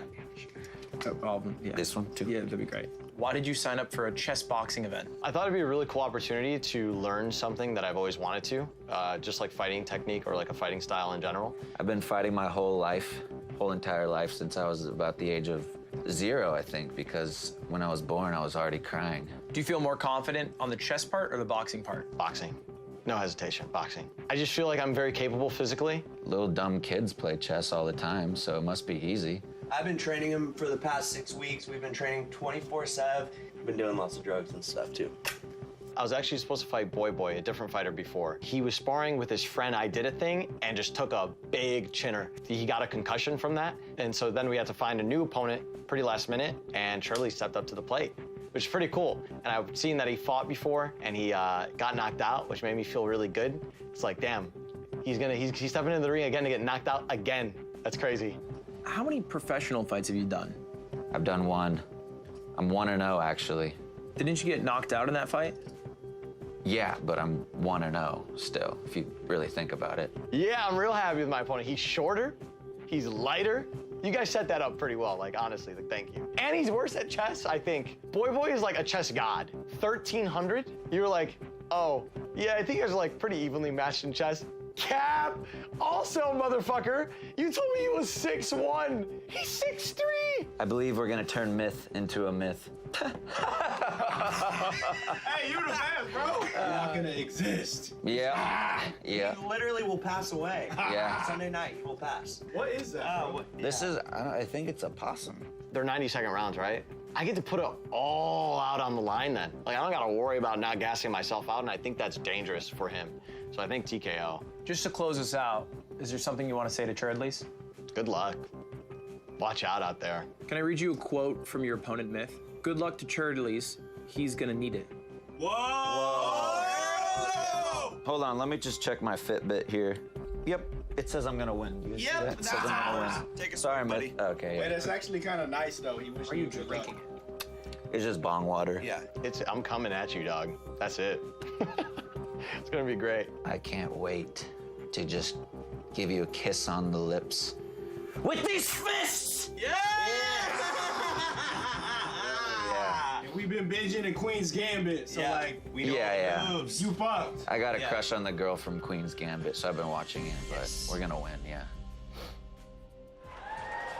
And this is a matchup that I have been looking forward to since we were able to sign on Cherdleys. Of course, as Myth alluded to, it was originally going to be Myth against Boy, who unfortunately received an injury that stopped him from fighting today. And so we had a last-second Phil Cherdleys, who competed in an event last month. And now we're about to see these two fight. So he's got some boxing experience. He's trained before. He is not to be underestimated. But Myth has been taking this so seriously. Yep. He looks cut. He looks ready. What an athlete. We're about to see both of these guys walk out. Should we kick it over to Germa? Let's get it to Germa to get these two competitors in the ring and the fight underway. Are you ready? Ladies and gentlemen, fighting out of the white corner at 5'11", 177 pounds, he is Myth!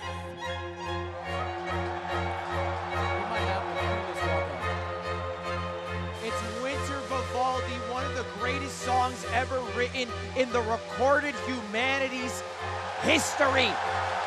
And there he is, Mr. Myth himself, walking out to an epic song, doing his thing, hyping up the crowd. He looks fucking big. 5'11", 100. I'm scared and I'm a commentator. So I might jump the rope, bro. I measured the reach of all the fighters prior to this match, and by far, the most disproportionate was Myth. He has such a long wingspan for his height, and he's gonna have the reach advantage, big reach advantage. Myth looks like he was born to do this. Amen. Cherdleys coming into the ring, whether you like it or not. Here's his opponent. Yes, it's me. Here I am. And his opponent, fighting out of the black corner at 165 pounds, standing at 5'9". Cherdleys! That's right, your ears don't deceive you. This is the Eye of the Tiger being sung by Cherdleys with a shitty karaoke adaptation so we could get through the copyright system that YouTube has. What's going on over there? Does he have a king costume? Is that a beer? Did he just take a sip of beer? Who's gonna clean that? Oh, we gotta get some Yingling. We gotta get Yingling on that. Can we get Yingling? Is that Jeff Wittick? No way. What is this walk out? That is the longest Santa hat I have ever seen. Honestly, that Look at that cape was the 69. Is Myth fighting him or the whole squad? They might tag team. Myth said he's down to do 3v1. I might still pick Myth. Gentlemen, it might seem like this is a joke, but they are going to punch each other in the face. Yeah, I kind of forgot about that, actually. You would think we're watching a WWE sketch, but we're not. Yeah, we're not. Real quick, I think the Santa beard is in the wrong place. Oh, he just took it off and threw it. Okay, good. This is the dichotomy, so serious versus so goofy. We're gonna see who will take it. Let's do a vote. Folks in the building, with your phone, scan the QR code and give me your prediction. But also, let me hear it. If you think Myth is going to win.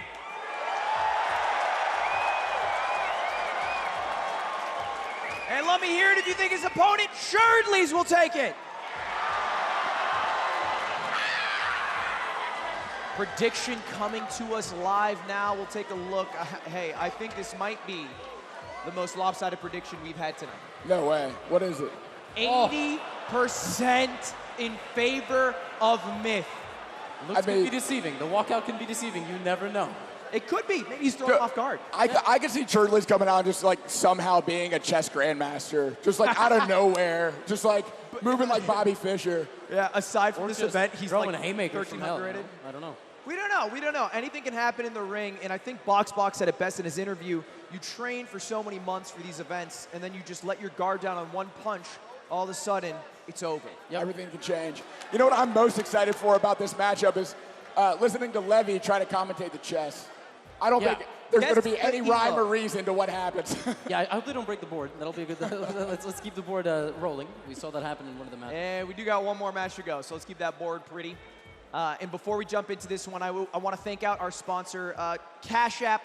You can download Cash App right now because after our next card, they'll be giving away thousands of dollars that you can win with a little surprise, so stick around for the end. We got one more main event after this card, but let's not let this card be skipped over. Our penultimate match is a big one.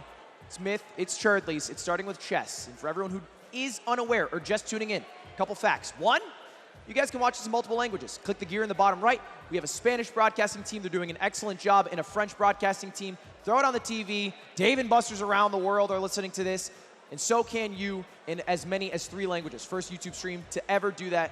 So happy to have that. And then 2, you might not know how this works. It's 7 rounds. The first round is chess. Every odd number round after that will be chess. Every even round is boxing. 7 total rounds, 4 rounds of chess at most, 3 rounds of boxing, and we'll see who's the best. Alternating until there is checkmate or knockout. Whatever comes first. There's the bell for the first chess round. Myth with the white pieces moves first and moves his pawn to the middle of the board. Yep, E4. We haven't really seen a whole lot of E4 today. We've seen a lot of queen's pawn openings, and Cherdleys already going for a think. That's a bad sign. Oh, he's getting different angles, seeing if the angle of the look helps him figure out what piece to move. I think he's asking Myth for advice, but he's also the lowest rated player in this building outside of Cherdleys. Really putting a lot of thought in this first move, taking a pawn. Maybe Cherdleys. Moving it in a square. Never hit the clock. Yeah, he does need to hit the clock. Oh, he does it. He gets it. He's breaking Myth's mental a little bit. Has Myth laughing. Maybe this is part of the strategy. Get him a little jokey, get him a little happy. Make him underestimate him. Oh, Myth Wow, defending the center protecting pawn it. there. Okay. Playing defensive is Myth. This might be the shortest round in terms of moves that we get tonight. We might get about 4 moves on the board and a lot of face making back and forth. Yeah, Cherdleys just yelling to the crowd, what game is this? Good sign. Yeah, he asked me yesterday how the knight moves, so that was a fun conversation. He's moving. Wow, trembling as he places his pawn. Actually, every bishop move is bad. That might be a bad sign. And he hasn't pressed, and that move is very bad. That is a very bad move. It took 2 moves. But he's challenging the queen of Myth. Let's see if Myth figures it out. Myth shaking his head like that's not the freest bishop to have ever been birthed. That bishop is very free. Oh, what? Holy shit! Wait a minute. I feel like we just made Logan Paul and Floyd Mayweather play chess because one of them could not read. Oh my God. What? I believe they've wrapped it up and we're about to enter the boxing I portion. think no one can believe that the round is over. Yeah. You're good. Get up. Go fight each other now, right? Yeah, it's time to punch each other. He's telling us he can't hear us. That's the point. Yeah, you're not supposed to be able to. Take it off. Use the fists now. Yeah, go to your corners. Judith, the head of rules and regulation for chess.com, being like, what are you doing? I feel like we didn't even end that round because it was over. We ended it because it was very bad. I mean, not for Myth. Myth actually did very well. Let me clarify. It does appear to me that Cherdleys is trolling. Yeah. Myth is not trolling. He's just not very good. All right? No offense. It's just the facts, and I feel fine stating them. Very true, yeah. And those gloves are coming on. I don't expect the chess level to be the same as the boxing level on this one. Myth stepped on the scale yesterday and flexed, and he had the largest back muscles I've seen in like 6 months. He's I big. Mean, he is He's a fucking big man, and I have to give him a shout out because he is my chussy brother on the stage. He was born with a defect called pectus excavatum, which affects thousands of us, men and women, whoever you are. That's why I actually couldn't box today. One punch, and it's like a Legend of Zelda weakness. It's like an Iron Man thing. It's like an Iron Man thing. Yeah. I just die. So Myth can. You won't. You put in a little shiny thing. Yeah, no, that's my excuse. He's allowed to do it because he has like a stronger rib cage. Yeah, he's like reinforced it with steel. He's done some surgery. Yeah, I haven't done those yet. Bionic bones. He's got bionic bones. For legal reasons, that is a joke. That is not allowed. We scanned the bones. They're bionic, Levy. Okay. All right. Well, for legal reasons, it's a joke rescinded. And so, what does Cherdley have in his body? Does he have? He's a bionic. A fighting spirit. Okay. Now, Cherdleys is the only person in this fight with actual boxing experience. He was the main title card for this UK event run by Misfits. Boxing by KSI. He did Obey my commands at all not times. win that fight. Strike from here to here only. When I say stop, you stop. If I say break, you take a step back. Touch gloves as you want. Best wishes and good skills. Head of LA All right. Boxing official Andrew giving the rules. And about seconds out from starting the boxing round. Here we go. Ding, ding. For everything they lacked in the chess, I'm hoping we see them make up for it in the boxing. Ooh! Queen jab landed for both. Yeah, and very competent in both. Ow, body shot landed for Cherdleys. Another body shot. Cleaner shots coming from Myth. So. That was right on the button! And this is an even fight. This is so far very, very This 80% expectation for Myth to win, I think, came from how he looked in the boxing, but Cherdley's showing that he hurt him again! Cherdley has skills. Trading jabs. Another right hook to the body. That's Cherdley's go-to. He's landed 3 hooks. Oh, massive overhand right. Overhand right. Landing on the temple of Myth. Myth good. I like that head movement. I like the footwork. 50 seconds left. This might be the highest level boxing match we've seen tonight. Absolutely, yeah. Both these competitors are doing really well. It's equally scored so far. Myth with a quick cross to the body. Not doing much damage, but scoring a point. And there's a response. Body shot by Cherdleys. There's still so much time in the round. 40 seconds. Yeah, just over half. Tanks a few headshots to get a body shot. Myth is nodding at him. Sizing each other up, keeping each other's distance. Waiting for a move to counter. Another right hook lands to the body for Cherdleys and then trading jabs. Right. The way they're trading jabs might be a double KO. Oh, well, what an end with that would be.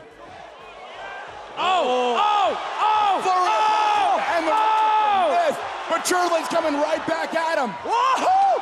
Myth channeling Ali. Yeah. Hands down, missing shots. Oh, Myth got him cornered. You got 5 seconds here. 5 seconds to make some moves, otherwise it goes back to the chess. Seconds out and time. Wow. Back to the chessboard. Hey, can we get Amon and Myth to box after? Like, Yeah, Amon out of actually. his clothes, they're the same size, man. I mean, hey, why Amon Cherdleys is showing that he is here to fight. And let's take a look at the Starforge system replays. Obviously, some great hits landed by Myth, but Matt, tell me about what you saw in Cherdleys. Oh my God. He's timing the quick jabs from Myth, and then he's coming over the top with big right hooks to the body like you just saw, and big overhand right. He's landing more powerful punches. Myth is landing more, but Cherdleys is doing some good body work, and he's also coming over the top, landing shots to miss chin and temple. He's also eating. He's eating. He took 3 hooks straight to the jaw. And he did not look like he was slowing down. He stepped forward after taking those. Yep. Cherdleys being knocked out in his last match is showing that he's worked on his chin. He can take a punch. And let's see, we're only a few seconds out from coming back to the chessboard. Yeah, and I'm so sorry to everybody watching. We do have to go back to chess. This is a chess boxing event. This is like now trying to watch toddlers put the square shapes in the round holes. Yes. Oh my God, man. And so mean. I do have to give a quick shout out to our sponsor who helped make this event happen, NordVPN.com/chessboxing. You can go to that website to get 3 things. 1, a 4-month additional discount for the 2-year plan. 2, a great place to get around region-locked content. Maybe you want to watch some anime, but it's locked to Nippondes. Well, congratulations, you got Nord. Or 3, hide the activity you are doing from your internet service provider. Can I get a Flux Spectrum? 1 time for the 1. Thank you to Nord. And let's get ready to jump into our second chess match. Levy, tell me about what you saw from these 2 players in the first round of chess. Nothing. They both made 2 moves and one gave away 3 points of material. I mean, that takes a lot of effort. You understand? I mean, let's see if Myth actually takes right, it. Myth We're still might a not move take. away. Yeah, Myth might still be in that level of chess where he goes, I'm under attack, I have to defend myself. And that happens. You go, oh, my queen's hanging. It's not.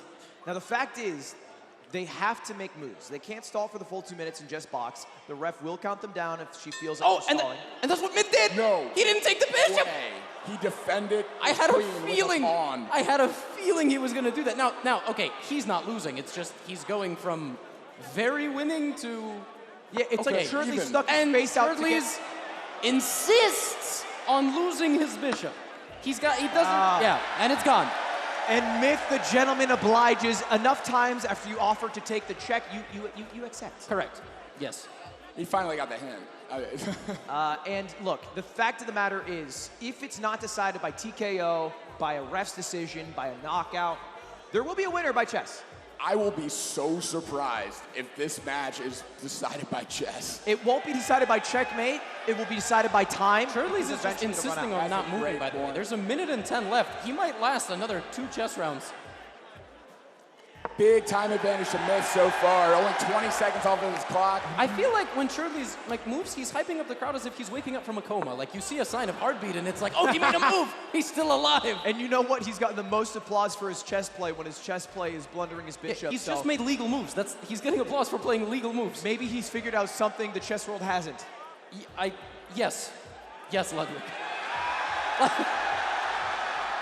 Now, I would argue it's cheating to point to a piece and then thumb up or down to a crowd. Correct. But I don't think it matters, and I don't think the ref thinks that either. More crowd interaction during this chess match than any other that we've seen tonight. I mean, listen, you got to commend him. Crowd work has been spectacular. Absolutely. He's certainly a showman, and this is the closest to WWE chess boxing's ever been. That's true words. Jump off the top rope and crash over the chessboard and start throwing it. Round 4 chess. Yeah, we got a chair here. I hope not. Someone's going to jump in with a steel chair. We have 4 seconds remaining. Well, I was brought here for chess commentary, but I'm a boxing commentator now, so there you go. And there's the bell. Chess round over. We are coming back to the boxing ring. Gloves coming on. And we get to see these 2 go at it again. We've gone exponential. So first 2 moves, then 4. Next time maybe 16. Yeah, and eventually the last one will just be a rook-king mate. Yeah, it'll be just perfect technique demonstrated. 100%. He's faking it still. Copium. I think so. Copium, for sure it's going He's going to show up the next chess gameplay, 30 perfect moves. And before we jump into our boxing round, the one that you guys are looking forward to, certainly our highest level boxing we've seen tonight, I have to give a big thank you to our main title sponsor, Fansly, who helped make the Mogul Chess Boxing Championship happen. You can sign up for Fansly for free content and see exclusive behind-the-scenes footage from this event that I've filmed with Yan the entire weekend. He's been cooking, so you guys should be eating when you go over to Fansly. Sign in with Twitch. A lot of your favorite creators are already creating content on Fansly. They have over 200,000 creators in an algorithm to help you find the next creator or content you're into. Fansly, check them out, and let's get ready for our next boxing round. Matt, give me a preview. Speaking of Fansly, Sky Table out of the ring, and boxing is about to be underway. What we saw in the first round was a lot cleaner shots from Myth. Nice jabs landed, nice straight shots landed. But we saw in a regular style from Cherdleys that gave Myth some trouble. Right hooks to the body, right overhands. What we're looking for in this round is to see whether that trend continues or whether they prepared something else for this round to get an advantage. Are you ready? Ref's ready to call it. Fight! 90 seconds, our second round of boxing has begun. We got to get up on our feet for this. Yeah, it's going to be a good one. This has been my favorite fight. Myth slipping. We saw shades of Ali, the way he was taunting, hands down. In that corner, yeah, looking like Ali, missing shots, getting just out of range, coming back with shots of his own. A shot to the body, landed for Cherdleys. Good connection. Oh. Nice jab. Stiff. Oh. Right over the guard of Cherdleys. Oh, the uppercut. Now, I'm excited to see the damage done. Because here's the thing. Tense moment. Nice counter, another flurry. Off balance. So much hype. Myth just did a jump. Oh, look at the feet. Look at the feet. Ali shuffle. He's cooking. Big right hand lands above the temple of Cherdleys. Might be a little stunned. Guard's high. Myth goes southpaw here. Right hook lands to the body for Cherdleys. Not out yet. Still 45 seconds left. Half the time done. Ali a bit of showboating. That's, of course, Myth's first name, but he needs to connect to make some real damage if he wants to win this round decisively. Coming up on 30 seconds left. That flurry from Myth, the most action that we saw. A few more shots landed for Myth so far. Big right hand from Myth. Oh! Counter grab, right hook to the body, lands again. That is money for Cherdleys so far. Yeah, Cherdleys has been working that body. Good connections. 20 seconds remain. Way to dodge the swing there. Yeah, Myth getting the distancing, getting just out of range of that right hook to the body that Cherdleys been going to pretty much every exchange. They're both taunting each other, but we haven't seen a lot of action this round compared to the first round. They're very 10 slow. seconds left. Action for the end of the round. Let's see it. Cherdleys going for a grapple. Ref broke it up. Left. 2, 1, and time. End of the boxing round. We're back to chess. Quiet round. I was surprised. Yeah, much more quiet. We had one big exchange where Myth showed a flurry of shots, landed 2 or 3 of them. Yeah. We're going to see some replays of that. Let's take a look at the Starforge system replay. This is the flurries you're talking about? Maybe a bit earlier in the fight, a couple of jabs exchange landed. of jabs, and then I think this is the flurry. So here he comes. Yep. Honestly, both guys are very technical. Couple of blocks here. 1-1-2 coming in, cross lands right down the middle, and there's the flurry. And of course, this is Myth. His first name, Ali. A little bit of inspiration there. Channeling one of his heroes, doing the Ali shuffle, coming in, landing a flurry of punches. Good connections there to the Two face. good lefts land right there. But Cherdleys seems like an immovable force. Yeah, he can take a shot, man. The Myth has real power on those punches. Cherdleys not only taking them, he's responding with shots of his own. He's landing that right hook to the body over and over again. And I've taken those, man. You get one of those on a kidney or a liver, you go down. So it only takes one from Cherdleys to maybe cause some problems for Myth. Yeah, a good body shot is what got BoxBox out of training for 2 weeks. He was in a sparring session, he just took a shot to the ribs, and he was out, bruised ribs. That's what makes his win so much more impressive, by the way. Right. Here we are. Sitting back down at the board, headphones going on. And Judith from chess.com about to start the chess round. There's a real possibility that we don't see the third round of boxing. Because Cherdleys has less than 2 minutes on his clock. He has about 1:40, if I remember correctly. The round is 2 minutes total. So if Myth plays quick enough and sharp enough, and Cherdleys does that stalling, trolling tactic of hyping up the crowd for a rook move, whatever it is, He might just run out of time and lose. Yeah, but I think Cherdleys is not going to do that. I think he either understands it, or even if he continues to hype the crowd up, there's still too little of a difference between the match clock and his time. So here we go. We're about to find out. 20 seconds of difference. 20 seconds could make it. 21 seconds. So if Myth moves and takes longer than 21 seconds, we will see another boxing round. Feels like already he's taken up half that time thinking on his first move here. He's just getting settled. He's not in a rush. He actually wants to fight, I think. That's 100% true. I think if Myth wins, he wants to win by TKO or knockout. I don't think he wants to win off the ability of his chess play. Yep, and he... oh, wow. Oh, my God. Yeah, and there that we go. Motion. Very clearly what we are about to see, another boxing round, is all but guaranteed from these two, and I think that's what they both want.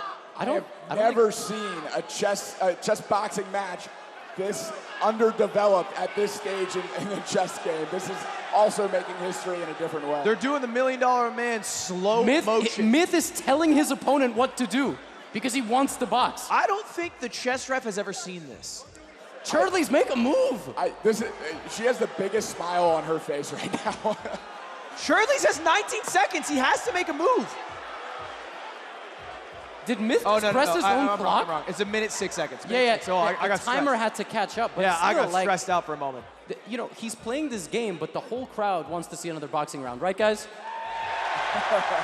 So he's got to stop stalling. The crowd is gonna work. Yeah. Myth is stalling now. Hey, during this cutscene, I can let you guys know that you can go to chess.com, and immediately when you sign up, you will have a chess rating higher than the both of these combined multiplied by 2.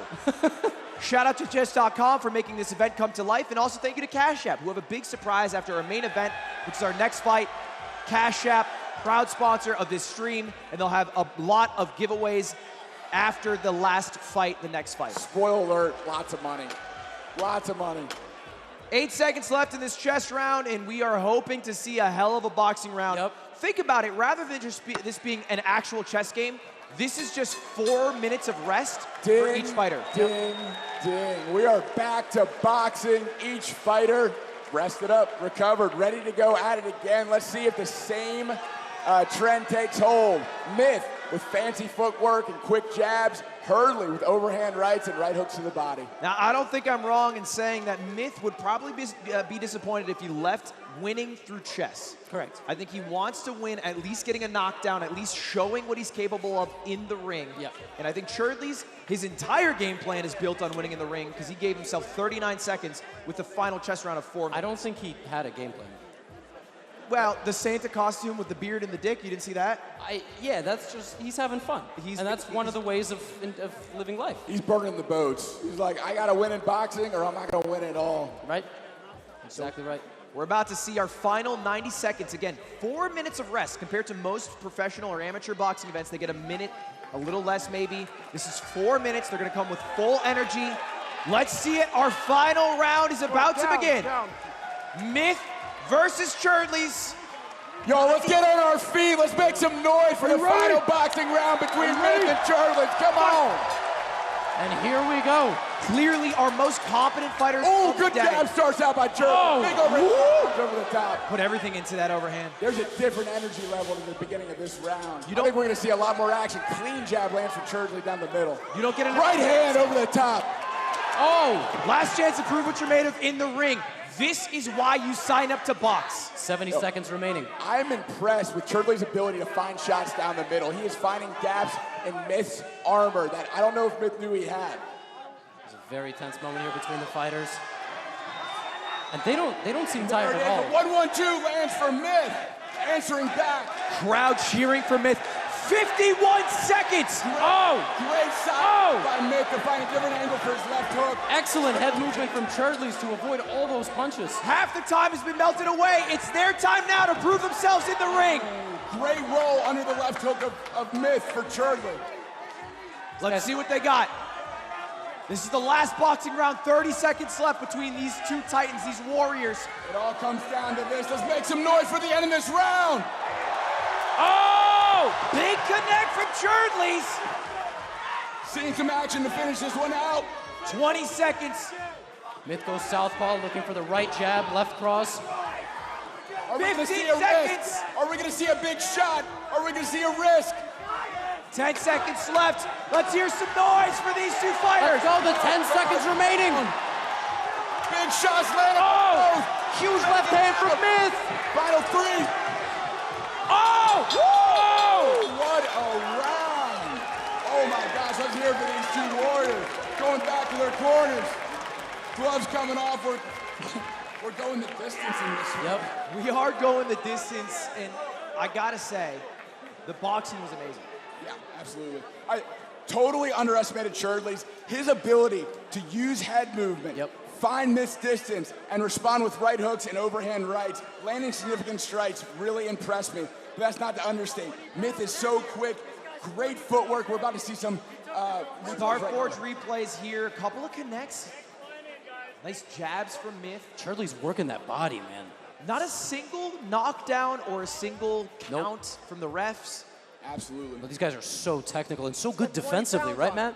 Yeah, defending the shots that come in, responding with ones of their own. Big overhand right there seen by Cherdley. And they can take punches. If you had to make a call, who do you think was winning in the 3 boxing rounds we saw? I think the cleaner shots were landed by Myth. I think the more powerful shots were landed by Cherdley. It was a dead even first 2 rounds. I think it really came down to that last round. They're trying to hype up the crowd. They put on a great show.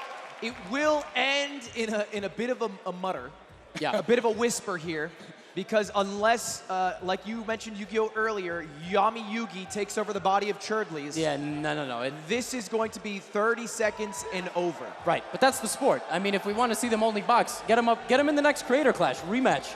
There we go. Now this round is going to last 4 minutes and 30 seconds. If Cherdleys moves quick, the issue is that Myth has 3 additional minutes to Cherdleys' 30 seconds. Cherdleys has to play fast and go for the king, and he's only got 30 seconds on the clock. It is not looking pretty right now.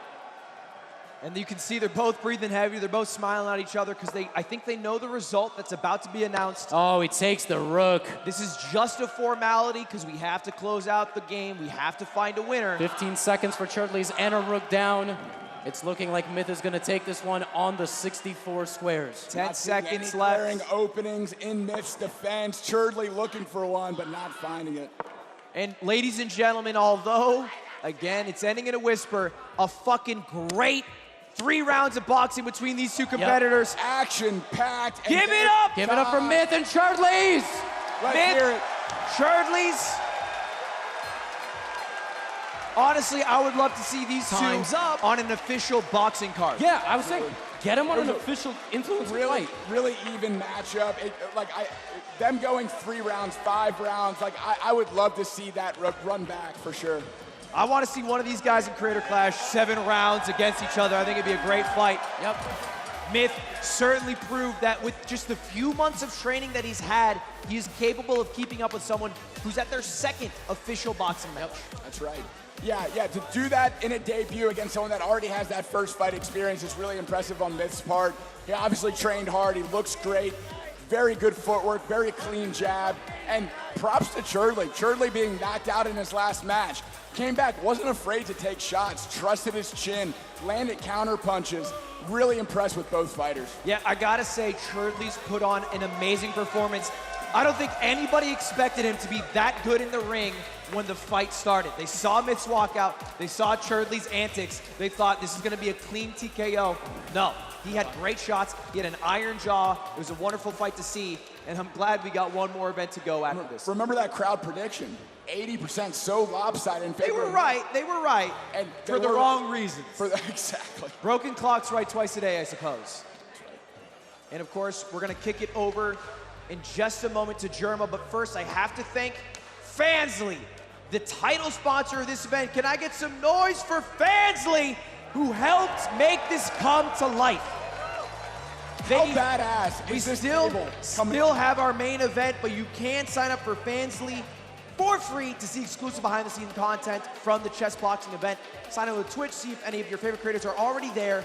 Over 200,000 creators are on there, so I'm betting there might be one. Anyway, thank you to Fansly. The Mogul Chessboxing Championship could not have happened without them. And without further ado, let's kick it over to the myth, the man, the legend, Germa 985. All right. So, Ladies and gentlemen, in the 7th round, by decision of timeout in chess, your winner, Myth! A deserved win, both on the board and in the boxing ring. Yeah, all I can say about this is they need to play less chess. They need to just box. They got to get in So an Cherdleys, official... come over here for a second here. Cherdleys, I mean, probably the best chess of the entire evening. But, we don't have to talk about that. Let's talk about the technical boxing, because that was impressive. Yeah, I had to pee the whole time.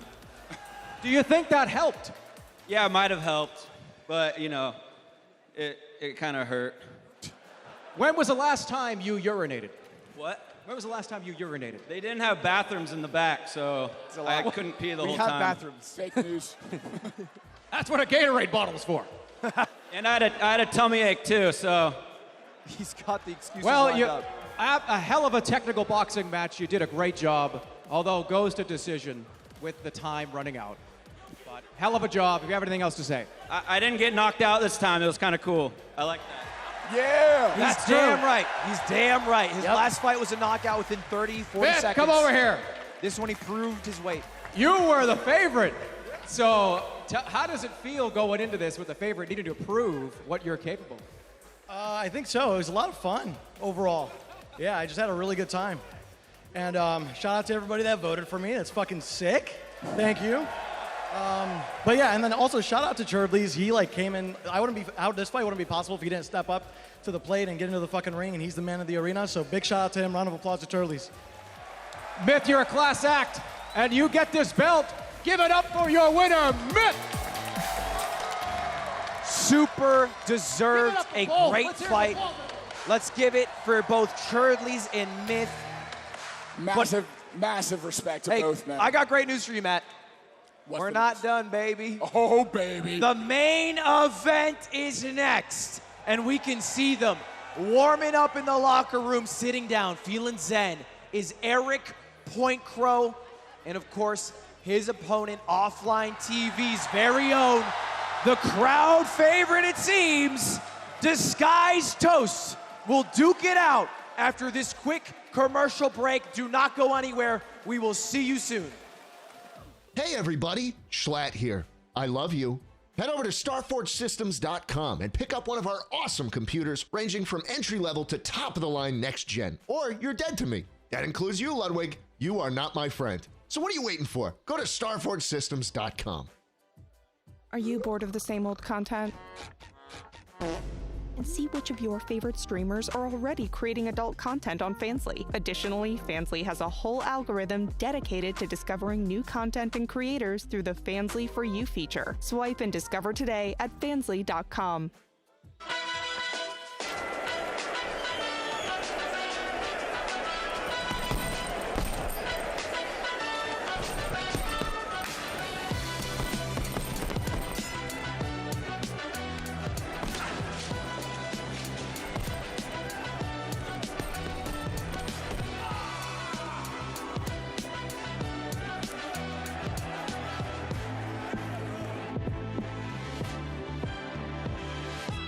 Yo, guys, we need to cash out the caddy for last week's round. Ooh, right, good call. Let's leave a nice tip. Hey, Andy, what's your cash tag? Oh, I don't have one. Okay, I'll get you next time. Okay, I got one. Dude, where's my bar? Nice. Oh, thanks, guys. That's a good one. That's money, that's cash out. Hey, I just cash out you my share for the camping trip. Yeah, here's mine. Mine too. Camping trip. Camping trip. Camping trip. Camping trip. Camping trip. That's money, that's cash out. Introduce yourself. I'm DisguisedToast. I play video games on the internet. Hi, I'm PointCrow, and I just do some crazy gaming stuff, weird challenges, and things in person that people wouldn't normally do. You're known for Among Us. Why did you sign up for a chess boxing event? Well, I saw Michael do his boxing event, and it looked really fun. The reason why I signed up for a chess boxing event was, if I recall the DM I got from Ludwig was, would you ever punch a real person with your fists? Yeah, it sounds fun. Do you feel more confident in the chess part or the boxing part? The boxing part, not because I feel confident in boxing, it's because I didn't do any chess prep, so. I've done, I'd say 90% boxing, 10% chess. It makes more sense to funnel all your effort into one thing, right? You win in one thing to win the whole thing. You don't win in both things to win the whole thing. Are you happy with your opponent? Yeah. He actually was basically the person that got me into streaming. My goal is to knock him out. It's a bit of like a student beating the master. Yeah. Is there anything you want to say to your opponent? Good luck. He messaged me. He said I inspired him to start streaming, so that was pretty cool. And now he's gonna beat my ass. And now for the final event of the evening, the main event. We're gonna kick it over to Germa for the announcement. Ladies and gentlemen, are you ready for the main event? Louder than that, louder than that. This is your main event. Let's go, go, go, go, go.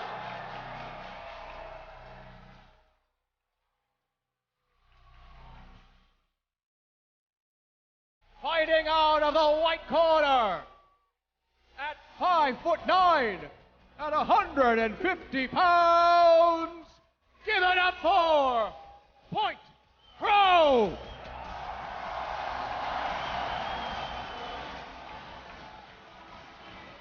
This is the main event. Toph, the clear crowd favorite of the night, but a tough opponent in PointCrow, a former collegiate rower, 5'9", 150, a 70-inch reach. He's been training hard while also doing some insane events. The live battleship with real ships and explosions, the IRL Mario Party. He's been working hard, both in the ring and off the ring as a creator. We'll see what he can do. He's looking fucking fierce. And in talking to him, he has only been fighting bigger fighters. Back to Germa for the next. Oh, here we go. And his opponent, fighting out of the black corner at 5'7", weighing 141 pounds, DisguisedToast. Toast, one of the first fighters added to the card to this event, eventually made the main card because of the fan favorite and also the work he's put in. 3 to 4 days a week for a few months now, walking out to one of the greatest songs from Millie the Pichu, Last Cup of Coffee. I don't know if it's for him or for PointCrow, but that's what we're about to find out in just a few moments. It's going to be such a hype matchup, not only because they're two great competitors, but because of their history. The inspiration to start streaming coming from Toast for PointCrow. Fucking text, bro. That was out of pocket. Great friends. My God. Anyway, for the people in the audience, the prediction's on the screen. Take out your phone, scan the QR code, and predict who's it going to be. And let's hear it by your mouths. If you think PointCrow's going to win, let me hear it. Uh-oh, okay. If you think the winner will be DisguisedToast, let me hear it. Big pop.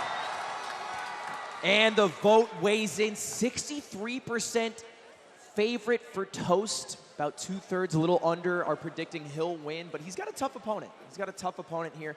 If we look at the tail of the tape, the way that their bodies line up, very close. Not a lot of edge to be gained there. Absolutely about the same height, just a slight advantage to PointCrow. About the, well, a little bit of big weight yeah. advantage for Eric. So Eric had to go down. He was originally 160. Toast came up. We've talked about how it's harder to come up, but also when you go down, maybe you have a little less energy. You know, you lose a little bit of your power. The reach is similar, but the fact is they're also even rated in chess, about 600 for each, and that's where we're gonna start. We got 7 total rounds tonight. The first round's chess, second round's boxing, and then it alternates until we have a winner by checkmate, knockout, TKO, timeout in chess. Let's jump into it. Levy, what are you seeing on the board here? We're about to jump in. You've seen these players before, right? I have seen them before, and this will be a more serious affair than the last one. There's not going to be any questioning of the audience for moves, as we have a queen spawn opening. And So of far, course, so good. Toast is a very new player to chess. known for his strategy gaming. I invited him to a chess tournament. It was the Ludwig Stupid Chess, dumb chess. Yeah, we did that one where together. you were able to see the eval bar. Toph performed phenomenally in that event for somebody who's not really accustomed to the game.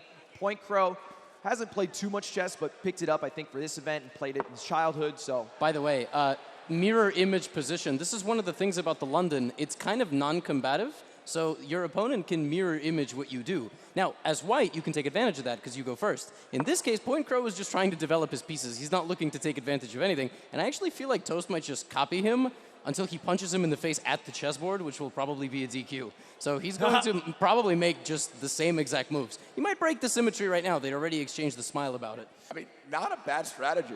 Just copying the moves until a boxing round. If you think that's what you're going to do better, why not? Oh, no. Toast lashes out on the queen side, and it's already a fatal error, but not because of that move.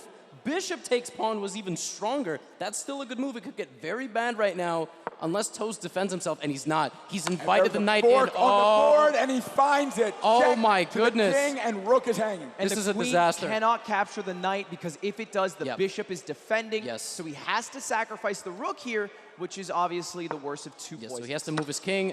Knight takes, and now queen takes. All right, this is actually not horrible for Toast. He is losing, and the computer is sitting there going, he's really losing. Yeah, he should end it right now. But the computer's not boxing, okay? The computer's not involved in the event. So queen takes in the corner. His position is relatively stable. Now PointCrow might take the foot off the gas a little bit, and I think he just did. I think he played a random pawn move. So he's just playing solid. And Toast is still the aggressor. His king's in the center of the board. He should not be the aggressor. But he should not be doing that. No danger of checkmate, and there's the bell coming back to the corners, getting ready for a boxing round with an advantage to PointCrow, both on the time and on the position. But again, we've seen a lot of people lead early with the chess. Our first two competitors, that same story happened, and what happened in the ring? A quick TKO. So we could see the same thing here. Now, their skill is kind of unknown. Toast has dropped a couple videos of his fighting, and he looks pretty good. PointCrow hasn't done shit in terms of content for this. He hasn't shown a single image of him fighting. That's right. All I've heard from Eric is that he has sparred only bigger opponents. He wanted to be challenged when he was preparing. And he also said he competed with a fellow participant in this event, Hugo, Hugs. And he got hit with the biggest shot of training from Hugs. We saw him earlier earning a TKO, so Eric can take a shot from Hugs. I think he can take a shot from Toast. From Toast, but time will tell. Toast with the, is that a Captain America set of gloves? That's. Oh, it is, yeah. Check that out. Wow. Captain America smashing the gloves together, trying to get the crowd hype, and let's hear it. A main event, round one of boxing. Conventional time. You punch from here to here, here to here. Toast looking cut up. Got that six-pack rocking. And we are jumping into it. Hopping the corners. I'll stand up. Let's get on your feet for the final round of the night. The final match. There's the bell. First round underway. Oh. And fireworks already. Exchanging jabs. Cross over the top. Cross to the body. Cross back up top. Oh. And Eric. PointCrow all over way him. more shots. Oh. He just. And separation. Let's see if we get a stoppage. We do. The count begins. Toast will have 8 seconds to pull himself back together in order to continue. Now, we talked about it earlier. You get 3 stoppages per round. Otherwise, it's a TKO. You get 4 stoppages per set. That's right. So that's 1 for PointCrow. And Toast is trying to implement something his coach told him. A low blow. PointCrow a little below the belt on that.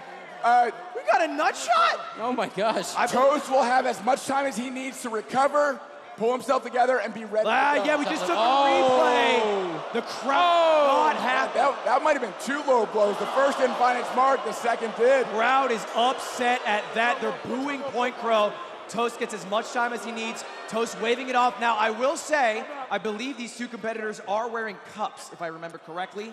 Yeah, so safety gear is being worn, both helmets and cups. That doesn't mean that it doesn't hurt, though. It just means it hurts a little less. Sometimes the sack slips between. You know how it is. PointCrow tapping the dick and ball showing. I got a cut there. Don't worry about it, guys. All right, we're back into it. One warning for PointCrow, that low blow, and 1 stoppage to PointCrow for earlier. PointCrow getting close, trying to throw some jabs in a grapple situation. These guys are just throwing punches. Oh my gosh. Oh my gosh. In the clinch, both have one hand posted up on their opponent, the other hand going wild. It looks like a God of War Ragnarok cutscene. Still a few seconds in this round. I'm not exactly sure, maybe 10, maybe 20. PointCrow finding his entry in close range with jabs, and now going off with Toast back up against. Oh, is that the bell? Yeah, Toast swinging his way out. Not the bell yet. The ref's 30 seconds left in the round. A lot of time. We got to grapple. There we go. And that's there's the bell. time. Time a little bit wrong there on the screen, but that was 1:30 with the stoppage for the below the belt hit, and also the stoppage from Toast. That's right. The time to recover. The time was going, so we kept official time. 1:30 just ended. And we're about to take the gloves off, go back to the center of the ring, pick up the chess game where we left off. I mean, I think a good job by Toast there in punching back. Obviously, we've seen a lot today where someone gets a count, and then they just get counted again and again, and the ref has to call TKO. We didn't see that. No, we He didn't. held his own after the first count, and so I'm excited to see how the second round of boxing goes if we get there. And PointCrow throws on the glasses again. Clark Kent, little Superman action. Clark Kent, you know, he's back in there. He's gonna. And let's take a look at the Starforge replays. This was from the boxing round. Going to see a few of the hits here. Clean cross right through the middle, catching the chin. There comes the separation. In the clinch, both posting up and throwing shots over the top. That's not allowed, Matt, is it? Yeah, they weren't all the way like hugging each other like that. Couple body shots. Boom! Big shot lands over the top. Nice shot for to the Toast. Backed off there. Of course, we saw the couple of shots below the belt. That doesn't count as stoppage, but it certainly hurts still. That's right. So one stoppage in favor of PointCrow and the advantage on the board, currently PointCrow's. Levy, what do you see in this position? Yeah, so just to remind everybody, PointCrow got off to a great start. He got a very, very good attack going, won a couple of pawns, and won a rook in the corner. He has a very big advantage. Does he have an advantage that's good enough to put him away in the chess? I don't know, but he's winning on both fronts right now. Yeah, it's looking really good. By the way, for everybody watching at home, you can see this match both in French, Spanish, and English if you click the gear in the bottom right, as well as all the previous VODs. They've been uploaded for your pleasure to watch as we get into our final match here between these two competitors. Yeah, so Toast has blundered his knight over here, but yeah, you see, PointCrow goes forward. And Toast forgetting. Yeah. He's forgetting the queen can take. Right. So when you were in check, you can either move the king with the knight or you can capture the knight. Those are the two options. Oh, don't take it. Oh, thank God. Can't capture it here because the bishop's defending. That was a tricky trap. Yeah. The Toast bishop is keenly here. aware. When somebody makes a move that dumb, it's not dumb. You know what's a great move Or right now? the Cherdleys. Bringing your queen right here to then dart into the black position. It could end right now. And I'm looking, and PointCrow has played that move. Ladies and gentlemen, that's checkmate. So right now, Toast has 1 minute to figure this out, really. Yeah. And maybe he plays it a bit slower. Maybe he plays it a bit slower. He's got a lot of time on the clock. He makes a move. He's reaching for it. No, I don't think he sees the mate, but that's a very tough mate because you got to realize the knight guards the queen and the knight is guarded by the bishop, and he's blundered it. Ooh, checkmate if PointCrow finds it. Wait. Wait a minute. One square away. Wait. He actually hasn't taken his hand off the queen. This is like how I play. This is legal. You can hold it there, and he's hit the clock. It's now a legal move. It's not mate. Dude, that's how I used to play with my uncle. Just hold it there for an hour because he'd yell at me if I looked over. It's like slow rolling. It's like in poker. You play. Oh, they make a move, right? So you could see. It's stressing me out. Now Toast only has one legal move. He might actually think he's checkmated. And that's B7. B7 is the escape square. And he can play it slow enough that he's guaranteed another boxing round, which I think what he'd want to do here if he's aware of the total time. 8 seconds, 7, 6, 5, 4, 3, 2, 1. And we're getting another boxing round, ladies and gentlemen. Who's excited? Really? Toast has a lot to prove in the ring, Matt. From what you saw in the first round, you think it's possible? Absolutely. Toast showed great signs of knowing how to keep PointCrow at a distance. He landed one of the cleanest shots of the round with a right hand right over the top. He wasn't backing down when the clinch came and they were exchanging shots. I would give the boxing advantage so far to PointCrow with that knockdown. The low blow was unfortunate. We'll see how this round shakes out with PointCrow coming back. lots of energy, and a really good position on the board. And of course, it's worth being keenly aware that this is our final card of the night, ladies and gentlemen. Now, after it's over, stick around because Cash App's giving away tons of cash. We have a lot of surprises in store from them. Well, let's get on our feet here. Come on, everybody. It's our final fight. Why are we sitting down? They're fighting. We can at least stand up. And hey, of all the fights, these guys are not holding back. They're throwing swings. They're taking hits. So we're going to maybe see a TKO. Watch the elbows and the kidneys. I know you don't mean it. All right, one stoppage already for PointCrow. He gets 3 in this round. He wins. All right, Toast. Walking up. Good entries with the jab. They're finding each other's range, finding the distance, getting in tight. No clean shots landed yet for either. PointCrow taking a lot of There's space. a good jab for Toast. An accidental head clash. Didn't seem to do any damage. Moving the head enough to dodge these blows. Ref breaking it up, a little too close. Minute 10. Back inside. Oh, a great slip and counter from Toast. Oh, and Toast on the attack. And now 2 more shots later for Toast. Definitely the advantage so far to Toast. Toast looking good. PointCrow reaching for a hug. The crowd's getting excited by this. Still 50 seconds on the clock. Over half the time remaining. Great hits from PointCrow. Yeah, but Toast doing a great job getting out of the way.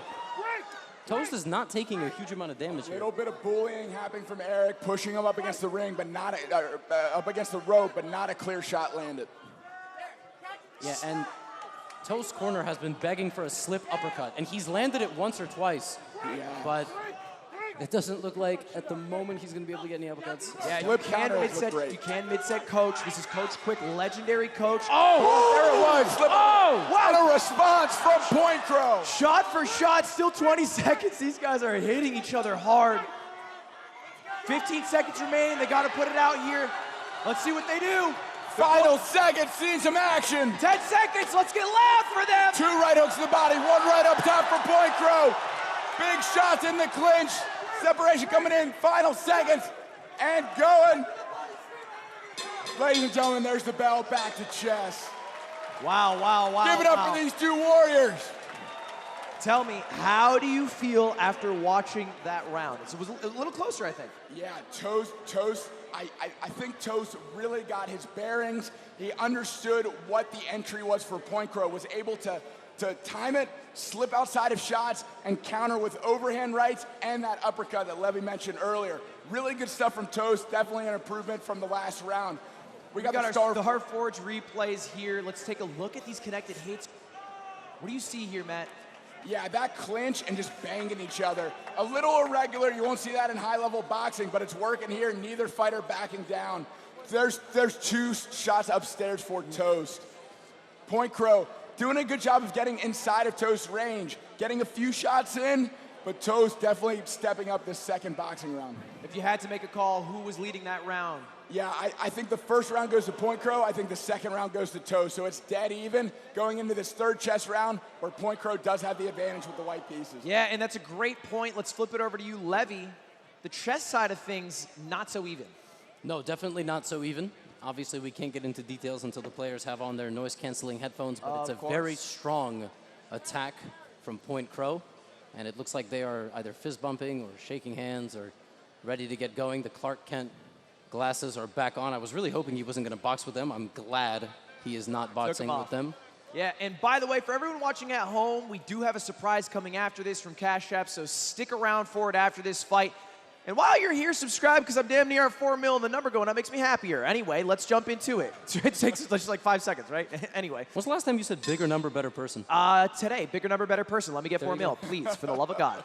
Now, their noise-canceling headphones are on. Levy, tell them the truth. It's made. It's made literally by accident in many ways. If the queen comes here and here, or there and there, what I just drew on the big screen, PointCrow has it, but he might get a little, greedy, might grab a pawn, which the queen can capture right now diagonally to the right side. That is a free pawn, and it is a check.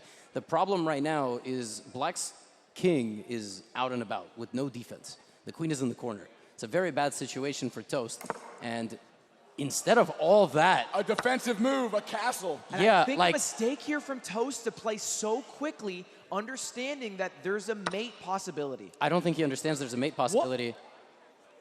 Yeah, there's I a don't know move if here. PointCrow does either, though.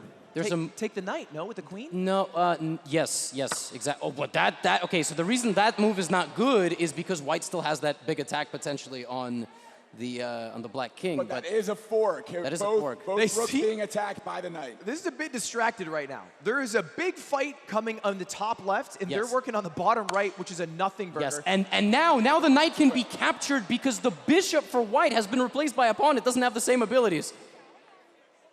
Capture the knight with the king. With the king. Does he see that? Because Going in up his and mind, he can't take it for so long. Right. It becomes almost an immovable piece. Oh, no. Oh, he's going forward, which is not horrible because white has to play the best move, which might not happen. What's the best move, Levy? It's queen up and try to dance your way out. I mean, this is looking very tough for white. There's a lot of ways to lose your queen. Here. Like, there's a lot of ways you can get closer with the queen, and it gets captured. And that's one of them. And that's the worst one. That is the worst move on the board. King can capture queen. It's a free king capture queen. Wait, Ludwig, it is forced.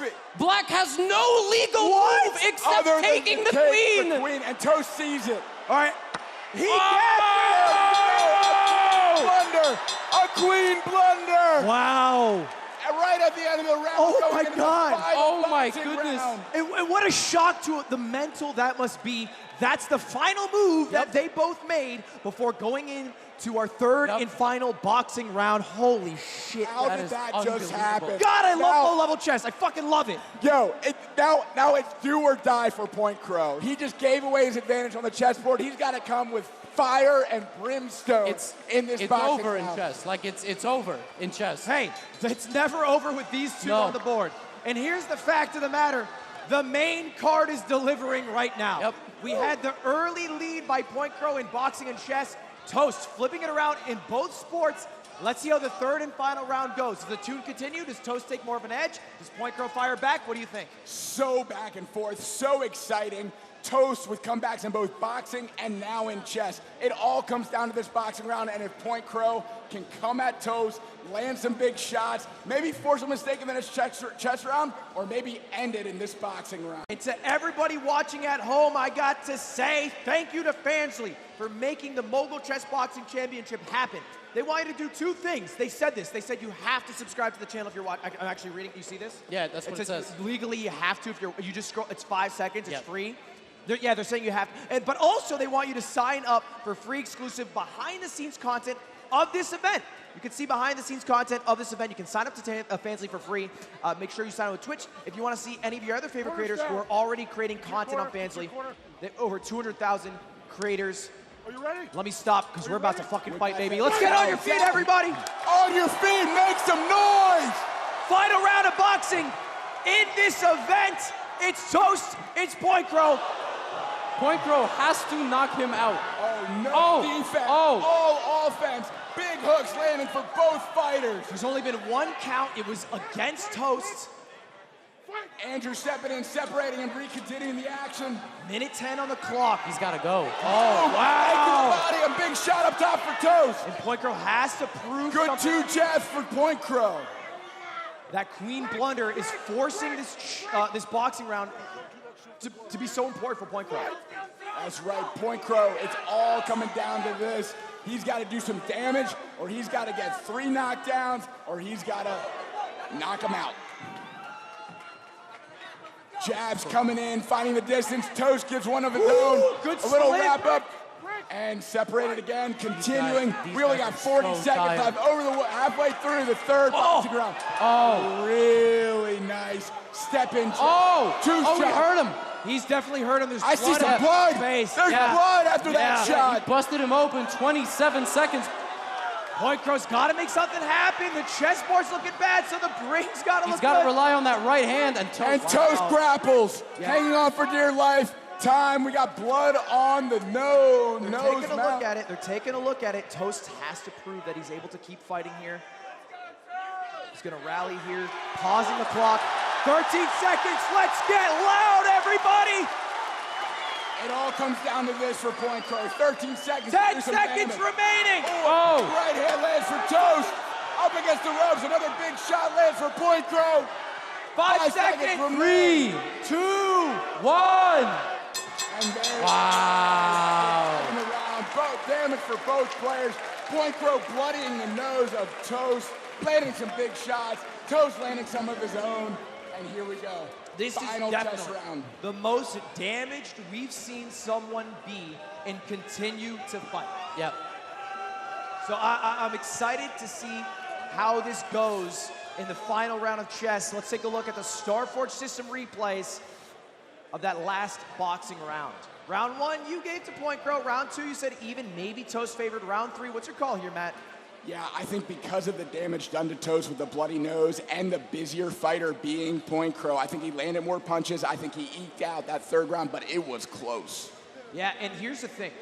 Boom, big shot. That's where he bloodied. Levy, we don't want to talk about it just yet, but I think this chess might be a little bit more dubious than you think.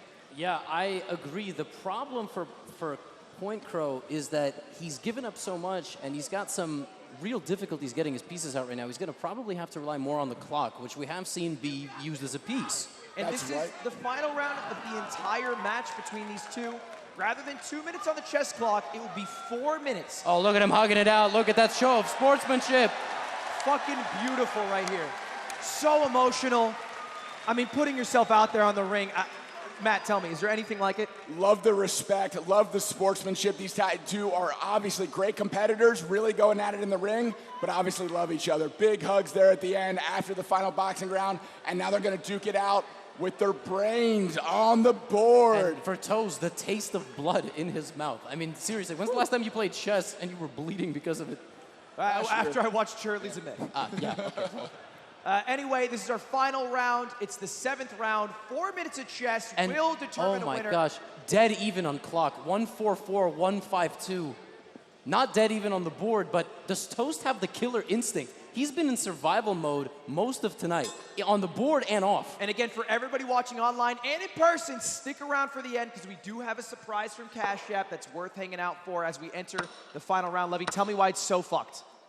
It's very bad because one guy has a queen and the other guy doesn't. But does that guy know that he needs to use his queen? Because PointCrow might just stall and play quickly. He might be cerebral enough to realize it's not so easy to use a queen, frankly.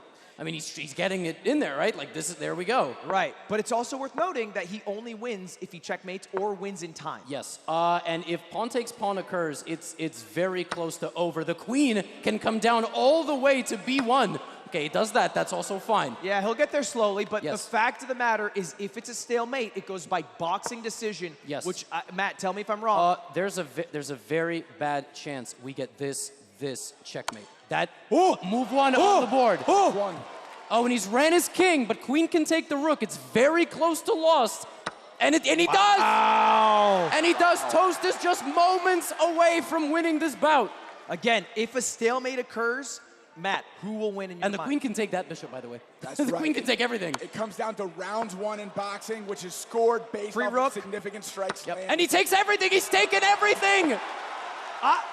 Everyone's popping off, but I'm nervous. Because if he takes all the pieces, it increases the chances of stalemate. Stalemate only occurs if there's no legal move that PointCrow can make while he's not in check. Do not repeat the position 3 times. Don't repeat 3 times. I believe the way it works for this is that it only counts if they both agree. Oh, okay. All right. Well, I wish that applies for my games. King moves up a little bit, and I think there's mate. Oh my gosh, both. This is textbook. Coming in with the big power. Yeah. It's mate. It's made in a few moves. Let's see if he's able to find it. He's going to walk his king to the edge of the board with the rook and the queen. Yeah, rook B2. All right, he does it with the queen. Wait for it. Crowd's murmuring. Maiden one on the board. There it is! Toast! That's our first checkmate of the night. A fucking amazing main event. So much love to these two fighters. Toast, PointCrow. Give them some more love, everybody, as we kick it over to our ring announcer, Jerma, before our special Cash App surprise. Wow! That was a slobber knocker, as they say.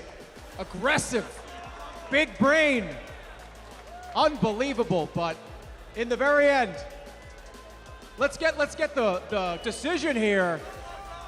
Ladies and gentlemen, we're going to move this away. Let's go ahead and do it right now. Your winner by checkmate. By checkmate, Disguised Toast. Let's hear it, everyone. What an incredible fight. So back and forth. Toast coming out on top. Unbelievable. That was amazing. Absolutely amazing. That was this sport encapsulated. Absolutely. Great effort by both fighters. Obviously a lot of love and respect between the two. Oh my God. What a show tonight. Let's talk to the competitors. Toast, I want to start with you. How do you feel, man? Talked about the emotions here. A lot going on. Mostly the pain in my head. But huge thank you to my opponent, Eric. What a champion, what a fighter. Humble in victory. Eric, what do you have to say? Dude, that was one of the hardest things I've ever done in my life, and I would have never, ever done it with any other person except for Toast. Mad respect to that guy. He's a real one. Oh my God, that was great. That was great. Yeah. You guys were fucking amazing. It was awesome to see you in the ring. I'm glad it wasn't me, but you guys did fucking amazing. Yeah. Why didn't you fight? This is your event. Why didn't you fight? I would, but I have a chest hole. Plus, I haven't trained boxing. I had to commentate. I'm tired. Ludwig, hold on. Wait. Hold on a second. Hold on a second right now. Just give me one moment, please. This is Mogul Chessboxing Championship. Yeah, so what? Who gives a shit about the name? I made it up yesterday. You don't think that Ludwig should probably fight tonight? What? Yeah! No. Hold on a minute. Do you think that Ludwig should fight in this ring right now? No!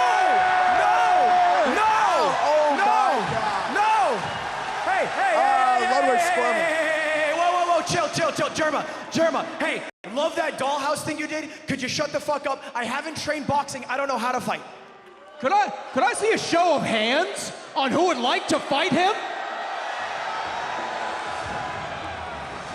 Are there any children in the crowd? Raise your hands. You want to go? Do you want to go? But I don't know how to box. They don't know how to box. Oh, you don't have to box. You don't have to box at all. You can do something completely different.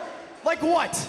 I don't know. You get a table in here and maybe get somebody to go on the other side of the table and do a little bit of a slap boxing. Slap boxing? No. A little whack. I'm not Russian. I'm not built for that. Just stay right here. What is about to happen? Is this really happening? Is this really about to go down? Germa, pick me. Germa, you don't have to do this. You don't have to do this. No, you guys don't want to fight me. You don't want to fight me. I'm very strong. Hey! I'm very strong. I think I might have found somebody right over here. What is that? CdawgVA! What? Are you in? You in? I think it's time to embarrass you in your own event. Wow, big fighting words from CdawgVA and from the stands.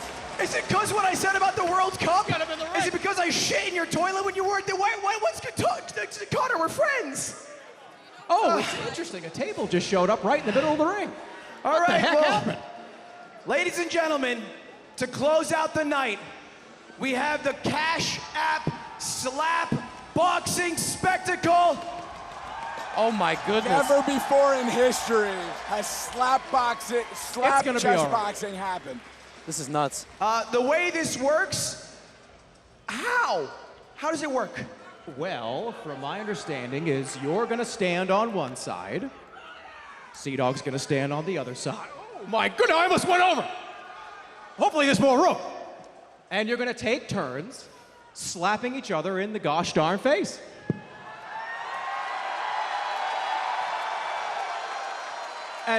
Do you need to play chess at all? Or? And we're also playing chess too? Do you want to play chess too? Oh, okay, that's great, that's great. You could play Connor, chess. how do you feel? I think by the time we're done here, you're going to need another cat to save your channel. You're going to need more content. Your face is going to be ruined. Just do me a favor, don't hit the hair. Let's kick it over to our commentators as we start the chess slap boxing portion brought to you by Cash App. They're also giving away money if you want to drop your cash tags, fuck me. Oh my God. What is happening? You got to do it again. Oh my. Are they really about to slap each other right now? No gloves, no wraps. They're just going to hit each other? Oh, we got to, hold on a minute. This is crazy. Who's going to go first? I want Connor to go first. Connor is going to go first. Let's go. What? This is it. This is it. This is unreal. This is nuts. All right, so Connor gets first strike. I don't know if that's an advantage or disadvantage. What are the rules? I think they're just going to slap each other. All right. Sick. Oh, yeah, maybe those are the rules. You hold the table, and one guy does a wind-up. Okay. And he just takes it? Can he block? No, you have to just tank the punch. Now, normally you have... Oh! It happened. Slap directly on the cheek. Hitting the chin. I housed you. All right, get ready, Welshman. Get ready. All right. Second shot coming up. Ludwig winding up and slap goes the dynamite. I fucking missed, but next round you're fucked. Yeah, the way this works is we have 4 rounds of slapping and 4 rounds of chess. So let's get our chess official up here and jump into it. Fuck, you hit me way harder than I hit you. Oh, God. Wow, okay, so the slap happened. The headphones are going on, and they're about to play chess now? Yeah, they're about to play chess. I don't even know if I have the game broadcasted, by the way. We might just have a bird's eye view. I'll walk you through it as best as I can. This is an unexpected but welcome turn of events. Yeah, well, I know Ludwig competed in Pog Champs. He's got some skills. Do we know anything about Connor's chess? Yeah, he played it a lot when he was younger. They're about the same strength. In many ways, this matchup makes sense, including the slapping, because who wouldn't slap Ludwig? Okay. So, okay, the slaps are done, and the same hand that they just used to slap each other, they shook. How about that? So they're setting up the pieces. They're getting ready to begin the chess round. And right now, drop your cash tag for a chance to win $500 from Cash App, who is sponsoring this slap chess boxing. Ludwig already breaking the rules like very heinously by doing alternate hand clock hitting, but I don't think that's being enforced. He might be a little dazed from the absolutely monster slap that was delivered on his face by his opponent. I do think the slap round goes to CdawgVA. Yeah, he definitely won it. CdawgVA is dealing with a Scotch opening right now. This is Ludwig's literally only opening that he knows, but he knows it pretty well. And actually a Scotch decline. Now Ludwig has absolutely no idea what he's doing. And the thing is, at this level of the game, CdawgVA is good enough to be solid, slightly worse, but still keep the game going. What is that move from Ludwig? Did he just move a random flank pawn? It's the slap. It's got to be the slap. Is that a pin on the knight now? Yes, it's a pin on the knight, and Ludwig blocks. Ludwig's position is actually, it's only slightly worse. If CdawgVA takes the knight right now with that bishop that he just moved out, he can take the center pawn. But he's twirling the mustache. He's actually getting his hand prepared for the slap. Yeah, those slaps were intense, man. But the Meteor one definitely going to CdawgVA, but I don't know. Hopefully Ludwig comes back with a little bit more oomph. Yep, 45 seconds remaining. Big trade coming up. There's bishop. If Ludwig plays queen takes bishop, he blunders his knight in the center of the board. So instead, he's gonna take backwards with the knight. Wow! Caught it. Good job, Lud. Sophisticated move. That is a yes. About 40% of the people with a sneaky little look at the camera, knowing that he didn't get away with what he was going for. It's actually a very high-level game of chess, I got to tell you. Absolutely. Both guys developing, covering their threats. Oh, and then there's the knight out. Beautiful. Great development, pretty close in time. For a little bit of advantage for Ludwig. Yep, tiny bit with the white pieces. There's just 10 seconds remaining in the round. Nothing can go wrong. We're getting more slaps, folks. All right, a pin to finish the round. And time. All right, headphones are coming off, and slap hands are coming back out. Here we go. More slaps on the way. All right, who's your money on for this slap? Oh, I think Ludwig's gonna probably look for revenge. That first one was bad, and he realized that CdawG has very bad intentions. You know, I can attest, Ludwig punched me for charity once, and the first one was weak as shit. But the second one, he came back with a little bit more vengeance. I think I can see him come up with a little bit more power in the second round. Are they chalking up their hands? Wow. Oh, they have chalk? Oh my God, okay. I wonder why they have that, do you know? Yeah, less friction on the face, I guess. You don't get a cut, you don't bust up the skin. Smart, okay. Ludwig smells like moisturizer. I've been around him quite a bit, like the last few days, so I think he'll be all right. No, but his skincare game is on point. Yeah. Here we go. All right, Oh, CdawG God. with the first slap again. One. Oh, my slap. That one hurt. You can see it all over Ludwig's face. Somehow, I feel like we're not as entertained as we were in the boxing. All right, Ludwig looking for revenge. I'm telling you, this one's going to be big. This one's going to be a full palm. It needs to be, because right now Ludwig's losing the slap fight. Yep. He's got oh my God, he's going to hit the ear. Really zeroing in on that cheek. Goodness. Boom! Oh my gosh. Slap. All right, and the handshake. Good sportsmanship after the slap. Slap the shit out of someone, you got to shake their hand naturally. And we are right back to the chest after those slaps. Are we seeing any reddening of the face? Let's see the replay here. Oh. Boom. Oh my goodness. Has CdawG slapped people before? He seems like a seasoned slapper. He got his slap hand's strong. Yeah, oh my goodness. I like how he just said a nod of approval, like, yeah, you slapped me. Yeah, you got it. Now, the chess portion ended with a touch of an advantage, I would say, to Ludwig, it seems. But anything can happen in the next few moves. Pawn takes in the center. Queens see each other now. Don't play knight takes pawn. Nope, that's a big mistake.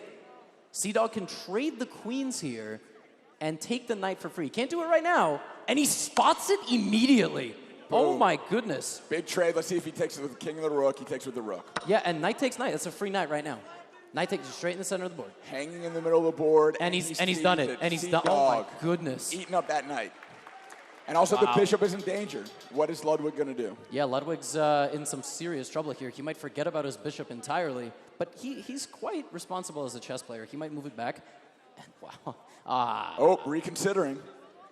That is the right piece to move. Yes, he's got to move it back. Doesn't really matter where, just anywhere backwards. And Ludwig very unhappy with his position. CdawG egging on the crowd. The crowd turning on Ludwig. It is his event. Yeah. He brought us all here. Yep. Bishop is so ungrateful. Still being grabbed. The disrespect. Flips off somebody. I don't know if it's the opponent, the crowd, the viewers at home, but it's probably everybody together. Maybe himself a little bit. Yeah, maybe himself. It is true. That is how chess makes you feel. All right, even on time, CdawG thinking. Yes, he is. About 30 seconds remaining. Position is still very balanced. Like, Black is up a piece and is completely winning, but that means nothing at this level. Like, Black is just slightly better and will slowly grind the game down. We have 4 more rounds, right? We're probably going to have 2 more slapping incidents for sure. Well, let's hope so. Let's hope so. By the way, that threatens nothing. That's protected by Ludwig's bishop, which, okay, well, that move overprotects the pawn, castling. So, like I said, this game will go on for quite a bit. And if Ludwig's smart, he's going to pressure CdawG on time, because he does have a pretty sizable time advantage. Castles by both players, time pretty close, 10 seconds left in the chess round. Are we going to see any fireworks with these last 5? Doesn't seem like it, and everything I said about the time advantage is now gone, so Black's advantage has gone back up. Ding, ding, it's slap time. Are y'all excited? Come on, are you excited? We're about to see some slaps. And players make their way back to the Cash App slap table, chalking it up. And as a reminder, before these slaps, drop your cash tag in the chat and for a chance to win $500, right? Yeah. 20 people win $500. Thank you, Cash App. Doesn't get any easier than that, really. All right, it's slap time. CdawG up first again, chalking up. Can they let Ludwig go first? Could they change the order? Oh my God, what is it? I don't know the rules. This is something I've never done. Oh, all right, Ludwig did not want to get slapped right then. I'm pretty sure you got to have hands above the table. Yeah, that was a big windup. Hands on the table. All right. CdawG's probably got to have his hands above the table. Assuming the position, CdawG warming up the hands. Oh my gosh. Oh, big one. Wow. Wow. I saw the ripples on the other side of Ludwig's face. Ludwig trash talking after that has some power. I mean, even if you hit someone on the face. All right, Ludwig warming up the hip rotation, warming up the shoulder rotation. He's getting ready. Is he punching him? Ah, okay. Punch would be illegal, I think. And there we go. It's coming. 1, 2, and slap goes the. Oh my gosh, that was definitely Ludwig's best slap of the match so far. I saw the chalk kind of burst off of CdawgV's face. Yeah, CdawgVA. All right, let's check out the Starforge replays. Boom, slap right in Ludwig's face. Yeah, glided off a little bit. The last two left an impact, and that's the best one thus far. I think the slap of the match so far goes to Ludwig in that last round. Picking up the chess game where they left off. And there's the bell. There's the bell. Ludwig busts out pawn attack on the bishop. If the bishop just lazily slides back one square, then Ludwig might throw a couple more pawns forward, trying to trap it. But it's very natural for black to do that. And black just got slapped. So that's kind of a problem. Yeah, so no, he goes the other way. Yeah. Wow, that's really impressive. That's a very good move. So bishop protected by the knight and challenging the Ludwig's bishop on the h-file. So if the bishop captures the bishop, that's probably the best thing for white to do, capture, and then try to sneak in here with the rook. But listen, okay, and what's the follow-up? Does Ludwig see the follow-up? At this level of the game, everything's about follow-ups, right? Yep. So now, if the rook moves down, he sees it. Challenging both the knight and the pawn on the 7th This is rank. the beginning. Yeah, and look at that nod of acknowledgement, like, oh my God. That's... Egging on the crowd here. I love how these guys are good enough to hype up the crowd with chess moves. Like, that's amazing. Oh. It's not just punches. Big thank you to Cash App for sponsoring Slap Chessboxing. And thank you to Starforge Systems for... They're giving away a PC on social right now. Are they? Yeah, that's what they're doing. Oh, good to know. That's what, Ludwig's supposed to do this, but he's getting slapped. Sorry. Go win a PC and win some money from Cash App. Rook, yeah, there we go. Rook takes pawn. Maybe we should make him do the sponsored ad reads and get slapped at the same time. That's yeah, he could do it. And he's taking the pawn. Man. And he's done it. He's egging him on. And by the way, CdawgV's also down on time quite a bit. This is like, I predicted this happening a little while ago when CdawgV got the good position. He hasn't done much with his good position.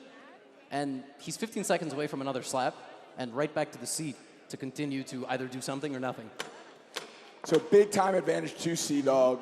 Almost a minute on the clock. And 5 seconds left in the round. There we go. That's final move. Yep, ding, final ding. move of the round. Ladies and gentlemen, we're seeing another slap. Ludwig pumping himself up. Who's excited? This is the last slap. This is for all the marbles. This is for all the marbles. Unless Are we going to see a slap knockout? Maybe at the after party. Yeah. But this is going to be, yeah, this is, what are they talking? Just slap each other. Chalking up, getting the crowd into it. CdawgV getting ready for his final slap. Is he going to make it count? There it is. Big windup coming. The anticipation is mounting. Oh my God, he's so that far hand away. Is He's warming so far up. away. He's getting a little run up, isn't he? Oh. Striking fear. Oh, he braced for it. That was a hard one. Oh man, CdawgV's sorry. Oh my gosh. That was so hard that CdawgV is apologizing. Oh shit. Yo, switching the ring over to his slap hand is Ludwig. Can you backhand someone in this? I don't know. Oh my gosh, that was like half punch. Not deliberately. All right, lots of chalk on the slap hand of Ludwig. Crowd going wild. Let's hear it.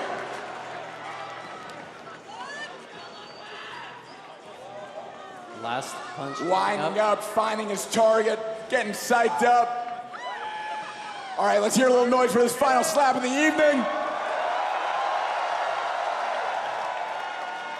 Ready, steady. Oh! Boom. Stare down, and the stare down. Wow, no handshake after that one. They meant business. Oh my God, this is a very crazy sport. Yeah, here come the replay. Yeah, by Starforge. Oh my God, you saw his big whole slap. hand. His whole hand was up against his face. I think his soul came out of his skin a little bit on that left side, then came back. That was a rough one. CdawG with some power, and Ludwig with some power of his own. Yeah, so the chess is deciding it, right? I mean, we have 4 minutes. We just basically play until the end now.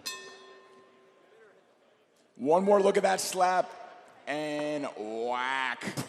Look at that chalk going everywhere. Look at that O face, ouch.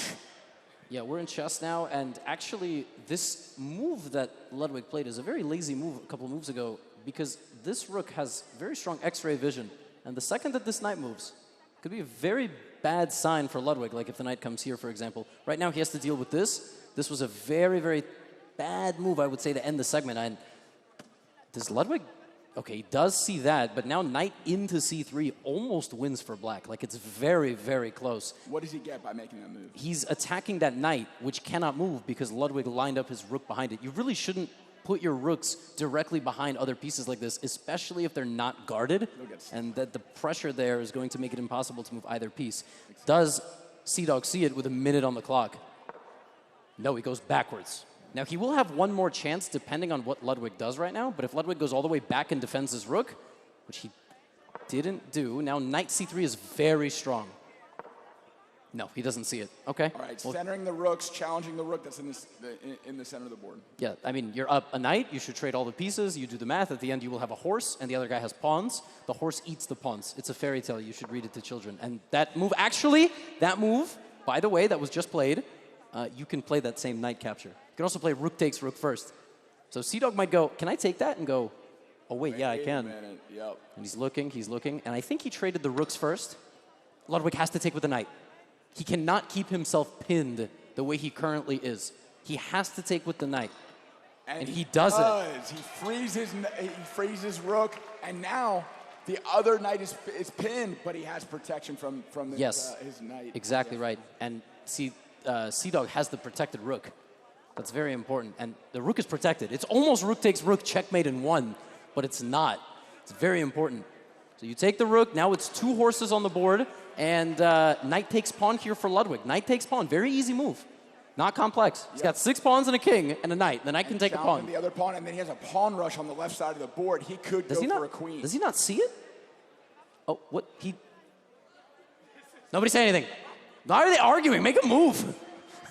What is here? Oh, he doesn't see it at all, I don't think. He moved. He goes for the other pawn, and he's going to chase down that pawn by going to... still went for it if he took the first pawn. Yes. Okay, he is chasing it down. Yes. Now CdawG has to be aware he's going to lose a lot of pawns here, so he's got to get both. Oh, that's a great move. It guards everything.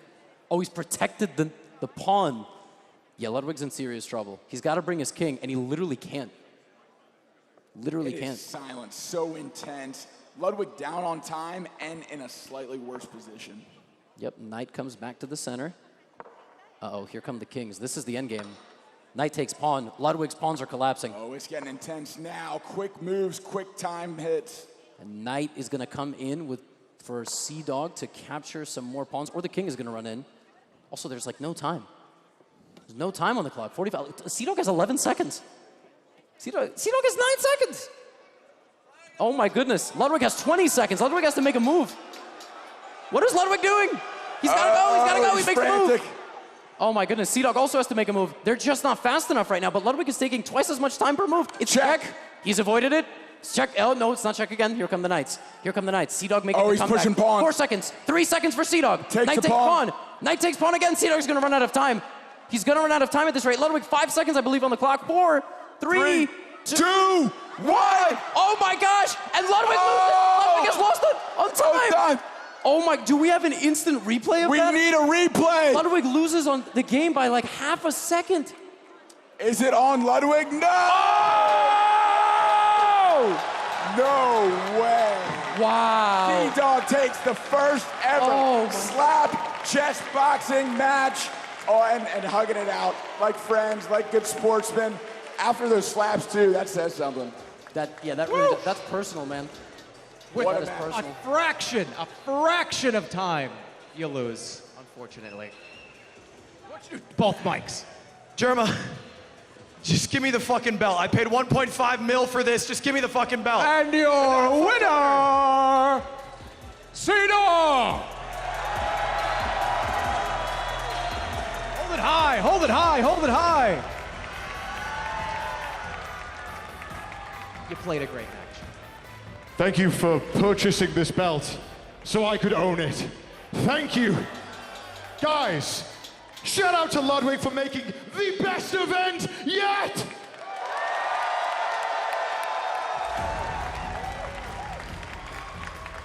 Thank you all so much for watching the Mogul Chessboxing Championship brought to you by Fansly.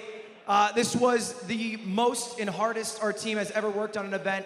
So thank you to all of production, JK Productions, the Mogul Moves team, the French broadcasters, the Spanish broadcasters, the English broadcasters, the runners who got people to their seats, the people who showed up in person. Thank you guys so fucking much.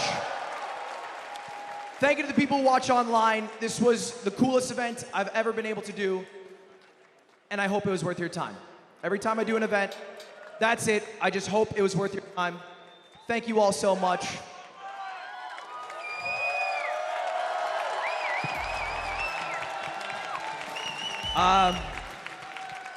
In between reacting to TikToks, this is what drives me to keep doing it.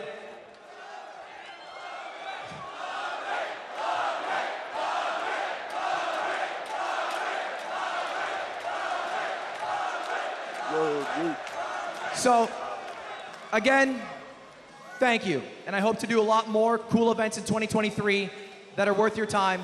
Thank you all for watching. Have a great night.